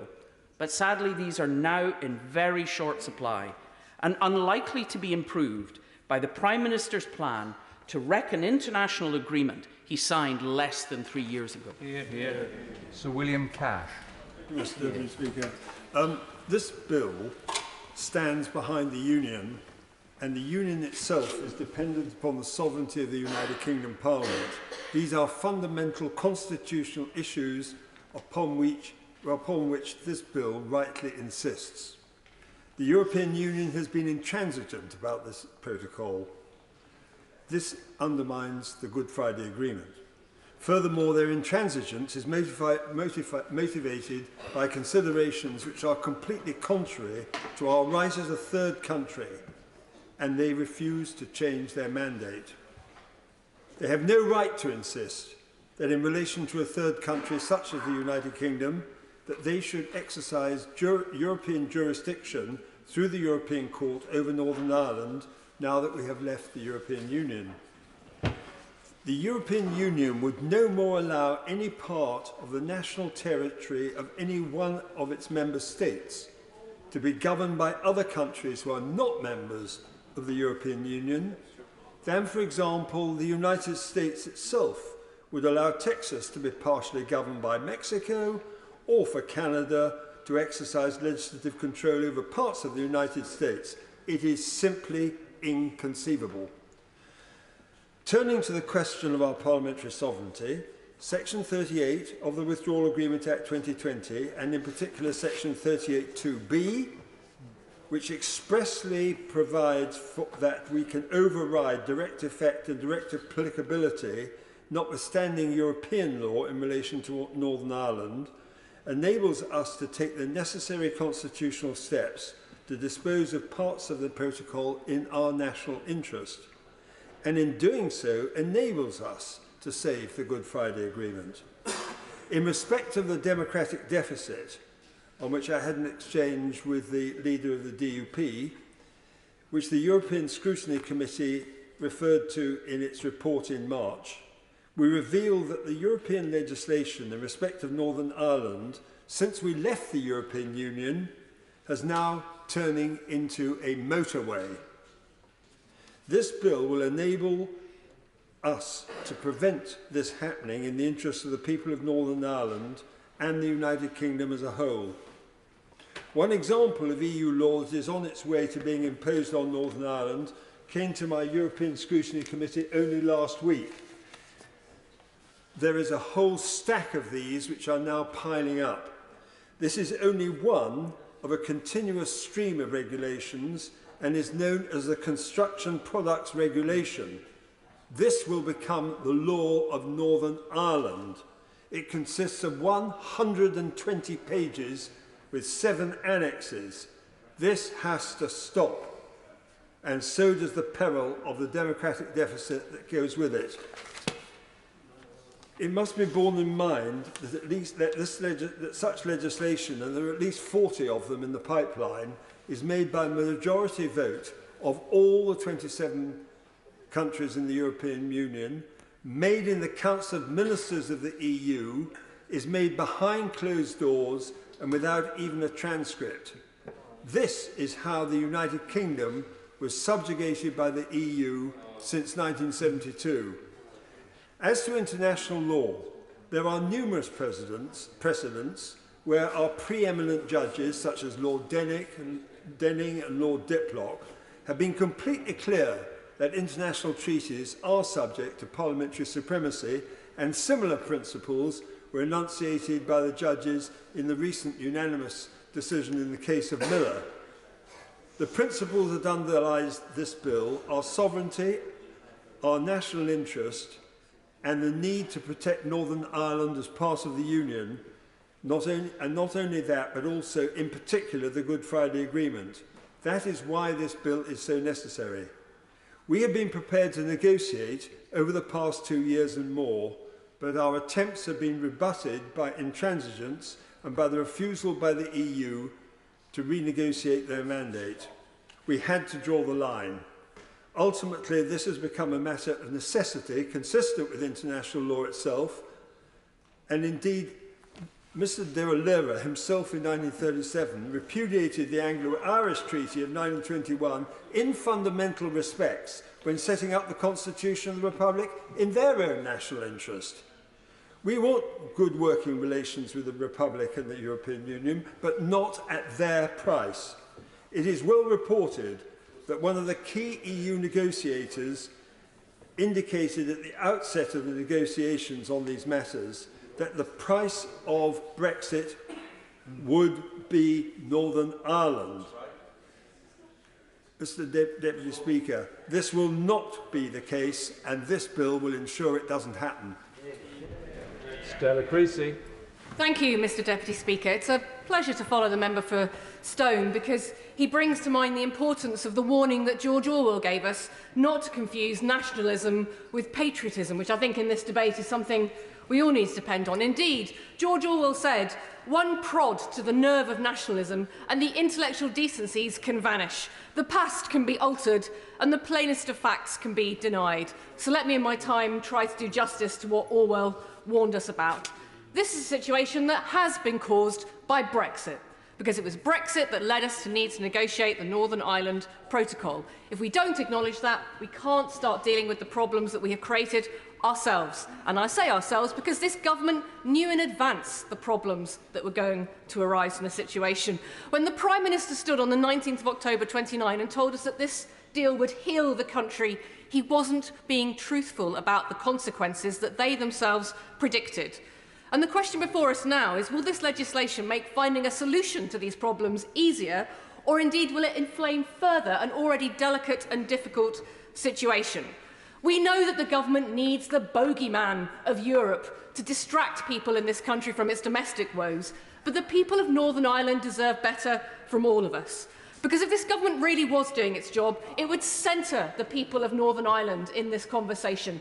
It would start with bringing more of the Northern Irish communities into this conversation and into the negotiation, and then go to the European Union with what they are saying. But that's not what we're seeing at this point in time. Here are 5 examples from this legislation alone of how this government is not being intellectually decent. It cannot tell us why this legislation is a necessity, why it needs this power rather than the powers that has already been given in Article 16 of the Protocol to act to safeguard the UK. Surely it's because that is about remedying a situation. This bill will drive a coach and horses through the proposals that we have. It could also start with Article 16 rather than making us drag out this proposal through Parliament and the many months before we would get the remedies that it's talking about if it really cared about the people of Northern Ireland. If this bill is a necessity, why is it giving ministers huge, great big sweeping powers that will change the rules on state aid and will allow the UK courts not to send questions about the interpretation of the protocol to the European Court of Justice? The EU has never refused the UK permission to bring in a measure under the Articles 10 state aid rules, and yet somehow this government thinks that is what it needs to do for the people of Northern Ireland. It also will bring in sweeping powers to ministers that will allow them to do things in terms of the EU protocol without any consultation with the people of Northern Ireland, without any agreement with this House at all. Why then does this government say it needs the powers under Clause 19 to implement a new power of protocol without bothering to go through parliamentary process? After all, we went through the withdrawal agreement in a few weeks. We went through the trade and cooperation agreement in a day. What is it about scrutiny in this place this government is frightened of? Why does it have to bring a sledgehammer to crack a nut, to give these ministers these wide powers? As the Treasury Solicitor himself said, Clause 18 is the do-whatever-you-like power, what it calls a Charles I power. And if ministers can do that in Northern Ireland, what will they do to the rest of the UK? Everybody in this House must recognise this bill's implications go further than Northern Ireland. When we trash our reputation on international agreements, we trash our opportunities of making the trade deals that our constituents will depend on.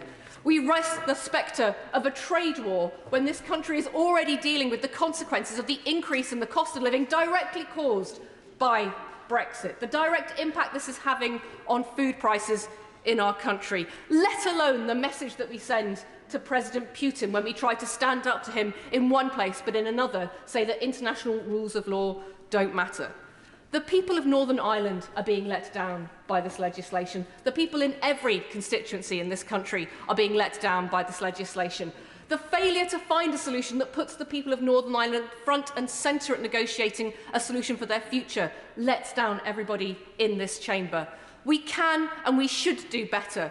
Everybody in this House knows that. But will we have the bravery of listening to George Orwell, standing up to those scoundrels who quote patriotism when they mean nationalism, and finally put doing the right thing first?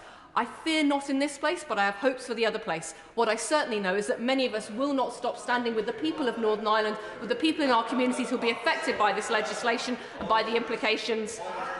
And we will stop laughing at the British public when they're frightened about what this place is doing and start asking what we can do to make things better. Naming those problems is a start place. When you've got people who are addicted to power, addicted to using Europe as a bogeyman rather than solving those problems, it's beholden on all of us to say enough is enough. Sir Roger Gale. Sir Deputy Speaker, while I understand the reason for his absence, I rather wish that it was the Prime Minister and not the Foreign Secretary that had introduced this bill tonight. Because when he took office, the Prime Minister told us that he had an oven-ready deal.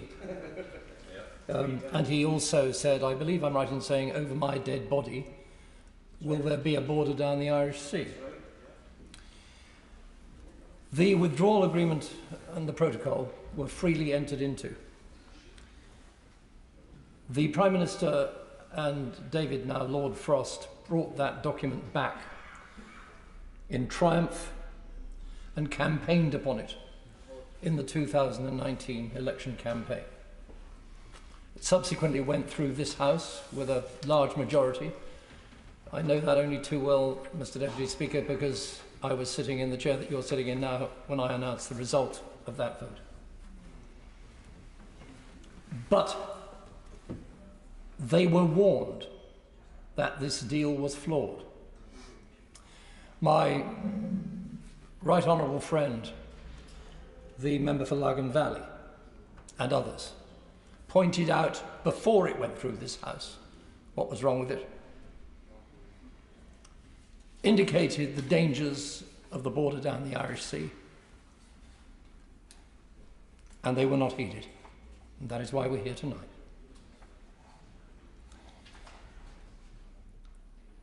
This bill does breach the Vienna Convention on Legal Treaties. My right honourable friend, the member for Maidenhead, spelt it out very clearly indeed. There is no doctrine of necessity that applies in this case. Article 16 does exist as what, if I'm allowed to use the word, a backstop. And the case in law simply cannot stand up. That means that the bill that we are proposing to put through this House tonight will be a gross breach, if it is enacted and implemented, of international law. Honourable Gentleman for giving way. And he's absolutely right in what he's saying about the bill in front of us tonight. But also, the UK government will not be able to complain if the European Union choose to cherry-pick and undo something unilaterally itself, because this is the precedent they're now setting. You can do what you want. I'm grateful to the honourable gentleman, but I think the rather more dangerous point that has already been made tonight is the damage that this will do to our reputation for integrity and the position that we will find ourselves in when we criticise, perhaps, President Putin for breaking international law, which of course he does over and over again. I thank the honourable member for giving way, but really, does he think that that is a fair comparison to make? Could I gently suggest to my young friend that if I hadn't thought it was a fair comparison, I wouldn't have made it. Mistake is not the prerogative of age.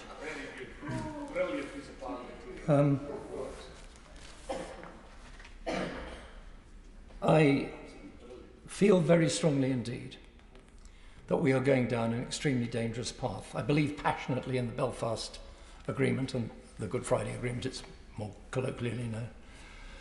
We have to get this back on track, but we're not going to make Markus Sefcovic's job any easier, I believe, by lumbering him with this piece of legislation. I hope very much indeed, because I'm quite sure that this will ultimately go through this House. Whether it goes through the other House is another matter.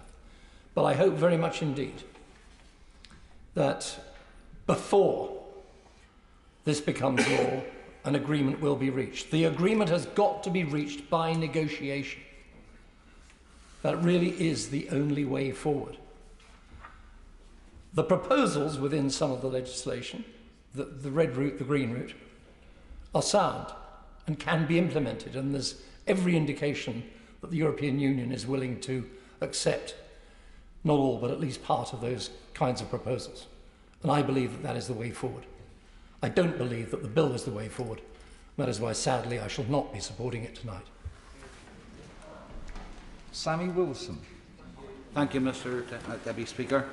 First of all, can I welcome this bill? It's a bill which is long overdue, a bill which delivers on some of the promises which have been made to get devolution restored in Northern Ireland, and then for the last 18 months no action was taken on. And I think it is important that people understand that it is essential for the restoration of devolution in Northern Ireland that the protocol issue is dealt with, because the very basis of devolution in the Belfast Agreement is destroyed by the protocol. The protocol requires that unionist parties which believe that the protocol is designed for the destruction of our place within the United Kingdom and is damaging our economy and is hurting individuals, that if the Assembly is up and running and the protocol is not dealt with, unionist participation in the Assembly would mean that they would have to facilitate the implementation of the agreement, and they would have to acquiesce in other parties facilitating and implementing the agreement or the protocol which we believe is designed for destruction. Now, no other party in this House would enter a coalition, because don't forget, it's a mandatory coalition. We have to be there. No other party in this House would enter a coalition arrangement where they were obliged to support and to facilitate and to undertake policies which they were totally opposed to. And that's why devolution will not be restored until the protocol issue is dealt with. And much today has been said about flexibilities in the checks. We could have flexibilities in the checks. But it's not just flexibilities and checks on goods. The whole issue of the protocol is that it undermines democracy in Northern Ireland. It imposes foreign law in Northern Ireland. It enforces foreign law on companies which don't even trade with the rest of the EU. So it's not necessary for them to comply with that law, yet the protocol requires them to do so. Thank you, Member, for giving way. And in relation to the protocol, it is worth noting that not one unionist party has approved what is going forward, and we're united against it.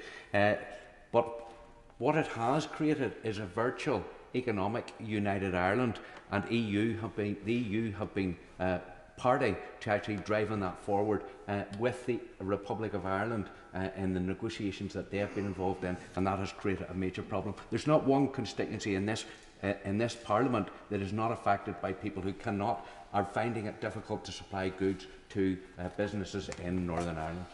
And the member makes a very important point. Despite the attempts by the SDLP, and I think only the SDLP actually tonight have suggested that there are no problems with the protocol. At least every other party is now accepting that to one degree or another there are problems caused by it.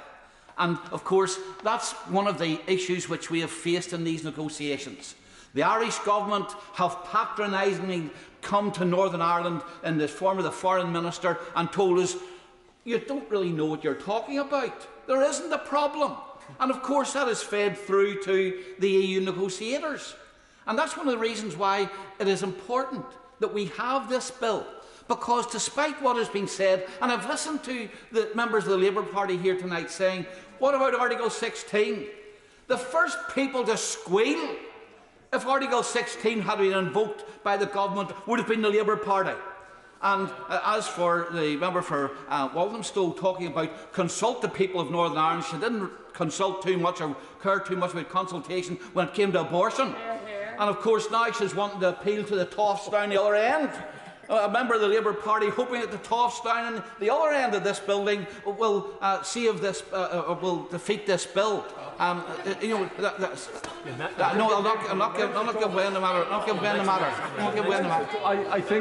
I think the honourable member is talking about the members of the other place. Yeah. Yeah. That's exactly. Are you giving way? Yeah, I'll give way. Stella Creasy. I thank the honourable member for giving way. We're trying to make progress in this place, so can he clarify, would he be opposed to bringing more representatives of the Northern Irish political parties into the direct joint working groups on this to solve this problem? Is he actually saying he doesn't want a voice in this, he just wants to shout? Well, I think that, first of all, the people in Northern Ireland have spoken in an election recently, and the people who, the unionist population made it quite clear that they will not accept the protocol. And when it comes to this argument, well, surely we can have negotiations. Surely we can have negotiations. Point of order. Can we stop the clock, please? Angus McNeill. I'm grateful, honourable gentleman, for bringing a parliamentary precedent, and are we now allowed to refer to the house down by as the House of Toffs? I think it's a rather good suggestion. Well done. You'll find that that was corrected to members of the other place, even noble members of the other place. Toffs, no. Sammy Wilson. I don't know if noble toffs is acceptable. But the members have argued that surely we can do this by negotiation. Let's look at the record of this. First of all, the EU have said they will not negotiate the text of the protocol. They haven't said it once, they haven't said it twice, they've said it every time that they've visited Northern Ireland, every time they have met the representatives of the government. In fact, they've gone further. They're now taking us to court in order to impose more checks. And the result of removing the grace periods would be to increase the number of checks per week for goods coming into Northern Ireland from 6,000 to 25,000. So this is hardly flexibility on behalf of the EU, and indeed recently they have written to the government demanding not only checks on goods, but when people come on ferries or in aeroplanes from GB into Northern Ireland, that their own personal baggage is searched to make sure they're not bringing sandwiches or whatever else in. Indeed, I had constituents this week who have told me that at Cynrian, such searches have already started. We're not looking at flexibility here, Mr. Deputy Speaker. We're looking at a hardening of attitude by the EU. And therefore, whether you trigger Article 16 or whether you enter negotiations, I think we all know what the outcome is going to be. And that's why the government, I believe, has had to take this, this unilateral action. But this is not the government abandoning its obligations. In fact, this is the government honouring its obligations in two ways. First of all, to the EU, insofar as the single market will be protected by the goods which go through the red lane, by the imposition of fines on firms which try to avoid them, and also by the requirement of firms in Northern Ireland that are going to want to trade with the EU to voluntarily comply with all EU regulations. That safeguards the EU market. So we're living up to our obligations to the European Union, and at the same time, they live up to their obligations to the people in Northern Ireland, because the green lane or the free lane or whatever they want to call it enables goods to come into Northern Ireland without any checks. It doesn't require the imposition of EU law on the 95% of firms in Northern Ireland that don't even trade with the Irish Republic.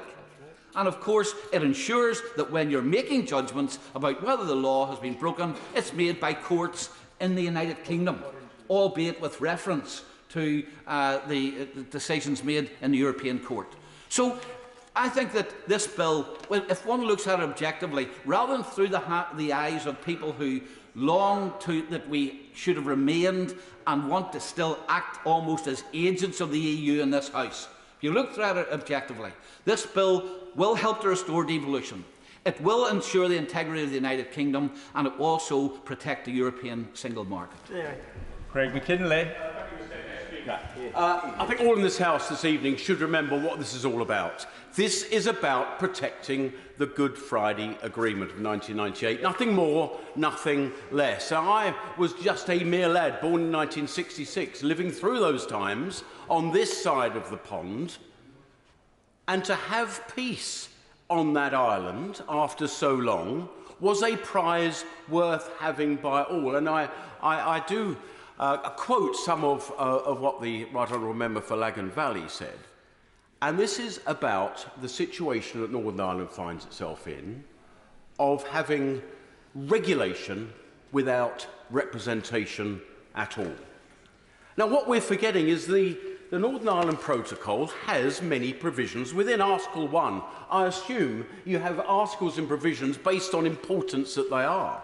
And Article 1 says most clearly that this protocol is without prejudice to the provisions of the 1998 agreement in respect of the constitutional status of Northern Ireland.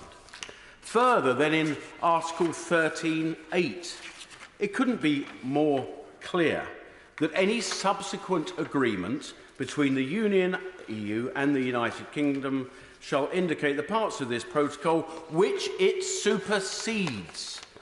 Article 16, the safeguarding clause. Let's not forget there's only been one party thus far who's actually reached for the Article 16 clause, and that was the European Union in response to try and stop us from having life-saving vaccines. That's who we're dealing with here. And then, of course, in the actual withdrawal agreement itself, in Article 164(5)(d), which says what the Joint Committee can and can't do. The Joint Committee can agree to change the text of the protocol to address deficiencies or to address situations unforeseen. There are those in this House who will say, oh, well, you signed it, it's international law. Well, that's fair enough. But the draconian way in which the EU have interpreted their rights under this protocol is disproportionate. How can it be that across the border of GB to NI, which is a mere rounding error in the entirety of trade within the European Union, suffers a full 20% of checks? That cannot be proportionate or reasonable. But I tell you why that we're in this situation. It's because of animosity towards Brexit. This is about punishment because they can. And we got to this stage because of the legal straitjacket that this Parliament between 17 and 19 put us in, where members of this place did all that they could to make sure that the cards were stacked in the hands of the EU and against this place, and we had a very poor game to play. And don't forget, there were EU officials quoted as saying that Northern Ireland is the price to pay for Brexit. Where do we go from here? We've had 300 hours of negotiation by Lord Frost and now our own Foreign Secretary. And what does Maros Sefcovic just say? I have no mandate. Well, please, EU, give us somebody who has that mandate. Let's have that negotiation, because this cannot continue. We've heard much this afternoon about necessity, and I feel that the clause of necessity has most certainly been reached. We need to ask ourselves, we have a doctrine of legislation that usually says that subsequent legislation is more important or overwrites previous legislation. That's the usual doctrine of our Constitution. But we need to ask ourselves something really important here. What is the most important legislation? Is it that Constitutional Act of Union of 1800? Is it the Good Friday Agreement, which has brought peace to the island of Ireland? That has been set aside. These things have been set aside, particularly the Act of Union, by appeal court in Belfast. Or is it more important to somehow save the dear European single market from the threat of an errant pork pie? That is what we're looking at. Now, the EU should take great comfort from our front bench. I've heard throughout from the Foreign Secretary and others that this legislation will protect the single market with powers to all those who may seek to undermine it. We will be having full legal measures to stop those who want to break the rules. They should take every comfort that they need from that, because it's got nothing to do with upsetting the single market. I believe we've had a little bit of timidity in this bill. I would have preferred it to go further, because I see some difficulties with the red and green lanes, because if the EU don't trust us now, I find it hard to believe that they're going to trust us in the future. We need mutual enforcement, where we trust them and they trust us. That is what people do across borders. We are the Conservative and Unionist Party. I look across to my Unionist friends and I am with you.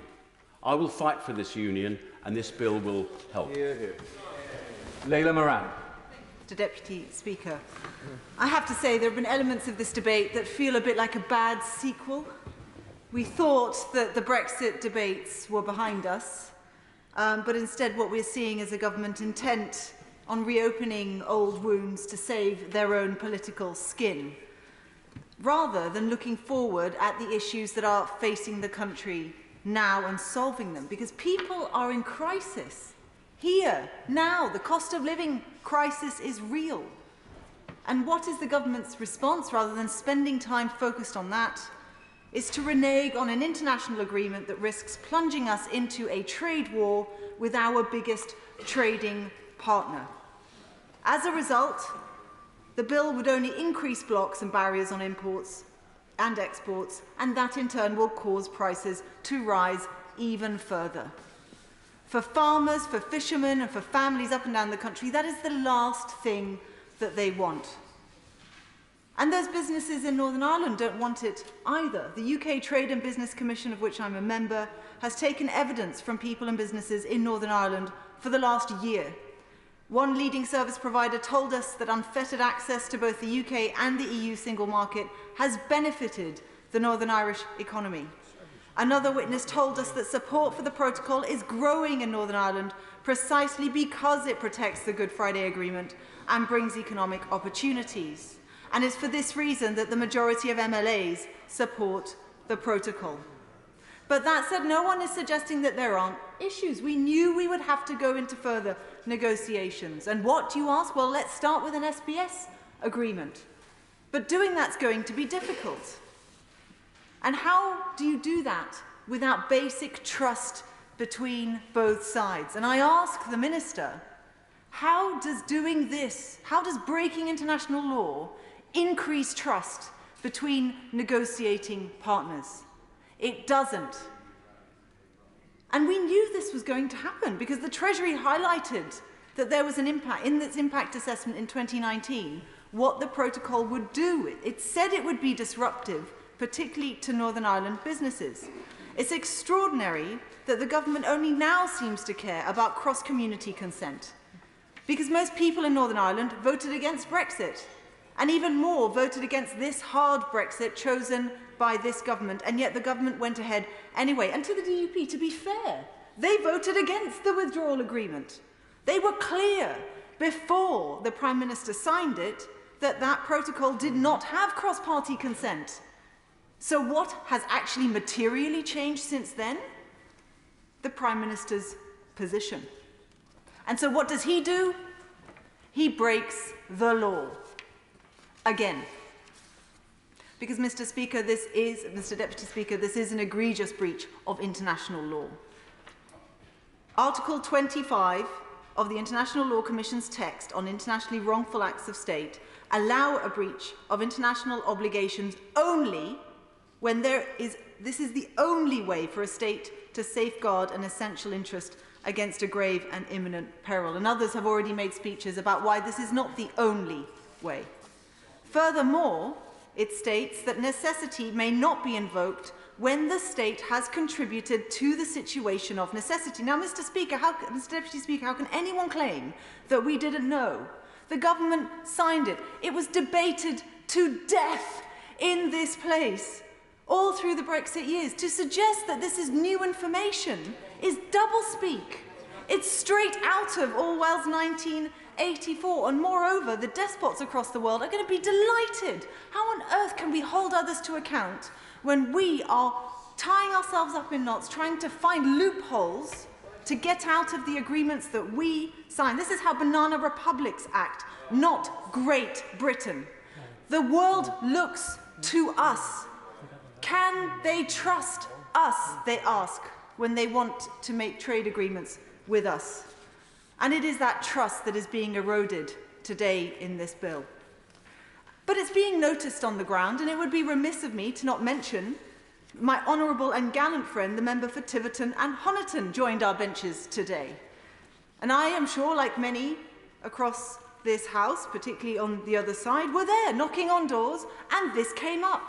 Trust in this government, trust in this Prime Minister.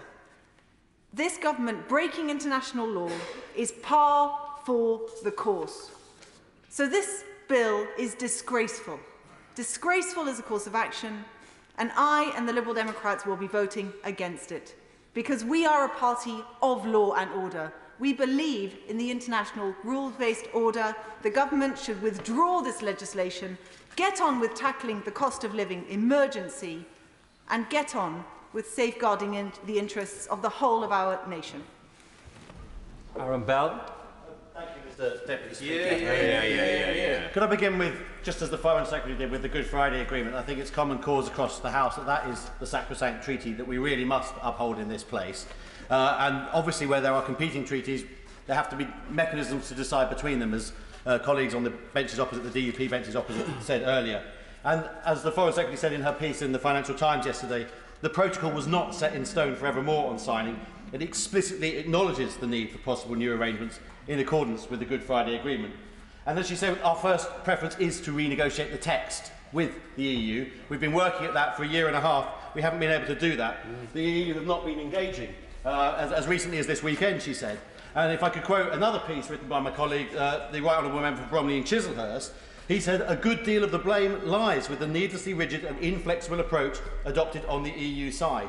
And I couldn't agree more. We really need to get negotiation going. And I will speak about negotiation for most of the rest of my speech. This is a second reading debate, Mr. Deputy Speaker. Nobody is expecting this bill to be rammed through the Commons, let alone the Parliament, in any short order. And therefore, whilst I do understand the arguments that have been made across the House, including my many learned and senior colleagues on my own benches, I will not stand here and undermine and circumscribe the government's negotiating position with the EU. The Right Honourable Member for North Dorset questioned whether the bill was a bargaining chip. Well, if we're going to have a negotiation, I'd rather have as many bargaining chips as possible. So I tried to intervene on him. He wouldn't take my intervention during his speech. But that was the fatal mistake this Parliament, or I should say the previous Parliament, made between 2017 and 2019. Too many members tried to circumscribe the government's negotiating position. Too many members tried to undermine our position. Too many members tried to take the side of the EU.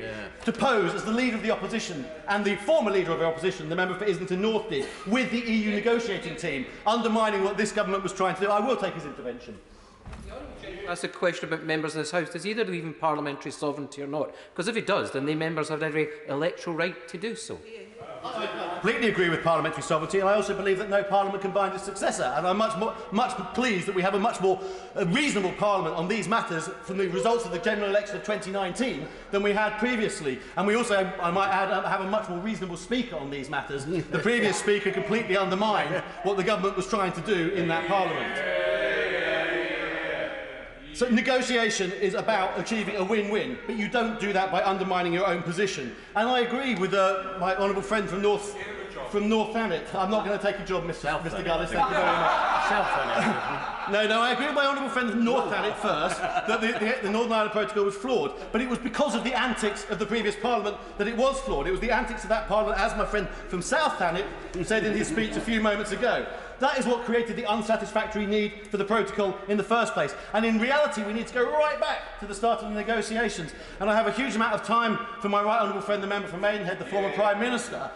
But the reality is that the sequencing decision in that first summer of 2017 was where it all started going wrong. We should never have allowed Northern Ireland to be split apart from the negotiation in the way we did. We should have found a way to leave, and we wouldn't have had the problems with the protocol that we now see. So, That's what led us to this position. I also believe the EU have been using these negotiations, or I should say the lack of them, in bad faith. They've been resisting cooperation with this government, even in areas where we ought to have simple mutual advantage, and I speak particularly of the Horizon project, the Horizon programme, which we've considered at great length on the Science and Technology Committee. I'd like to see that reinstated, and it's a shame that the EU are using the Northern Ireland Protocol issues to resist that happening. So, to conclude, Mr Deputy Speaker, I believe this bill contains... Oh, you can have more, you can have more. This bill contains solutions to the 4 principal issues with the Protocol: customs, regulation, tax and spend, and governance. But I actually fervently hope that this bill won't need to be passed in the end. I hope that this bill is what unlocks the negotiations with the EU that can lead to a mutually satisfactory result, both for the government, and for the EU, but most importantly, the people of Northern Ireland, nationalists and unionists alike, I should say. It should be a device that brings people together and kick-starts negotiations. And I stand with the same position my right honourable friend for South Swindon said. He made exactly the same point in summing up. This bill is perhaps a negotiation device. It is also a backstop if those negotiations fail. I support it on both those bases, and I support the government tonight. Stephen Farry. Madam Deputy Speaker, this is an extremely bad bill. It's unwanted, unnecessary, and indeed it's dangerous. A number of members have referred to Orwellian doublespeak, but also we should add some Alice in Wonderland thinking to what is actually happening here. And I think I have to say at the start as well, the approach that the Foreign Secretary took to opening this debate was deplorable and was not taking the issues entirely seriously. And indeed, the process by which she's got to this point as well has been extremely disappointing. Her engagement in Northern Ireland has been incredibly selective, and she has chosen an echo chamber to reinforce her own prejudicial views on the way forward, rather than engaging with the entire community in Northern Ireland. The bill is opposed by a majority of members of the Northern Ireland Assembly and indeed voters in Northern Ireland. The business community is deeply concerned by many aspects of the bill, and the bill is not even effective in getting the DUP to recommit to an executive.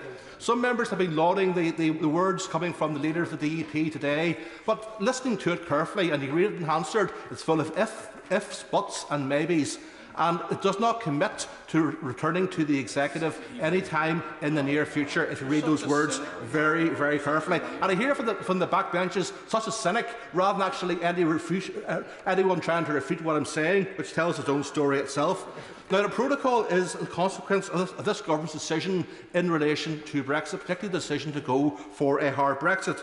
It also reflects the fact that the DUP pursued Brexit without any real consideration for the impact upon Northern Ireland and the reality that any hard Brexit would require some form of special arrangements for our part of the world.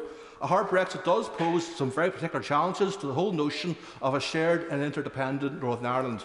Northern Ireland is a diverse society, and that has to be recognised. It is not a perfect solution by any means, but it does offer Northern Ireland the opportunity of a soft landing, given all the tensions posed by Brexit to it. It brings opportunities in terms of dual access to both the GB and EU markets, but of course it also has its challenges. We must do all we can to maximise those opportunities, but also all we can to address the challenges themselves. Now, the bill is very far-reaching. It immediately disapplies some aspects of the protocol and gives ministers far-reaching the ability to disapply others. It brings major consequences. It threatens Northern Ireland's access to the EU single market for goods. The dual regulatory system is seen by the business community as unworkable. Hopefully ministers have heard from the Dairy Council, the meat producers, the Northern Ireland Food and Drink Association and Manufacturing Northern Ireland, who have all expressed major concerns in this regard. Also, the loss of the jurisdiction of the European Court of Justice also brings its consequences. The protocol is not the same as a free trade agreement. It is a different type of beast. It's about us having access to the single market as a region. And indeed, this is not a neutral situation that we have to almost tolerate. This actually is to Northern Ireland's benefit, because the most likely outcome is going to be a situation where other parts of the European Union don't treat Northern Ireland's goods as having that free access. And we may actually need the European Court to enforce that access for our businesses. So let's not throw it away without thinking through the consequences. And the bill also risks a trade war with the European Union. I don't want to see that happening, but that is a potential risk, and undermines relations with the United States of America. The rules-based international order is something of fundamental importance to the UK and the wider world, and again we mess with that with our peril. Now, the government has been disingenuous in a number of aspects around how they have sought to defend the bill. This is not about defending the Good Friday Agreement. Brexit was a threat to the Good Friday Agreement. The protocol is a response to protect that situation. There is not a choice between the protocol and the Good Friday Agreement. The two can be reconciled if people wish to do that. Indeed, one of the justifications is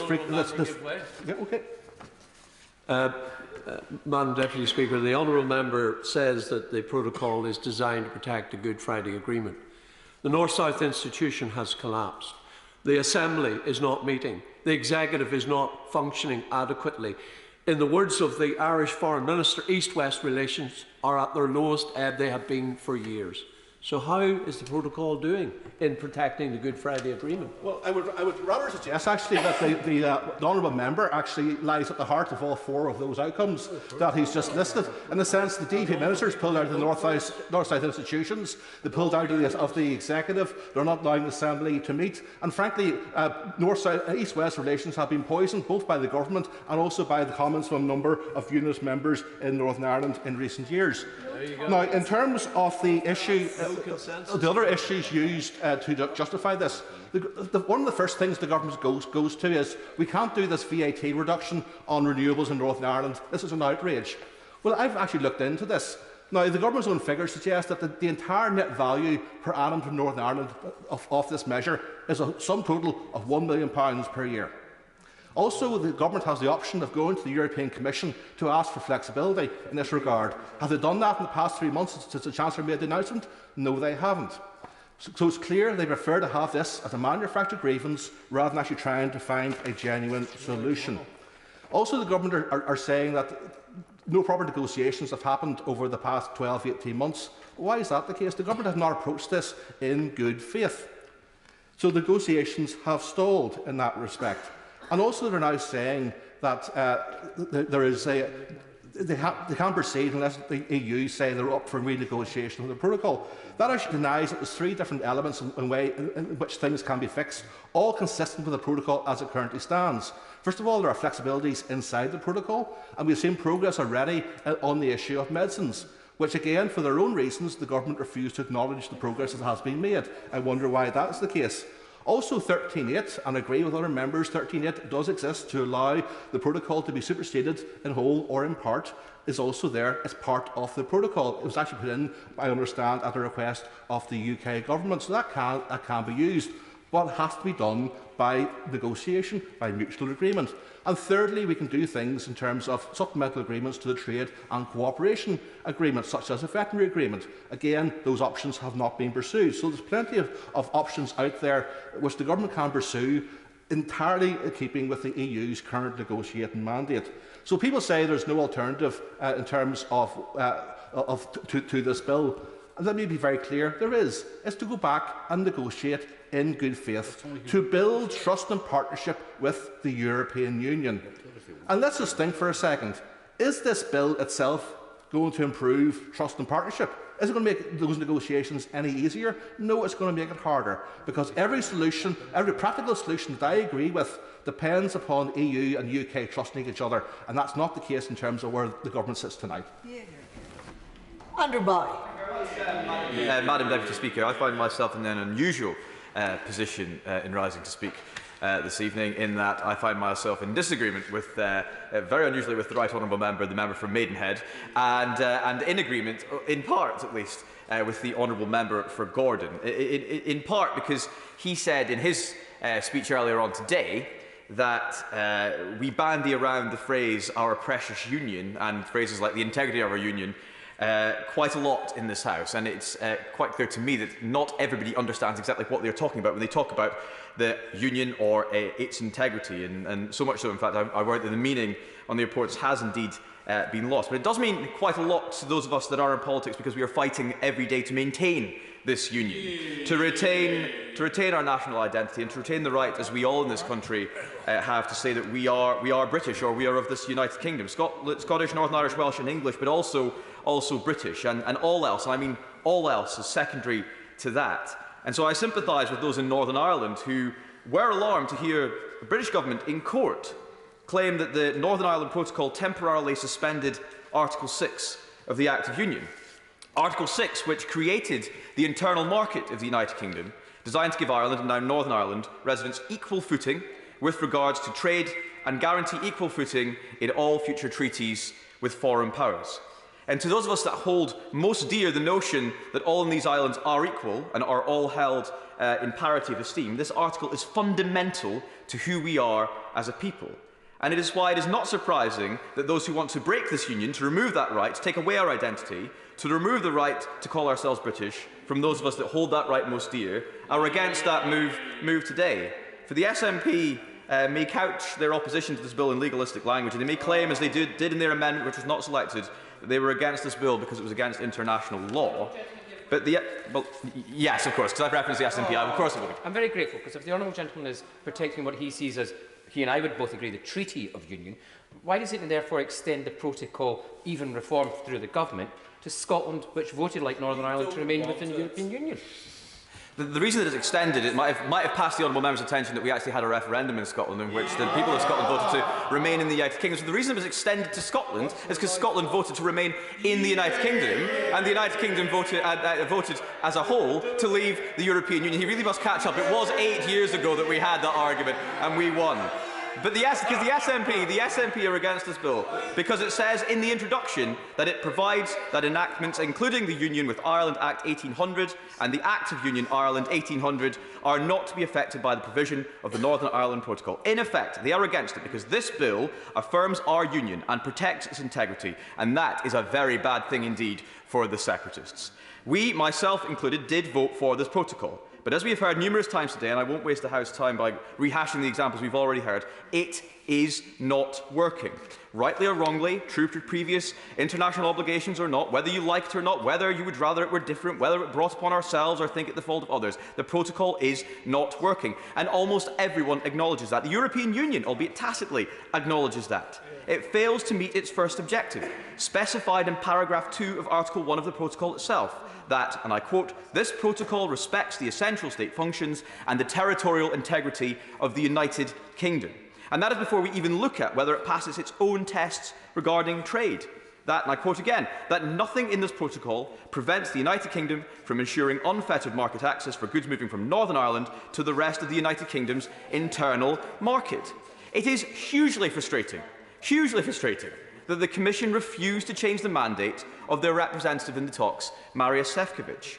The government, everyone wants to see a negotiated solution to this. The European Union reopens agreements and negotiates changes with international partners all the time. It is almost certainly the world record holder in terms of reopening international agreements. I simply cannot, and having been in Brussels recently, speaking to colleagues in the European Parliament about this, cannot understand the outright refusal to do so on this particular occasion, particularly when there is provision in the actual protocol to do just that. And I do wonder if all the strenuous efforts that we hear day to day by all the opposition parties in here demanding that we negotiate a solution, negotiate a solution, might be better directed at calling for the EU to come to the negotiating table with a mandate to do just that. We cannot negotiate when there is nothing to negotiate about. I am pleased the government are bringing forward this bill. We need to resolve the issues of East-West trade. For the people of Northern Ireland, we must see a return to devolved government at Stormont. We must restore the primacy of the Good Friday Agreement, and we must ensure that parity of esteem for all people on these islands is held dear. I would rather that we didn't have to introduce this bill. But the refusal of the EU to come properly to the negotiating table is a huge frustration, and so acting as it is the government's only option. And that is why I am proud to be supporting it this evening. Paul Blomfield. Thank you very much indeed, Madam Deputy Speaker. This bill says everything about the sorry state of this government. Now, it's not about solving the problems of the protocol. Which, of course, the government itself created. But like the Rwanda plan, the human rights proposals, the handling of the rail strike, it's another wedge issue.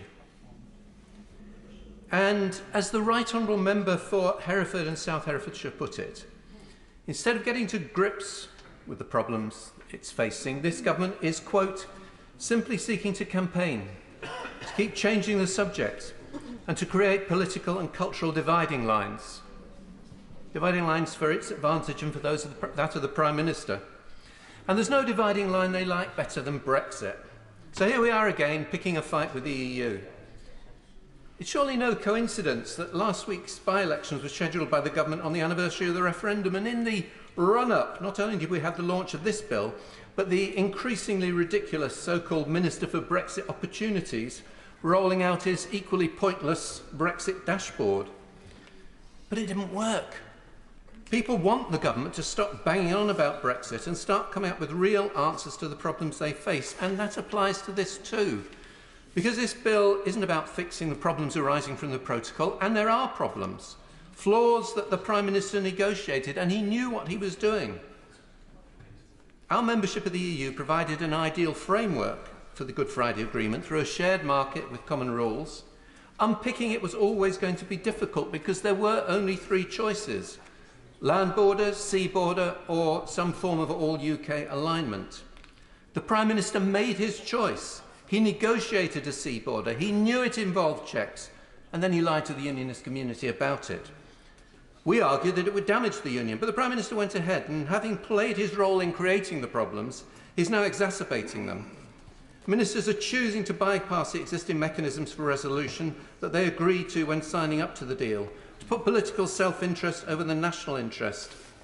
As they did with the Internal Market Bill's first iteration, the government are willing to undermine the peace process in Northern Ireland, provoke a row with our closest allies and most important trading partners in Europe, and anger our friends in the United States.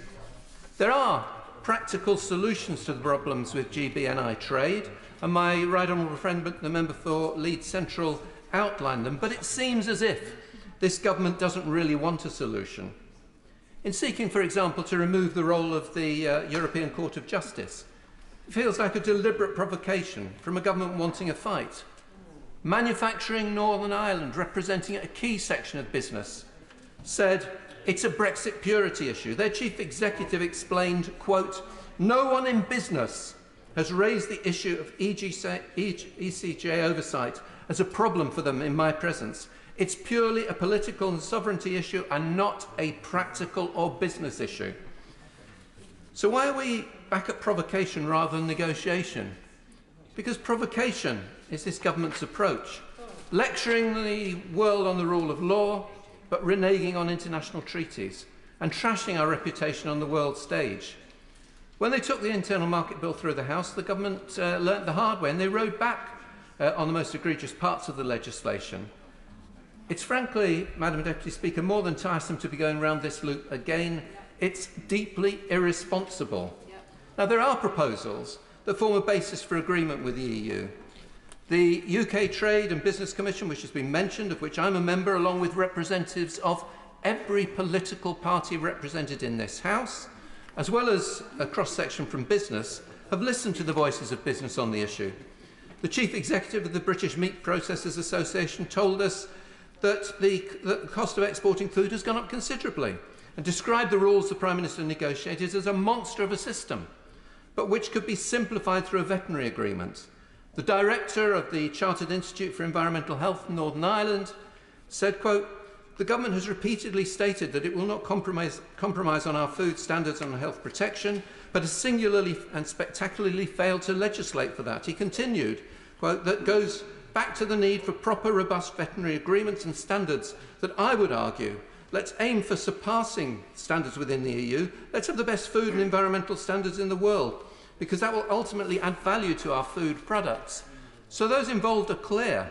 An agreement with the EU on veterinary standards and non-regression would allow us to reach the highest possible standards. It would reduce checks, it would reduce costs for business, and it would involve this fight. It could be done quickly, so much more quickly than the government's months of posturing that we look forward to with this bill.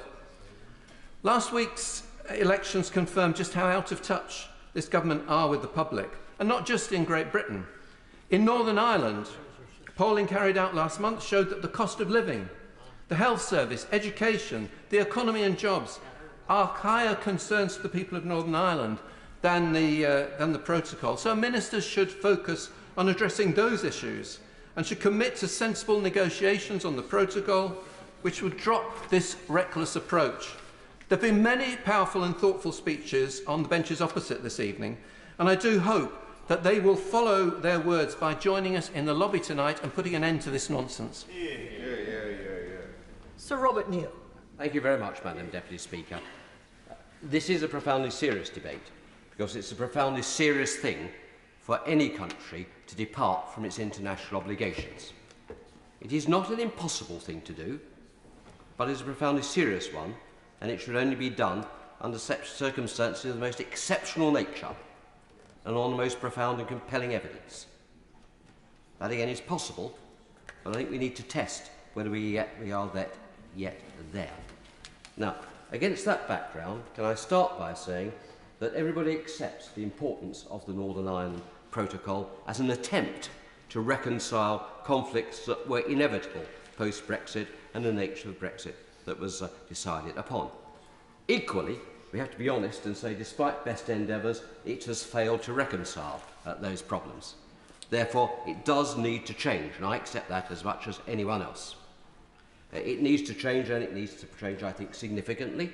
I recognise that there are economic dislocations, though not in all of the Northern Ireland economy, but enough for it to be a serious problem, and the non-function of the executive, certainly at the very least, gives rise to the risk of real societal divisions and tensions. Those are circumstances where it is envisaged that there might be changes.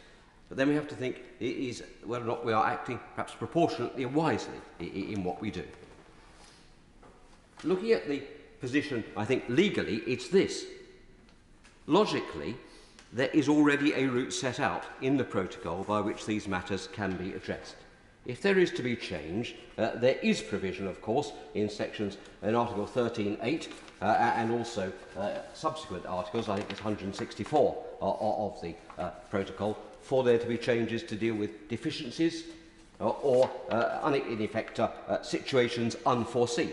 And you might very well argue that some of the way the protocol has been interpreted, largely I would accept because of the intransigent nature adopted frequently on the EU side and the unwillingness to extend Mr Sefcovic's mandate, have contributed to that.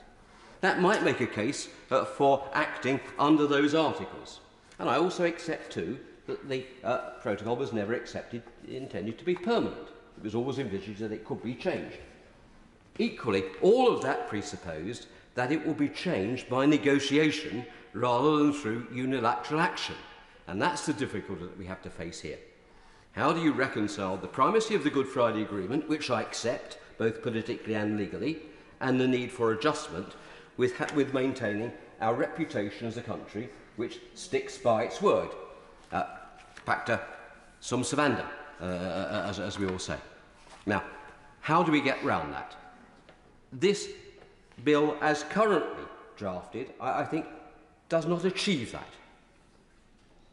It could be, were it to be amended, and that's why I do not take the view that we should exclude the idea of legislation to act in the way that is envisaged, but I do think it needs some serious thought, because at the moment, as I've suggested elsewhere, it raises as many questions as it answers, and we don't have those. Because if we are not to go down the route envisaged of renegotiated changes within the protocol, and there may be pressing reasons why that is not achievable in the time frame available, you then have the ability under Article 16 to take emergency safeguarding measures. Those have not yet been used. I agree with my right honourable friend, the member for Chingford and Woodford Green, that actually that might be an appropriate route to use. It might not solve all the problems, but I would suggest too, for reasons I'll come to, that would legally put the UK in a better position were it then seek to go further than that. Because to rely upon necessity, as the government does, which is a respectable and established concept in international law, I concede that, but one which it's well known must be used exceptionally, and therefore rarely and with a high evidence threshold to be met, it will be, I think, much better to have exhausted all opportunities. Indeed, that is part of the doctrine.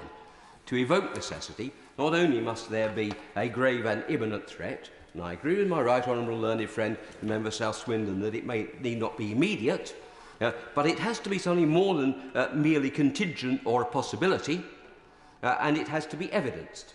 And it seems to me that what we do not yet have is the evidence before us. So what I say is that before this bill passes its stages in this House, the government, which is working upon its evidence base, which says it will be able to draw together the facts which can be applied to the evidence to substantiate the grounds of necessity, ought to come to the House with that evidence. Going forward, rather than having exceedingly wide Henry VIII powers, I would think it much preferable that we do as we did with the UK Internal Markets Bill and require the government to come when it wishes to disapply an element of the protocol to the House and seek its endorsement, having presented that evidence to it. Similarly, I don't see why the clauses in Clause 18, which such wide powers to do anything virtually is acceptable. It should come back to the House, and why it is necessary in Clause 20 to seek to oust the jurisdiction of the European Court at this stage, because as yet the potential jurisdiction of the ECJ is at least contingent and potential, and therefore not, I think, pressing and immediate in terms of the doctrine of necessity. So I will not support the bill tonight. I will not vote against it. I'm deliberately abstaining tonight to see how the bill develops, because I think it could be amended into a workable form, but it comes with very many caveats and a lot of questions I think the ministers need to answer, and I hope they'll seek to address those as we go forward. Bel Ribeiro-Adi. Thank you, Madam Deputy Speaker. This government is making a habit of breaking the law. Just last Friday, the Home Secretary was found to be in breach of the law, and not for the first time, in relation to the Equality Act and the mistreatment of refugees. Overnight, we learned that the Prime Minister intends to be in breach of WTO rules in order to slap tariffs on steel. And here we are today with the Foreign Secretary telling us earlier that this government will rip up the Northern Ireland Protocol that it negotiated and it voted for. This is clearly another breach of the law and a shameful hat-trick from three of the foremost senior officers of government. The party opposite can keep trying to spin it however it likes, but the bottom line is that the withdrawal treaty is an international treaty. The unilateral abrogation of a treaty or any part of it is a breach of international law. In addition to undermining any reputation for straight dealing this government may still have, it also tarnishes the reputation of this country. It drives a coach and horses through the entire agreement that we've made with the European Union, and it undermines the Good Friday Agreement with all the potentially serious consequences that that entails. It insults our intelligence, Madam Deputy Speaker, when the Foreign Secretary claims that it is to protect the Good Friday Agreement. It does the very opposite, and she knows it. The potential consequences from this legislation include, but are not limited to, the possibility of an all-out trade war with the EU, no trade deal with the United States, severe disruption to our trade at a time when the economy is already suffering from Conservative economic mismanagement, and instigating political turmoil once more on the streets of Northern Ireland. The claims that the economy in Northern Ireland is suffering as a result of the protocol are completely false. North-South trade in Ireland is actually booming. It's the economy here which is suffering because of Brexit. Ministers know full well that the majority of people in Northern Ireland voted against Brexit, and by a much bigger margin than the Vote Leave campaign achieved. They continue to elect a large majority of MPs and MLAs who oppose Brexit and support the protocol. But then this government and its predecessors have never been overly concerned with democracy in Ireland. The reality is, Madam Deputy Speaker, that the claim on which the party opposite fought the election, that they would get Brexit done, was a great deception. 6 years after the referendum vote, the party opposite has gone through 3 prime ministers and may soon be on its 4th, but still has not got Brexit done. We wouldn't be here if they had. Now, the Foreign Secretary called herself a patriot and said her party was the party of the Union and firmly in belief and support of the Union, but the party opposite can't actually be serious. A disastrous Brexit and now trying to fiddle with it, a shoddy government generally, shocking legislation which is just making nationalist arguments for them, and hostility to greater devolution, and ignoring the views of people right across the other nations of this country. This government is not a defender of the Union. It's probably actually the biggest threat to the Union of the United Kingdom that there has been in recent years. Madam Deputy Speaker, they're unwilling to face reality or to come clean with the people of this country. They are willing to risk peace in Ireland, further damage living standards right across the UK and break the law in order to cling to office. So to paraphrase one of their own, Winston Churchill, never in the field of international relations has so much been put at risk to the detriment of so many for the interests of so few. So if it wasn't abundantly clear, Madam Deputy Speaker, I'm firmly against this ridiculous piece of legislation. Robin Miller. Madam Deputy Speaker. Before I start, Madam Deputy Speaker, I'd just like to comment on the quality of the debate that we've had. I've been really encouraged that all parts of the House have contributed. We've heard many different views, but this is a reflection too of the conversations I've had around this place over the last few weeks in the run-up to this debate. And I welcome that engagement across the House on all of these points, because at the heart of this, I do believe this is about the Union. It's a question of principle. The Honourable Member for Central Leeds said that this was a bill born out of desperation, not principle, but I would argue exactly the opposite. This starts with principle. For me, this starts with the ruling of the Northern Ireland Court of Appeal that the Acts of Union were subjugated by the Northern Ireland Protocol. It is imperative then, as a point well made by the Right Honourable Member for Lagan Valley, it's imperative then that while we consider issues of trade, while we consider the peace agreements, we also consider the integrity of the Union.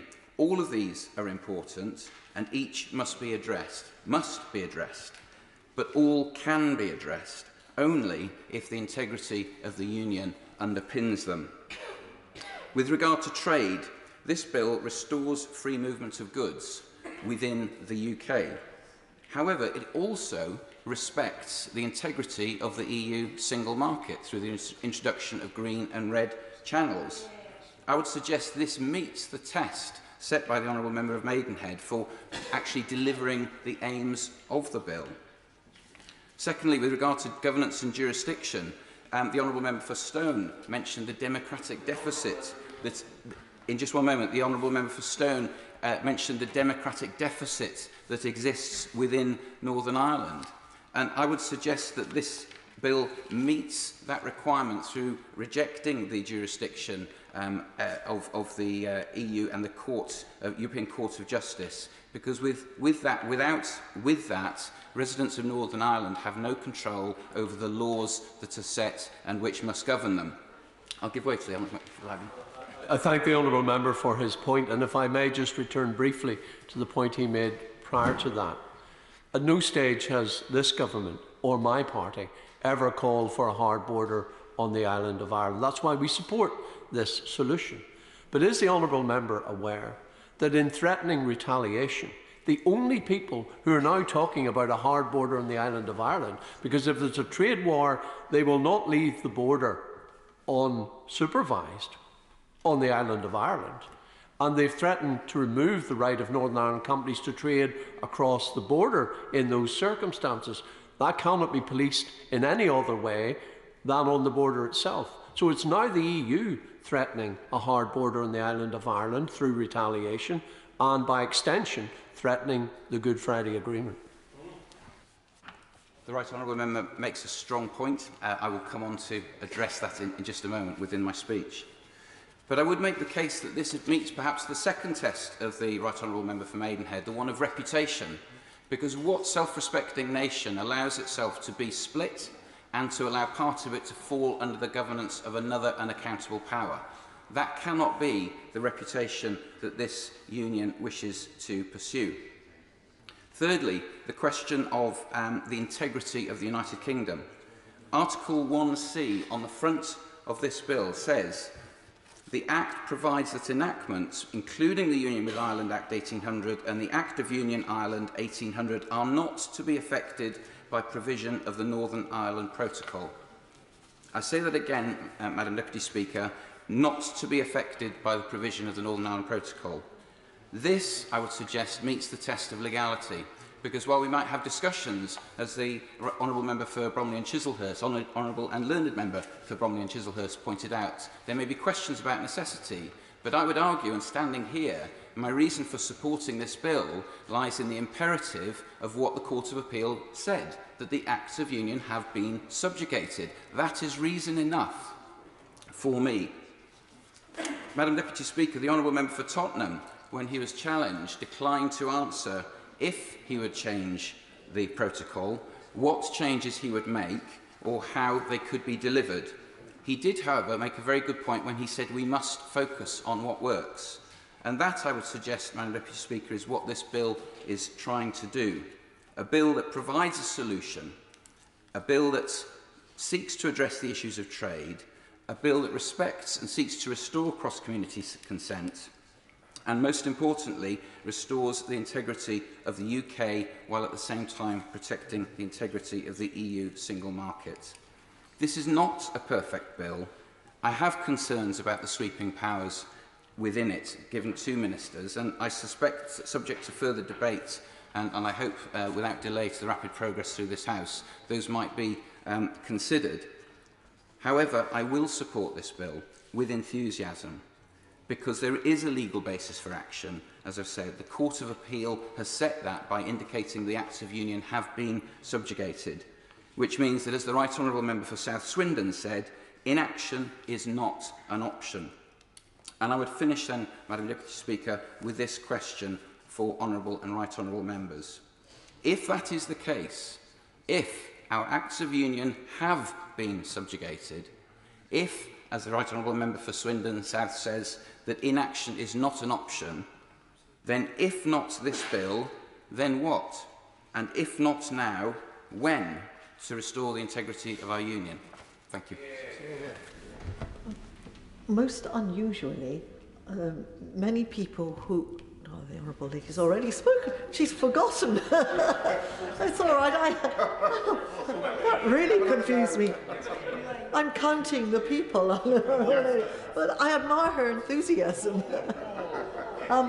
Most unusually, some members who had indicated to Mr Deputy Speaker earlier that they wish to speak are not in the chamber and appear not to wish to speak. So therefore, most unusually, I'm going to extend the time limit, at least for a short while, to 7 minutes.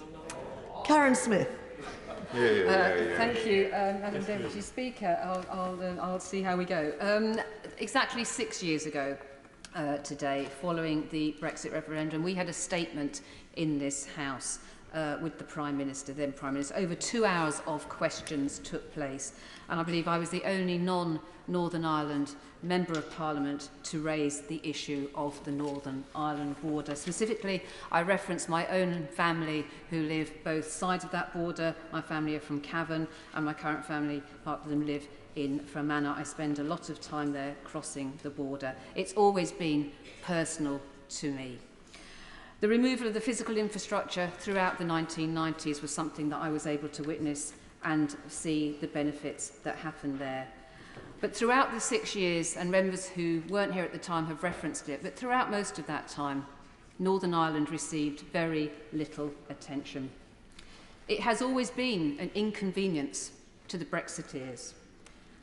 They have never really articulated a solution to the conundrum of the unique circumstances on the island of Ireland. And too many people across this House do not know and do not understand the history. Now, clearly, there's circulating amongst the ERG or somewhere a briefing pack that starts at 1800 with the Act of Union, moves swiftly on to 1998 and finds us back here today.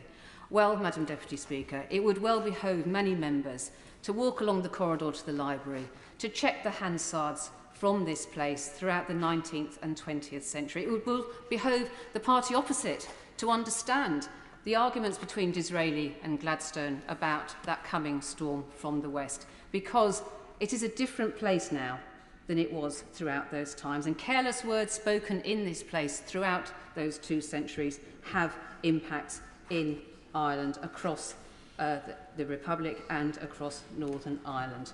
Peace and stability must always guide us all. We all want that to happen, but nothing in this bill does anything to bring peace and stability into Northern Ireland. It brings no power to people in Northern Ireland. It gives all power to singular ministers in this government. The Secretary of State has told us today that she has no agreement from the parties that they will go back to Stormont, and the powers given to the Minister from the UK Government is complete, unfettered, with no accountability. One of the key parts of the Belfast Good Friday Agreement, which nobody seems to want to mention this afternoon, which has always been really important to bring peace and stability across communities, is the mutual interest and mutual respect between the UK and Irish government for the two communities that exist in Northern Ireland. Mutual interest and mutual respect. So I know the party opposite don't like this, but Ireland remains a member state and is that mutual interest. So when people casually talk about the EU being the enemy, what they really mean is that Ireland remains the enemy. For the Brexiteers, there has always been one solution to the problem of Northern Ireland, and that is for the Irish to leave the European Union. Brexit has never been about the UK leaving. It's always been about the destruction of the European Union. The solution for the Brexiteers, for the ERG that now control the party opposite, is for Ireland to leave. But that's not going to happen. Ireland has been very successful within the European Union. It has transformed society and people there. That is the realpolitik. The unique circumstances on the island of Ireland have not changed. And somehow we need to remind the party opposite and other members of that place.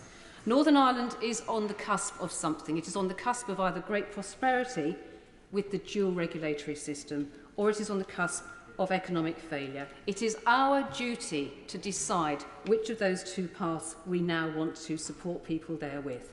Investment does await. The fulcrum of being part of the EU and the United Kingdom is potentially very exciting for business and prosperity in Northern Ireland.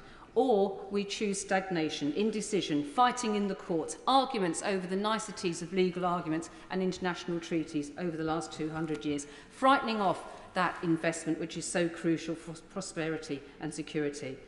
But it's not just personal now for me here. The fact of our breaking an international agreement, the instability that causes, definitely impacts businesses and people in my Bristol South constituency. Our international reputation, our stability, our rules-based economy as a safe place to do business is being totally trashed by this government. Our reputation is being shredded. And in the remaining minute I have, Madam Deputy Speaker, I just want to alert members, if they didn't follow, on the Public Administration and Constitutional Affairs Committee, of which I'm a member. We are currently doing an investigation into international treaties. We've had Lord Frost, and last week we had Professor Bartels from University of Cambridge. And when asked about the state of necessity, Professor Bartels said, I would say that you resort to a defence of necessity when it is necessary. In other words, you don't have anything else. The ultimate test of legislation is, will it work? And this is clear that this will not work. It's a distraction. It's a distraction from the psychodrama within the Conservative Party and the Prime Minister, and it's truly shameful. Dr. Andrew Murison. I'm grateful, Madam Deputy Speaker. It's always a great pleasure to follow the Honourable Lady, although I have to say I profoundly disagree with the implication that those of us who decided Britain's place in the world was best served by leaving the European Union view the EU, let alone the Republic of Ireland, for goodness sake, as the enemy, to use her words. Clearly, that is not the case. My right honourable friend, the Minister, who winds up, will be sport for choice in choosing speeches to comment upon. But if I can say so, in a very brief period of time, the right honourable gentleman, the member for Lagan Valley, an intervention on the honourable member for North Down, pretty much nailed it in his assertion. It is clearly the case that the status quo is not compatible with the Good Friday Agreement, with the Acts of Union, and that the doctrine of necessity certainly applies in this case. It's remarkable, isn't it, that the protocol's supporters appear to be the parties opposite. Those that drafted it sit on these benches and are trying to change it. I also enjoyed the remarks one or two honourable members made opposite, appearing to trenchantly support the other place in the hope that they will defenestrate this bill, which I sincerely hope they fail to do. That said, though I welcome this bill, I hope it will be improved in committee and in the other place, and in particular some of the swinging powers that this bill gives ministers will be clipped. I have to say to ministers also, whilst assuring them of my support this evening, that I remain somewhat bewildered by their refusal to consider in a meaningful way triggering Article 16. That is already available to them, and nobody has marshalled a credible argument that satisfies me, certainly, that it could not be done, should not be done. The grounds for triggering Article 16 are clearly there, in that we don't have anything approaching proper governance in Northern Ireland, not at all. Despite the May elections, the Assembly has failed to assemble and the institutions are not working. Surely, to goodness, those are grounds, the strongest grounds possible for triggering Article 16, far stronger, I must say, than the grounds chosen by the President of the European Commission early in 2021 to trigger this thing, albeit very briefly and ignominiously, on the grounds of trying to prevent vaccines transiting from the Republic of Ireland to Northern Ireland. Of course I will. I'm very grateful to our friend. He makes a very important point. Would he agree, too, that from a legal perspective, if Article 16 were to be triggered, then at least we will be able to argue that we'd used all means available to us under the protocol, which is necessary to meet the necessity test, i.e. that the state has exhausted all the options open to it before it then acts unilaterally. That's exactly the value of using Article 16. I absolutely agree with that. It's argued, of course, it is that triggering Article 16 is meant to be temporary. Well, those of us who have been around a bit realise that temporary very often turns into something far more permanent. But it would certainly be a reasonable first step in dealing with this, which we all agree here, pretty much all of us apart from the SDLP, is an unsatisfactory situation. And I'm still unsure, despite my right honourable friend, the Foreign Secretary's remarks earlier today, why it is that the government is not doing that. Perhaps the Minister, when he winds up, might like to address that. I would also like to know where in this legislation there is a threat to the single market. Trade between Northern Ireland and the Republic of Ireland is pretty much a rounding error, as a point has been made by others. Companies like Sainsbury's don't exist in the Republic of Ireland. Goods going to Sainsbury's in Northern Ireland from GB cannot possibly land up on shelves in Sainsbury's shelves in the Republic, because there are no Sainsbury's shelves in the Republic. There are more checks on this border than on Chile. And checks for what? It's not clear to me at this particular point in time why we need to be doing checks, since we have agreement on tariff, we have standards and regulations that have not yet had the opportunity to diverge.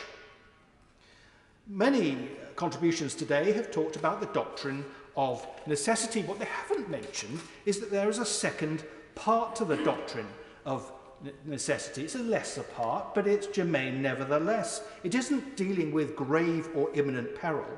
It allows parties to rescind an obligation if to do so would not, quotes, seriously impair an essential interest of the states towards which the obligation exists, or of the international community as a whole. Where in this legislation, and where indeed in triggering Article 16, would the threat to the single market come from? Indeed, I would argue, and ministers certainly have, that the legislation before us is helpful in many respects to the single market, and it certainly is to the internal market. So why is the European Union doing all this? Why isn't it giving Mr. Šefčovič the powers that he needs in order to negotiate properly with, firstly, Lord Frost, and secondly, the Foreign Secretary? Now, we can all suggest geopolitical reasons for doing it, and of course there are member states that are perfectly happy for their own benefit with the status quo. The Republic of Ireland probably is rather enjoying the export opportunities that currently exist because Northern Ireland can't get what it needs from GB. But we have to hope that the EU, even at this stage, will recognise the damage this is doing to the Good Friday Agreement and the prospects of ongoing peace and harmony in Northern Ireland, even at this late stage. Consider the interests of the people of Northern Ireland first, in which case this legislation will not be needed. Now, the government, in my view, signed the Northern Ireland Protocol in good faith. It was entitled to receive the same back from the European Union. After 18 months, it is plain as a pikestaff that that reciprocation has not happened. It's not as if there are not technical solutions to the problems that currently exist. I wrote about this in my report when I chaired the Northern Ireland Affairs Select Committee, and it distresses me that all this time on, nothing appears to be done about the recommendations I made, and which others have made subsequently, that would deal with this perfectly elegantly. And of course, it may very well get worse, with the SPS offset through the Movement Assistance Scheme likely to be viewed as ultra vires by the European Court of Justice, and the prospect of energy VAT, which I hope very much will be reduced in GB, not being reduced in Northern Ireland, completely contrary to the Good Friday Agreement and the Acts of Union. The Right Honourable Gentleman, the member for Leeds Central, who is no longer in his place, said the EU needs to move. Well, it does. It won't. I hope this legislation gets it moving. Martin Doherty-Hughes. Thank you, Madam Deputy Speaker. It's always good to follow the member for South West Wiltshire, even though I'm going to profoundly disagree with them. I think it's also interesting that we now have a tantalising real-time example of what happens in the UK, and a part of the UK is actually able to diverge from the current UK economic model. And it turns out not simply accepting lower growth than the south east of England in perpetuity in exchange for a guaranteed lump sum can actually be quite beneficial. And of course, the UK government, it would seem, wants to put an end to it. But I think it's important, Madam Deputy Speaker, to take a historical view of where we are, because I think it behoves the British government to remember its history, for its predecessors have been here before, Madam Deputy Speaker, quite a few times. The end of the 7 Years' War in 1763, there might have been a few folk here who were there back then, was a catastrophic success for a newly fledged Great Britain. Victory over the perfidious Europeans gained a supremacy over both the North American continent and possessions elsewhere. And let me quote from Professor Alan Taylor's Pulitzer Prize-winning History of the American Revolution. Here he cites Henry Ellis, colonial governor. What did Britain gain by the most glorious and successful war on which she ever engaged? A height of glory which excited the envy of the surrounding nations, and an extent of empire we were equally unable to maintain, defend or govern. Taylor adds, because of that triumph, the empire would reap a revolution in British America. And as we stand here, Madam Deputy Speaker, in these sunlit Brexit uplands, we must also consider the price that this modern-day facsimile of Georgian Britain would have us pay for attaining their own heights of glory, because even then, the idea that this place, this legislature, should be supreme above all others, also led them to make similar mistakes. Now, the contradictions of British North America, of course, were slightly different to those we face today. In short, while the colonialists like to distinguish themselves from their French and Spanish rivals because they had a form of, now let's not call it devolution, let's call it self-rule, that they were more democratic. We now know that that was somewhat erroneous, as it was a form of self-rule that was very much restricted to Protestant landowners. But while this made the ruling of the original 13 colonies relatively straightforward, the newly won possessions in New France did not fit that model. And so this Parliament decided to pass the Quebec Act, which didn't go down too well with the Puritans in New England or elsewhere. The vastly expanded sphere of influence was also much more expensive to maintain. And so, despite the warnings that this would not be appreciated, they decided to levy taxes for the first time on their colonial possessions. First through the Sugar Act, then the Currency Act, and then the Stamp Act. All the time ignoring the consequences for those who were being subjected to them, and slowly driving the wedge between England's interests and that of its periphery. The ministers maybe should listen. And we know what happened next. And the reason I take us on this American detour, Madam Deputy Speaker, is because we live in hope that the ministers on the benches opposite will reflect on how this wonderful wheeze designed to reassert primacy of this Parliament here isn't going to work in places where people look to legislators which are closer to them. Well, I'm afraid I want at this moment in time, I want to make some progress. And I'm going to make some progress. And quite simply, maybe in the 18th century or the 21st, bringing forward legislation that damages the economic self-interest of those in the periphery in order to benefit those in the core is never going to end well, especially when it solely satisfies the desires, in this case, those of the parliamentary sovereignist fetishists, which do not represent any real majority, even in the core. Let me maybe bring it to a conclusion, Madam Deputy Speaker, from a quote from Edmund Burke, not only the father of conservatism, but an Irishman and a unionist to boot. Now, many will remember his quote from the Reflections on Revolution in France. People will not look forward to posterity who never look backwards to their ancestors. Besides, the people of England will know well that the idea of inheritance furnishes a sure principle of conservation and a sure principle of transmission. But I think the one that is more pertinent to our discussions is a few paragraphs later.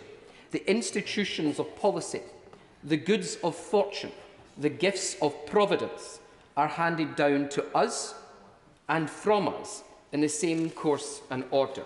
How providential it is, then, that this Conservative Unionist government's blessed inheritance and this state's institutions of policy are to repeat the same mistakes that it's always made. And it's a shame, Madam Deputy Speaker, for the people of Northern Ireland that the economic and political damage of this bill is to be visited on them in this manner. David Simmons. Thank you, Madam Deputy Speaker. I was very struck by the comments of the member for Bristol South, who talked about the fact that when we debate issues relating to Ireland in this place, we don't often pay sufficient respect and attention to the complex politics of Northern Ireland. And I think it's been good that in the debate tonight, there's been a very thorough airing of different perspectives that certainly have illuminated my thinking on it. And when we consider that Ireland remains the 4th largest destination for UK exports, the 10th largest source of imports into the United Kingdom. For Northern Ireland, 40% of goods exports go to Ireland and 36% of imports come across from Ireland. It's clear that it is a very important economic relationship, and in the context of addressing the cost of living and other things which we know are important from debates in this House, a very important relationship. And I'm persuaded, as my honourable friend, the member for Newcastle and Lyme outlined in his contribution earlier on, that although we have many concerns about elements of this bill, it's right to give the government the benefit of the doubt, to create that space for the negotiation which we've heard is happening in good faith, with a view to seeking a negotiated agreement to address these issues, and recognising if that goes wrong, we need to have the ability to protect our position in due course. Now, Ruislip, Northern and Pinner is a very long way from Northern Ireland, but it's of enormous interest to my constituents, because my constituency includes a very large number of people who are small and medium-sized exporters and importers. And I've heard of many constituency surgeries directly from many of those businesses that the issues that are contained both directly in this debate about Northern Ireland, but more generally the issues in areas that affect our international trade, are incredibly important to them. And I wanted to start by highlighting the very exciting judgment of the European Court of Justice, number C213/19, which is the judgment in respect of legal action against the United Kingdom for long-term and persistent failure to undertake proper border controls during our period as a member of the European Union. And by long-term, I mean going back at least to 2005. So governments of all parties have a degree of responsibility in this matter. And clearly it is important in this House that we ensure, in that context of trust, that when we talk about arrangements, whether it is green lanes and red lanes, or any other part of the United Kingdom's international trading arrangements, that we demonstrate that we have effective customs and border controls in which people can have confidence. Because my small and medium importers and exporters do not wish to be undercut, as that judgment highlights, by fake imported goods brought in through the United Kingdom, which for some time was notorious as an EU member state for failing to undertake this work properly. So we need to take that, Madam Deputy Speaker, very seriously. And in respect of our attitude to international law, I very much agree with the point that was made by the member for Abercrombie. It is not a fair comparison to say that this bears any relationship to what's being said about the likes of Vladimir Putin. But I certainly heard at my recent visit to the European Court of Justice in Strasbourg that when those who are charged with enforcing those judgments, many of which are about commercial disputes, they're about property assets, they're about the ability of families to enforce their rights to family life, that when they are enforcing those judgments in countries where governments are disinclined to follow the law, there is always a degree of pushback from the diplomats representing those countries who say, well, if a founding father state of the European Convention on Human Rights is saying it disagrees with those laws, why should we follow them? And that impacts my constituents and all of our constituents. So we need to demonstrate that we remain absolutely committed to upholding the highest standards of the rule of law. And finally, Madam Deputy Speaker, I think it's really important as we debate these issues that we remain focused on the benefits we expect this future arrangement to bring to the people of Northern Ireland as part of our United Kingdom. It is true, and many members have referred to it, that the latest release from the Office of National Statistics suggests that where my constituency is in London, we saw a 2.3% GDP growth, a strong rebound from COVID, and the second highest part of the United Kingdom was Northern Ireland with 1.4% GDP growth. And it's certainly been helpful to me to hear from a number of members on the benches opposite about some of the nuances of that, what it means for services versus goods, and how that is impacting in the communities of Northern Ireland, because we do need to get this right. But the complexity of it is demonstrated by the point that was made at the dispatch box at the very start of this debate, that making sure that the benefits of decisions that we make extend to all parts of our United Kingdom. And that example of the removal of VAT from products that are designed to improve green energy and improve environmental friendliness. I note that on the 7th of December 2021, the European Council of Finance Ministers took the decision to enable the exemption, the removal of VAT on all of these products, about 4 months before that decision was made and presented to this House, a decision which I very much support. I would ask, when ministers are summing up, when they explain why it is that when that benefit has been felt across England, Wales and Scotland, and we are told that it's not possible to see that benefit in Northern Ireland, given that it also exists and existed before it existed in this place under EU rules, why we've not been able to ensure that people in Northern Ireland could have the benefit of the investment that that would prompt in ensuring that homes and businesses enjoyed the highest standards of environmental friendliness. So finishing, Madam Deputy Speaker, as I started, I'm going to give the benefit of the doubt very much to the government this evening. As this goes through the House, there will be the opportunity to explore many of the issues that I and others have raised. But it is important that we demonstrate that we are taking these issues extremely seriously and that we are demonstrating for the benefit of our biggest trading partner in the European Union and also our people in our United Kingdom, that we are determined to negotiate in good faith and achieve an agreement together. Ian Paisley. Deputy Speaker, I thank the member for Ruslip for his very thoughtful comments and speech. And it's a pleasure to follow him in this debate. Madam Deputy Speaker, this debate reminds me a wee bit like the story of the man who asked for directions in Northern Ireland. He said, "Could you tell me how to get the Lisnagonia?" And the man said, "I wouldn't start from here." And that debate, this debate around the protocol in Northern Ireland is a wee bit like that whenever we actually start to examine it, because the government knows. And indeed, the member for Maidenhead, the former Prime Minister, made it very, very clear in her comments tonight, her very cutting comments tonight to the front bench, that our party warned from 2019 and before onwards about this matter, warned that it would cause problems, warned that the protocol was going to not work, and that those warnings unfortunately fell on deaf ears. So it is right and proper that the government does take actions this evening. I remember sitting in a Northern Ireland Affairs Select Committee, and the former Secretary of State, who's unfortunately not in this place but who spoke earlier, the former Secretary of State, whenever he commented on the protocol, and I asked him directly then, would the protocol put in place any barriers, any friction to trade in Northern Ireland? He said, don't worry about it. Don't worry about it. It'll all be light touch.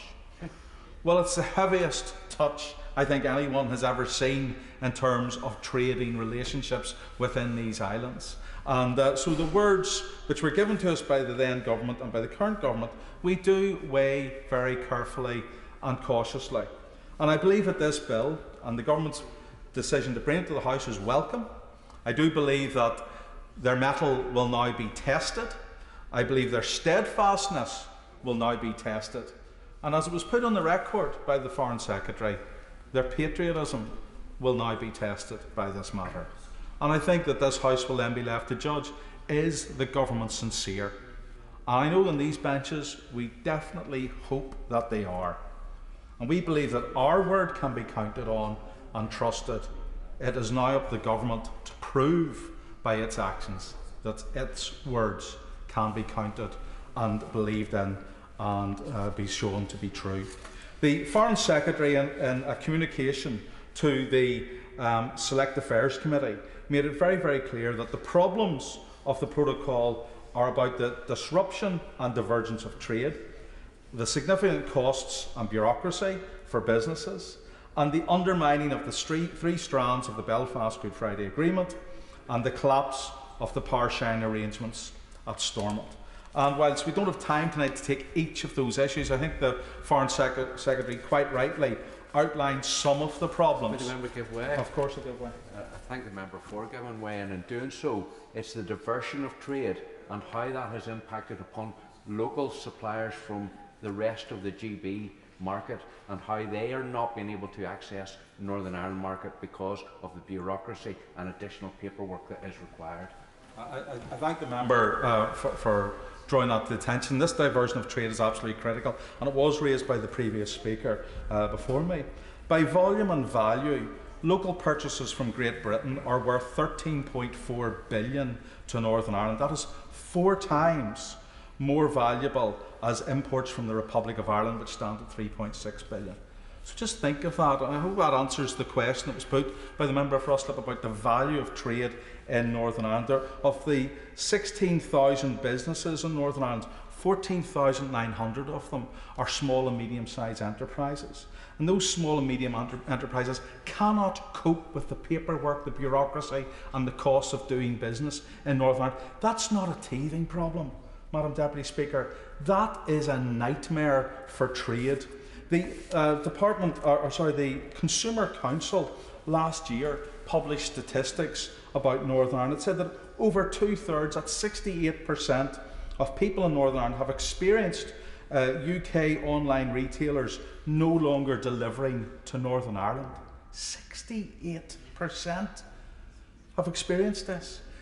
65%, nearly 2/3, have experienced delays in delivery of goods from GB online retailers to Northern Ireland. Over half, 53%, have experienced reduced access to products offered by GB retailers into Northern Ireland. Over 51% have experienced an increase in the cost of goods bought online. Nearly 1/3, that's 29%, have been charged customs-related fees for parcels coming from GB. And this is part of the United Kingdom. This is not some far-flung part of the world. This is a few hundred miles away. Part of this UK, and this is the impact that the protocol is having on the daily lives of citizens in Northern Ireland. Now, of course, people say, oh, but there's grace periods. Oh, last month, Mr. Shishkin made it clear that the grace periods, in his view, are illegal and they should not be used. And yet we hear from all across this House, oh, let's have negotiations. We do not have a willing negotiating partner in this negotiation. Hence, for the last year, the government has told Europe in a white paper Article 16 could be invoked. And instead of having a welcome from the opposition and from other parties. For the last almost 12 months we have heard, do not dare invoke Article 16. It's a step too far. It would be an atrocious action. And yet tonight, when the government says it's now gone too far, we have to go beyond Article 16. We have to bring in this bill to solve these problems that have been discussed. The member for Leeds Central puts out a little gambit to the House tonight. Oh, why don't we invoke Article 16? Only within 20 seconds to be shot down by his front bench because they would not support invoking Article 16. I think the hypocrisy is not lost on members in this House about how difficult a situation we're in and how urgent the requirement is upon this government to fix it. And I call on the government to move expeditiously to fix this matter. We have had over 300 hours of negotiations up until March of this year with the EU, and they have not budged. Their mandate will not move. And the Labour Party may have been suffering from amnesia or else make-believe when they thought they were negotiating with us on this matter in their earlier comments. But there have been no negotiations with the Democratic Unionist Party, with the Labour Party. There have been no negotiations with the Shadow Foreign Secretary and this party on any of this matter. And the Shadow Secretary of State can mutter and mumble from a sedentary position. He knows it is true. There's been none, because there has been no negotiations in this process, because Europe pulled stumps. They have not extended their mandate because they don't want to negotiate. I wish they would. We would quite happily, because within the provisions of the protocol, it is very clear that under Article 18, under Article 13 brackets 8, under Article 164, it can be lawfully suspended. And it should be. And indeed we would welcome that to have happened. But it has now come so far. The price is great, Madam Deputy Speaker. Fixing this protocol issue, we get devolution back. So let's fix it. Stephen Kinnock. Thank you, Madam Deputy Speaker, and it's a pleasure to follow the Honourable Member for North Antrim. Madam Deputy Speaker, as a patriot, there are many things that make me proud to be British. But perhaps what makes me proudest of all is that so many people and so many governments across the world see Britain as a law-abiding country that plays by the rules, as a country that is a consistent, reliable and trustworthy international partner, as a country that treats its allies with respect and always defends the rules-based international order, and as a country that acts in good faith, which has a sense of fair play hardwired into its DNA, and as a country that is capable of tremendous feats of statecraft, such as the Good Friday Agreement, one of the proudest achievements of any Labour government. And yet here we are this evening, Madam Deputy Speaker, debating a bill that takes a unilateral wrecking ball to an international treaty that the Prime Minister himself signed and described as an excellent deal just 30 months ago. Because let's be clear, this bill fundamentally undermines our reputation as a nation that upholds the rule of law. And this really matters, Madam Deputy Speaker, because geography is destiny. Whether the party opposite likes it or not, what happens on the European continent is of pivotal importance to Britain's security and prosperity. Because when Europe thrives, we thrive. When Europe slumps, we slump. And when Europe fights, we fight. Will my honourable friend give way on that? I will give way. Thank you, Madam Deputy Speaker. I'm very grateful to my honourable friend for giving way. He's making an excellent speech and obviously speaking from great experience internationally. Does he agree with me that not only he's about, I presume, to refer to the events in Ukraine, not only the Ukraine war is a very pressing issue where we need to cooperate fully, but there are many other international crises which we're dealing with at the moment as a country, including the climate emergency and a number of other matters. Does he agree with me, therefore, that it's vital that we work in partnership with our colleagues? My honourable friend makes an excellent point, and he understands that foreign policy begins at home. That if you don't have your own house in order, your ability to project influence, to build alliances, and to speak with moral authority is fundamentally undermined, and that is precisely the point that he's making.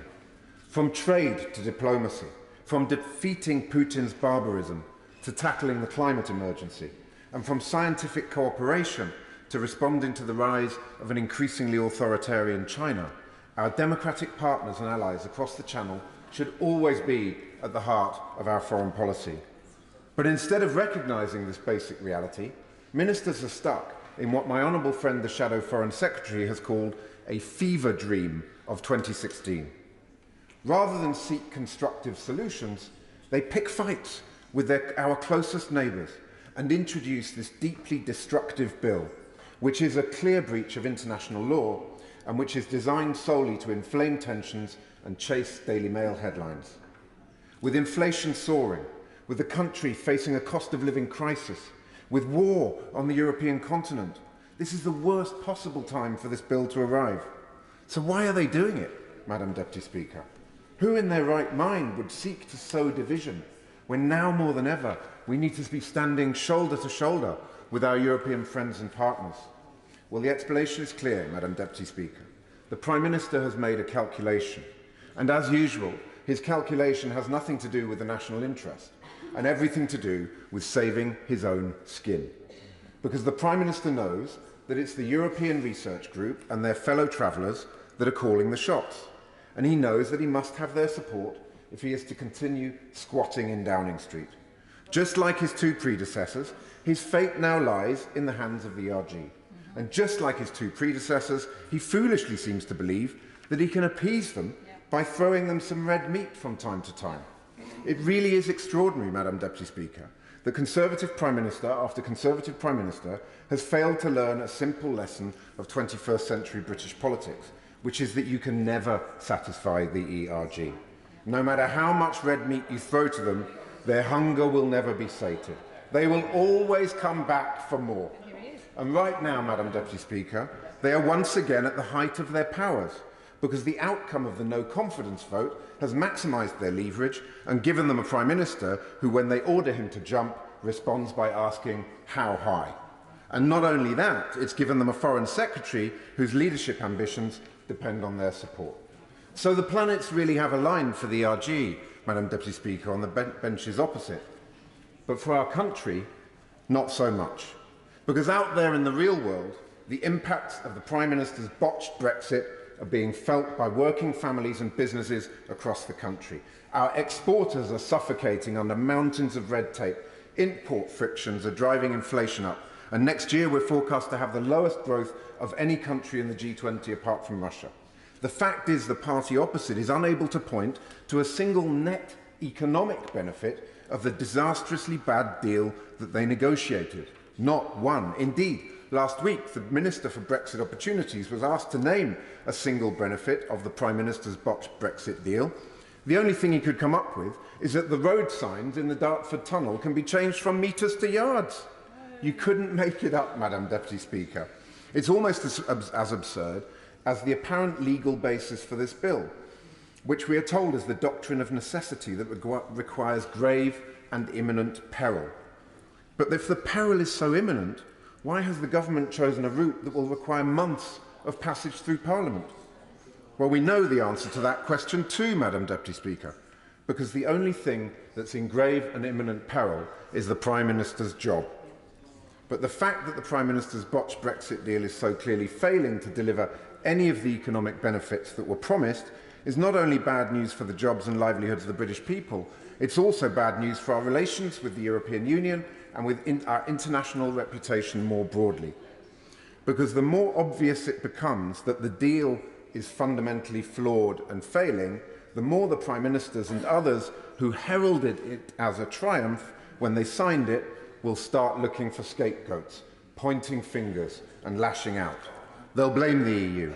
They'll blame those who voted Remain. They'll blame the civil service. They'll blame the judges. In short, they'll create a smokescreen of sob stories and grievance, which they hope will obscure their own profound incompetence. And they will use the passage of this bill and other ruses, such as the Bill of Rights and the Rwanda Plan, to whinge and rant about the saboteurs and the conspirators, because they will always try to play the victim card, and they'll never stand up and take responsibility. And there's nothing patriotic about that, Madam Deputy Speaker. So to sum up, the purpose of this bill is not constructive, it is deliberately destructive. It is not seeking to solve a problem, it's seeking to fuel grievance and shirk responsibility. It's not diplomacy or statecraft, it's a piece of reputation trashing vandalism. And this House should treat it with the contempt that it deserves. Thank you. Carla Lockhart. Thank you, Madam Deputy Speaker. I welcome this bill and its second reading in this House today, and I welcome that the Government now recognises the very significant problems caused by the protocol, the damage it is doing to political stability, to community relations and to vast swathes of our economy in Northern Ireland and indeed to businesses in GB. The bill is recognition of and an appropriate response to the unreasonableness that is intrinsic within the protocol and how, despite protracted engagement with the EU, the only thing more unreasonable than the protocol itself is the EU's attitude. Their obstinate approach to those intent on finding common sense solutions that will undo the damage we see in Northern Ireland, brings us here today. Solutions that with goodwill on all sides can work for everyone. That is what my party desires, solutions that work for everyone and can be supported by everyone. Madam Deputy Speaker, I know there are members in this House who today will rail against this legislation, and we have heard some of them already. It is worth reminding the House that some of those same voices are those who have called for the rigorous implementation of the protocol, but have realised begrudgingly at least some of the issues with the protocol. The same people say the way to deal with the protocol is through negotiation, and no reasonable person is opposed to negotiation. However, might I suggest they listen to Maros Sefcovic, who holds some form of demigod status in the eyes of the SDLP and Alliance, who has stated adamantly that renegotiating the protocol is unrealistic. Madam Deputy Speaker, while those who oppose this bill deal with the unrealistic, this party and now the government are dealing with the real problems caused by the protocol. The huge administrative burden and associated cost foisted upon businesses because of the sea border, the increase in transport costs that is making bringing goods to Northern Ireland more expensive, the banning of items from import into Northern Ireland from other parts of the United Kingdom, the constitutional change for which there is no consent. It is time for these parties to wake up, Madam Deputy Speaker, and I would commend the many that have spoken in support of this bill right across this House today.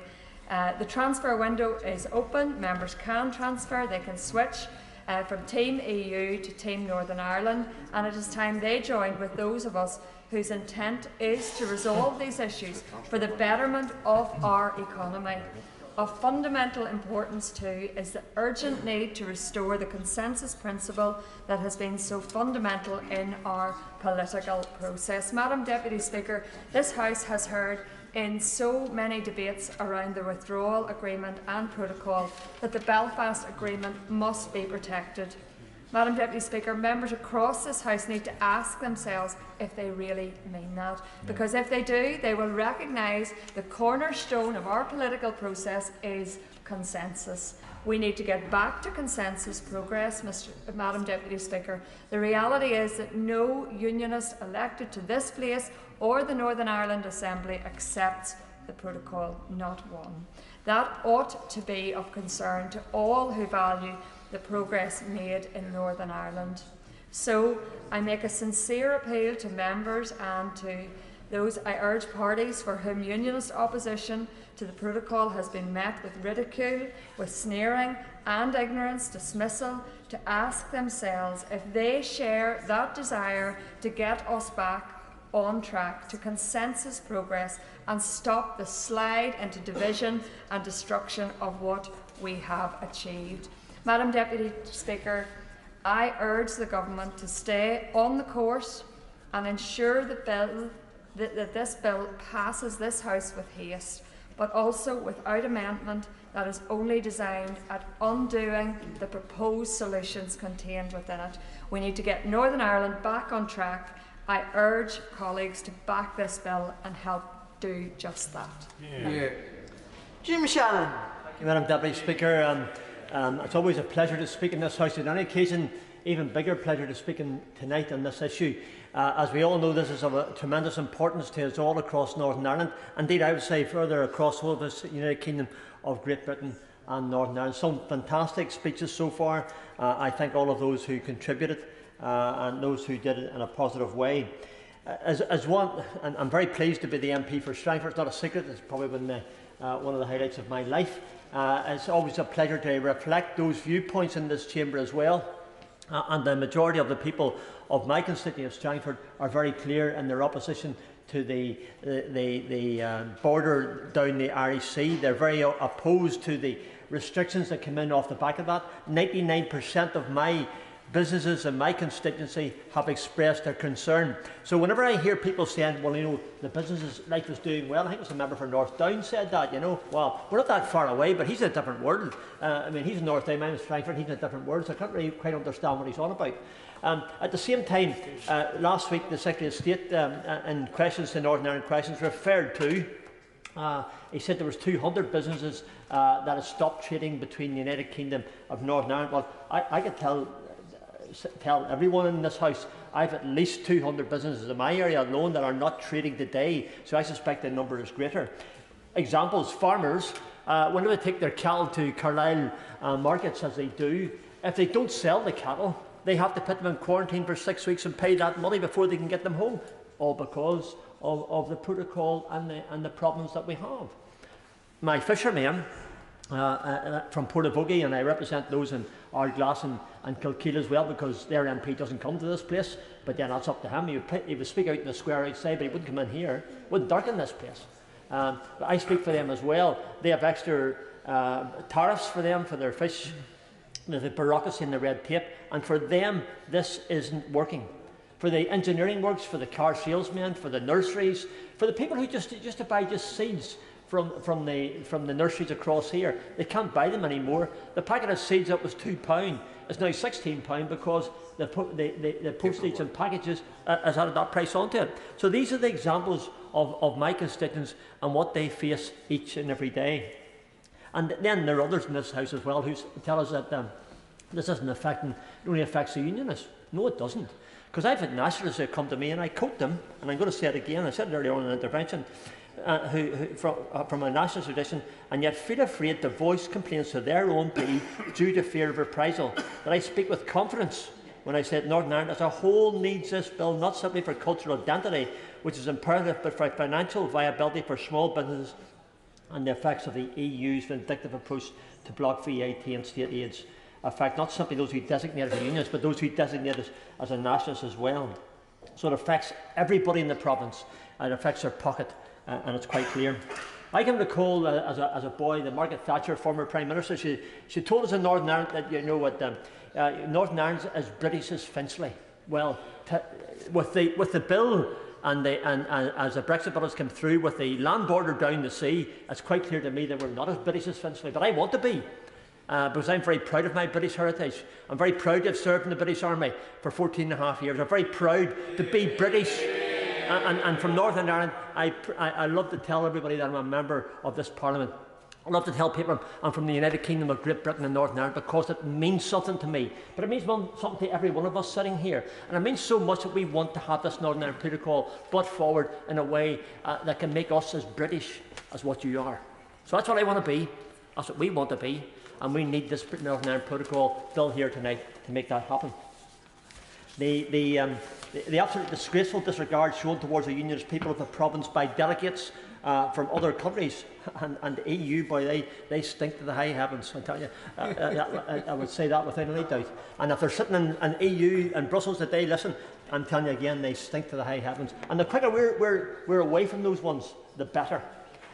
This is a very simple issue that's been misunderstood, and clarity is needed as a matter of urgency. The protocol stops tax and VAT. The protocol hampers small businesses from their #1 market. The protocol makes Northern Ireland, my country, a third country. The protocol undermines the Belfast Agreement.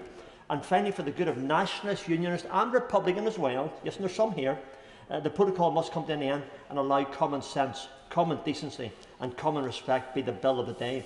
I'm very pleased, and I said to the Minister on the day that we had our pre-notification of this, I'm very pleased to see the changes in the CJEU. I welcome those because it removes the direct jurisdiction of the Court of Justice of the European Union to this place.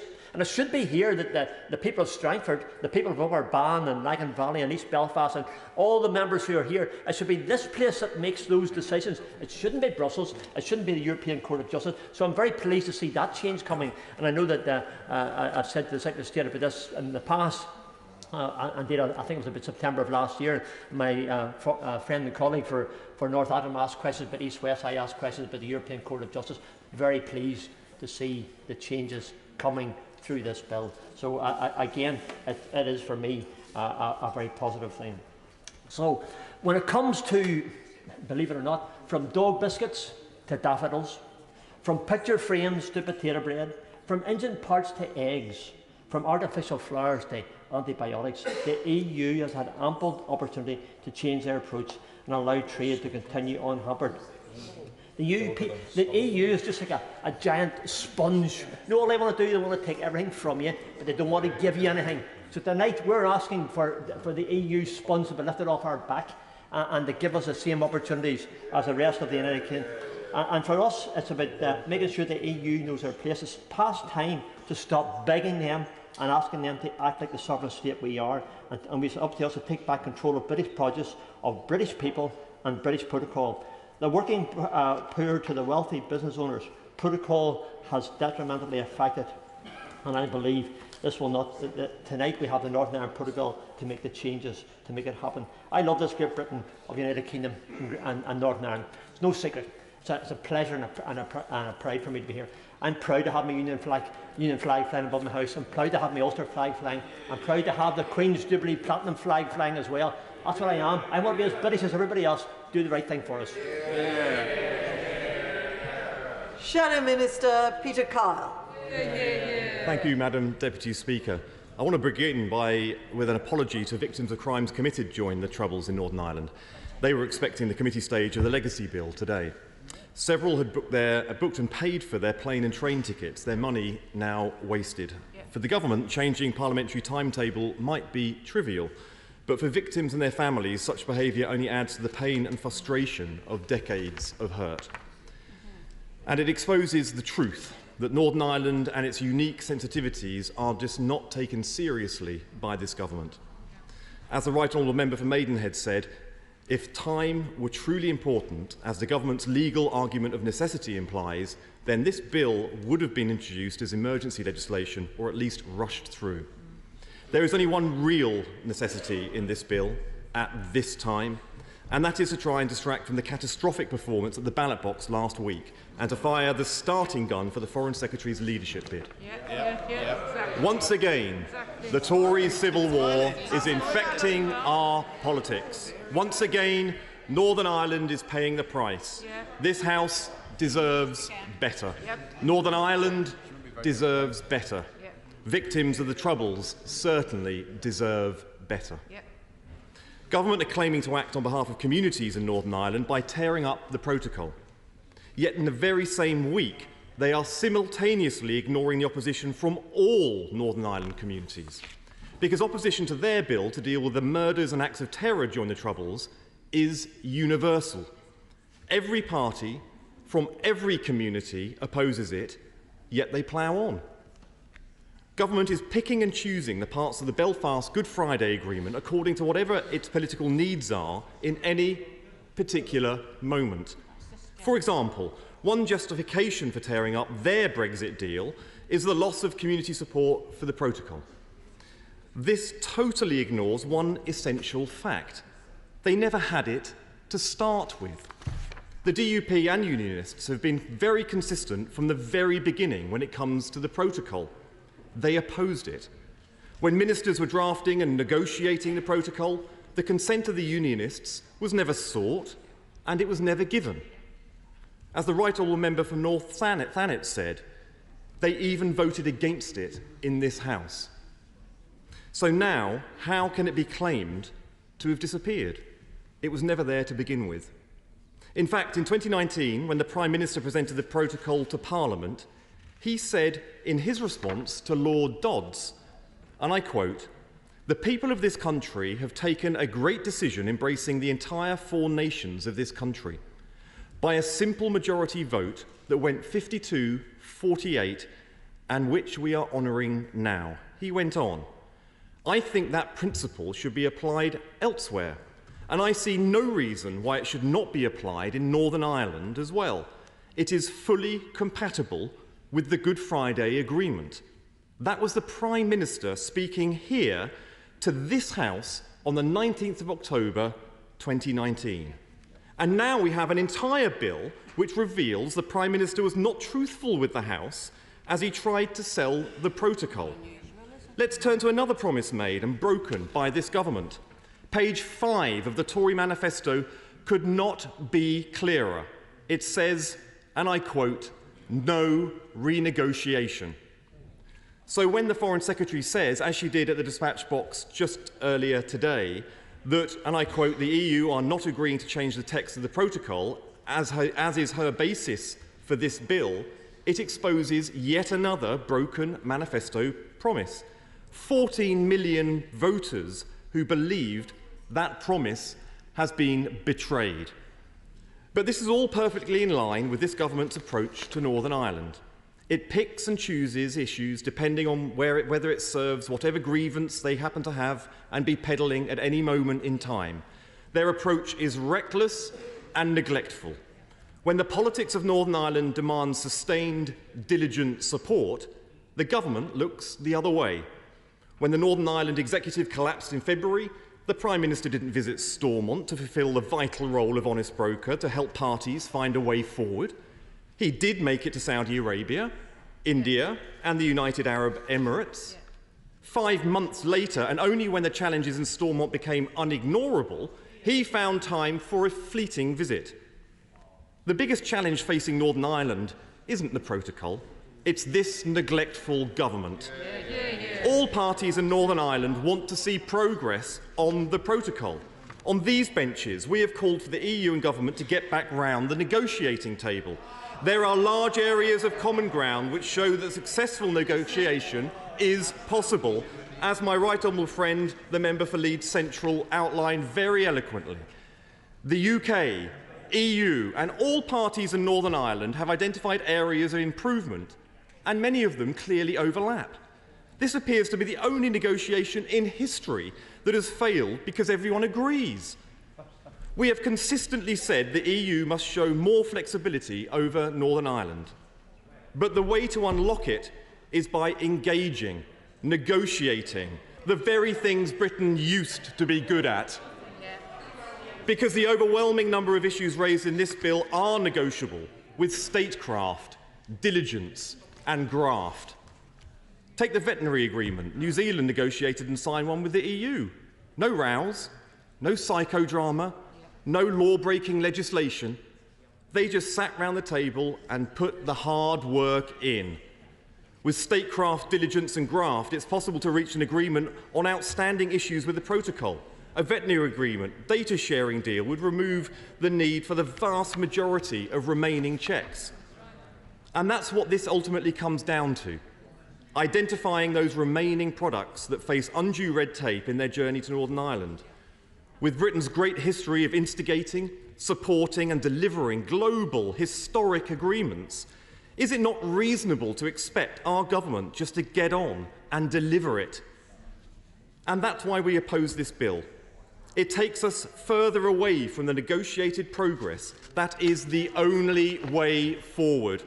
And it's worth putting the scale of the current Tory incompetence in perspective. The previous generation, including John Major and Tony Blair, they negotiated a framework that delivered peace in Northern Ireland. This lot can't even negotiate a prawn sandwich across the Irish Sea. Thank you, Madam Deputy Speaker. Secretary, order! Secretary of State, Brandon Lewis. Thank you, Madam Deputy Speaker. And I would like to begin by thanking all members who have spoken during this second reading debate. I will attempt, obviously, to respond to as many of the points raised as possible, maybe leaving out the honourable gentleman's choice of sandwich that he's been talking about this evening and on various interviews. But there have been a huge number of thoughtful and insightful speeches from a wide range of views across this House this afternoon that I think shows the interest and the support for ensuring, certainly from our side of the House, a resolution to the issues affecting the people of Northern Ireland. The Northern Ireland Protocol, whilst agreed with the best of intentions, is causing practical problems for people and businesses in Northern Ireland, including trade disruption and diversion, significant costs and bureaucracy for traders. It cannot be right that it is easier to send goods from Great Yarmouth to Glasgow than it is to Belfast, still a part and an important part of the United Kingdom. Everybody in the United Kingdom should be able to access products and goods in the same way. Political life in Northern Ireland is, as it has been, built on compromise and power sharing between communities, as the member for North Antrim outlined. But the protocol does not have the support of all communities in Northern Ireland. As a result, we are seeing both political and social stress in Northern Ireland, including the lack of functioning of both the Northern Ireland Executive and the Northern Ireland Assembly, as rightly outlined by my right and honourable friend, the member for South Swindon. It is clear that the protocol has become a major political problem, and it is putting strain on the delicate balance inherent within the Belfast Good Friday Agreement. And it is worth noting, and it might be forgotten from what some members opposite have said today, that in fact all parties, at some stage or another over the last few months, all party leaders in Northern Ireland have been clear that there is a need to change the Northern Ireland Protocol.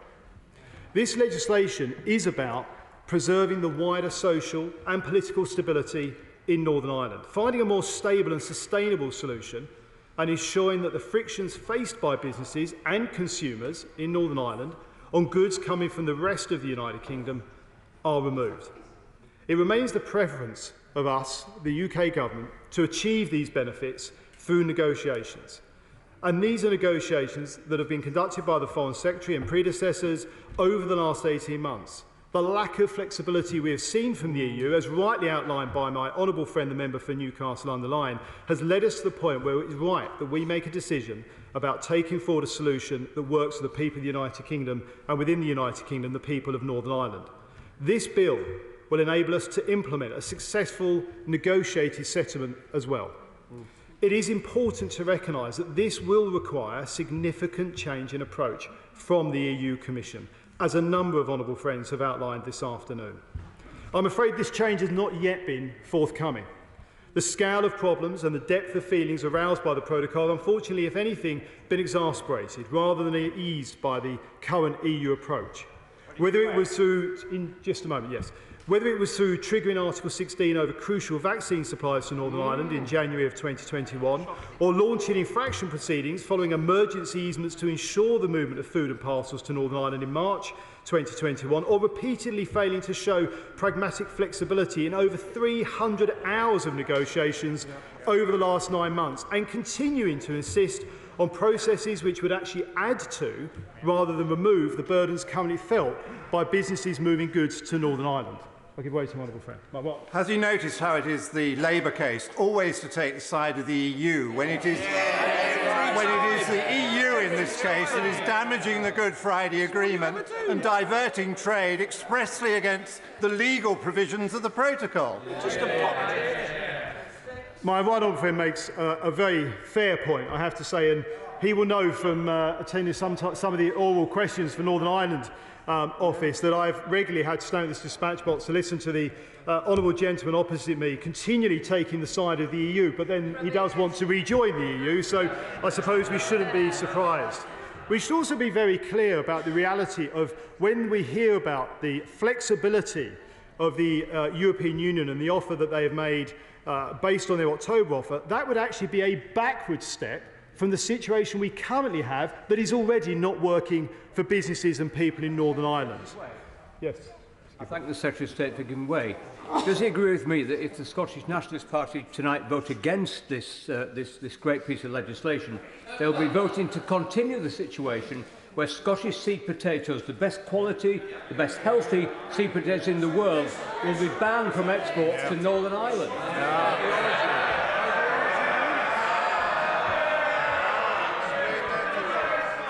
My right honourable friend is renowned for always speaking good sense, as he has done again with that intervention. And Madam Deputy Speaker, I can go further.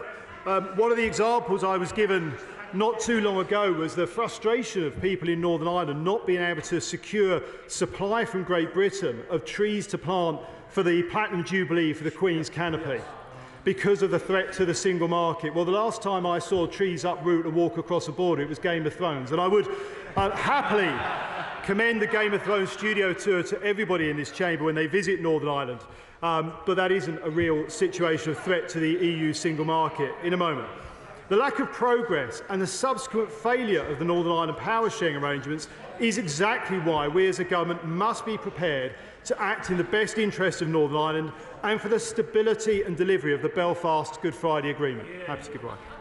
He talks about the movement of goods. When I was Shadow Northern Ireland Minister, I've repeatedly asked him in the run-up to the final decisions why he didn't prepare British businesses better about the agreement that he had made. He consistently said there is unfettered access always both ways. Why were British businesses not prepared for the deal that he agreed? Yeah. Well, first of all, I'd say to the honourable lady, we have delivered unfettered access from Northern Ireland to Great Britain. I appreciate she is talking about where we have got the real challenges, Great Britain moving to Northern Ireland. There were flexibilities and vagueness and actually some areas of the protocol in terms of the implementation that were not resolved. That's why we had the grace periods. That's why we had to extend the grace periods. We now have the standstill.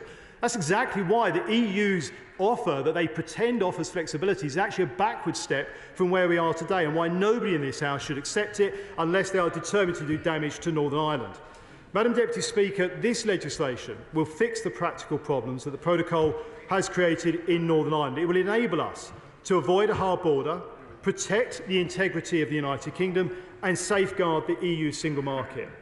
Now, the right honourable gentleman, the member for Tottenham, spoke at some length in his opening remarks, over half an hour earlier today, and yet in the totality of those remarks, and the same for the honourable member for Hove, we heard no plan, no proposal, no alternative from the party opposite, just words. Although there were two interesting points, I would say. The honourable member raised the issue of the Magna Carta as something to show how important treaties are. He's right, Magna Carta is an important piece of our history. He may want to recall that there were 63 clauses in it. Treaties evolve, that's why only 4 of them remain in place today. He also outlined, and I quote, he said, in our discussions, the DUP has consistently said that it wanted a negotiated settlement. I would gently say to him that seemed to be a surprise to all the members of the DUP. So he learnt something else. And he might be talking from a sedentary position, he might want to check Hansard. Now, what we have heard, as I say, is an outline of noise without any real proposals or any alternative. A lot of members, however, have raised important points around the issues of legality, particularly my right honourable friend, the member for Maidenhead, my right honourable friend, the member for Bromley and Chislehurst, the member for North Dorset, my honourable friend, the member for North Dorset, and others. I can assure this House that this legislation is not just necessary, it is lawful. Proceeding with this bill is legal in international law and in support of our prior obligations to the Belfast Good Friday Agreement. The protocol is undermining all 3 strands of the Belfast Good Friday Agreement, as the honourable member for Lagan Valley well outlined earlier on, and the institutions that underpin it. It is the government's assessment that the legislation is currently the only way to provide the means to alleviate the socio-political conditions whilst continuing to support the protocol's overall objectives of including supporting North-South trade and cooperation and the interests of both the EU and the UK in ensuring that we will protect their single market whilst ensuring we are protecting the UK internal market. That is all aspects of the Belfast Good Friday Agreement. Now, we recognise that necessity can only exceptionally be invoked to lawfully justify non-performance of international obligations, and this was covered by my right honourable friend, the member for South Swindon, I think very eloquently. This is a genuinely exceptional situation, and it is only in the challenging, complex and unique circumstances of Northern Ireland that the government has decided to bring forth this legislation. It has always been the position of this government that should the operation of the protocol or withdrawal agreement be deemed to undermine the Belfast Good Friday Agreement, that this would take precedence as the prior commitment under international law. This was outlined by the then Attorney General and the Secretary of State for DEXU, Department for Equity in the European Union, back in March 2019. This was not just the understanding of the UK government, it was the basis on which the protocol was agreed by both parties. And the text of the protocol itself is clear, that the Belfast Good Friday Agreement should be protected in all its parts. We should all take note of the important and powerful words of Lord Trimble, an architect of the Good Friday Agreement. Now, many colleagues have also this afternoon raised the issue of Article 16. And whilst we have always reserved the right to take safeguarding measures under Article 16 and have made the case that since the summer of last year the threshold had been met, this bill is the most effective, efficient and sustainable way to address the far-reaching problems that have arisen as a result of the application of the protocol. Article 16 in itself does not solve the problems in the way this bill will. It is not only temporary, but it starts another process.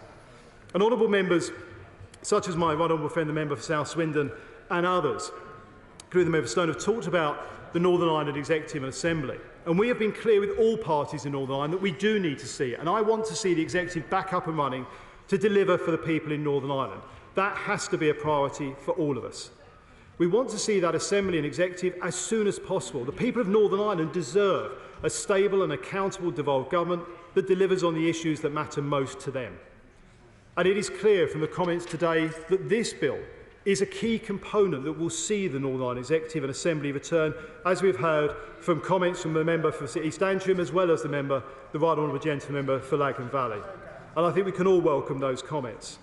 It builds on the work and what I have heard in the conversations I have had in meeting with all party leaders who want to see Stormont returned. The New Decade New Approach Agreement restored the devolved institutions after a 3-year impasse.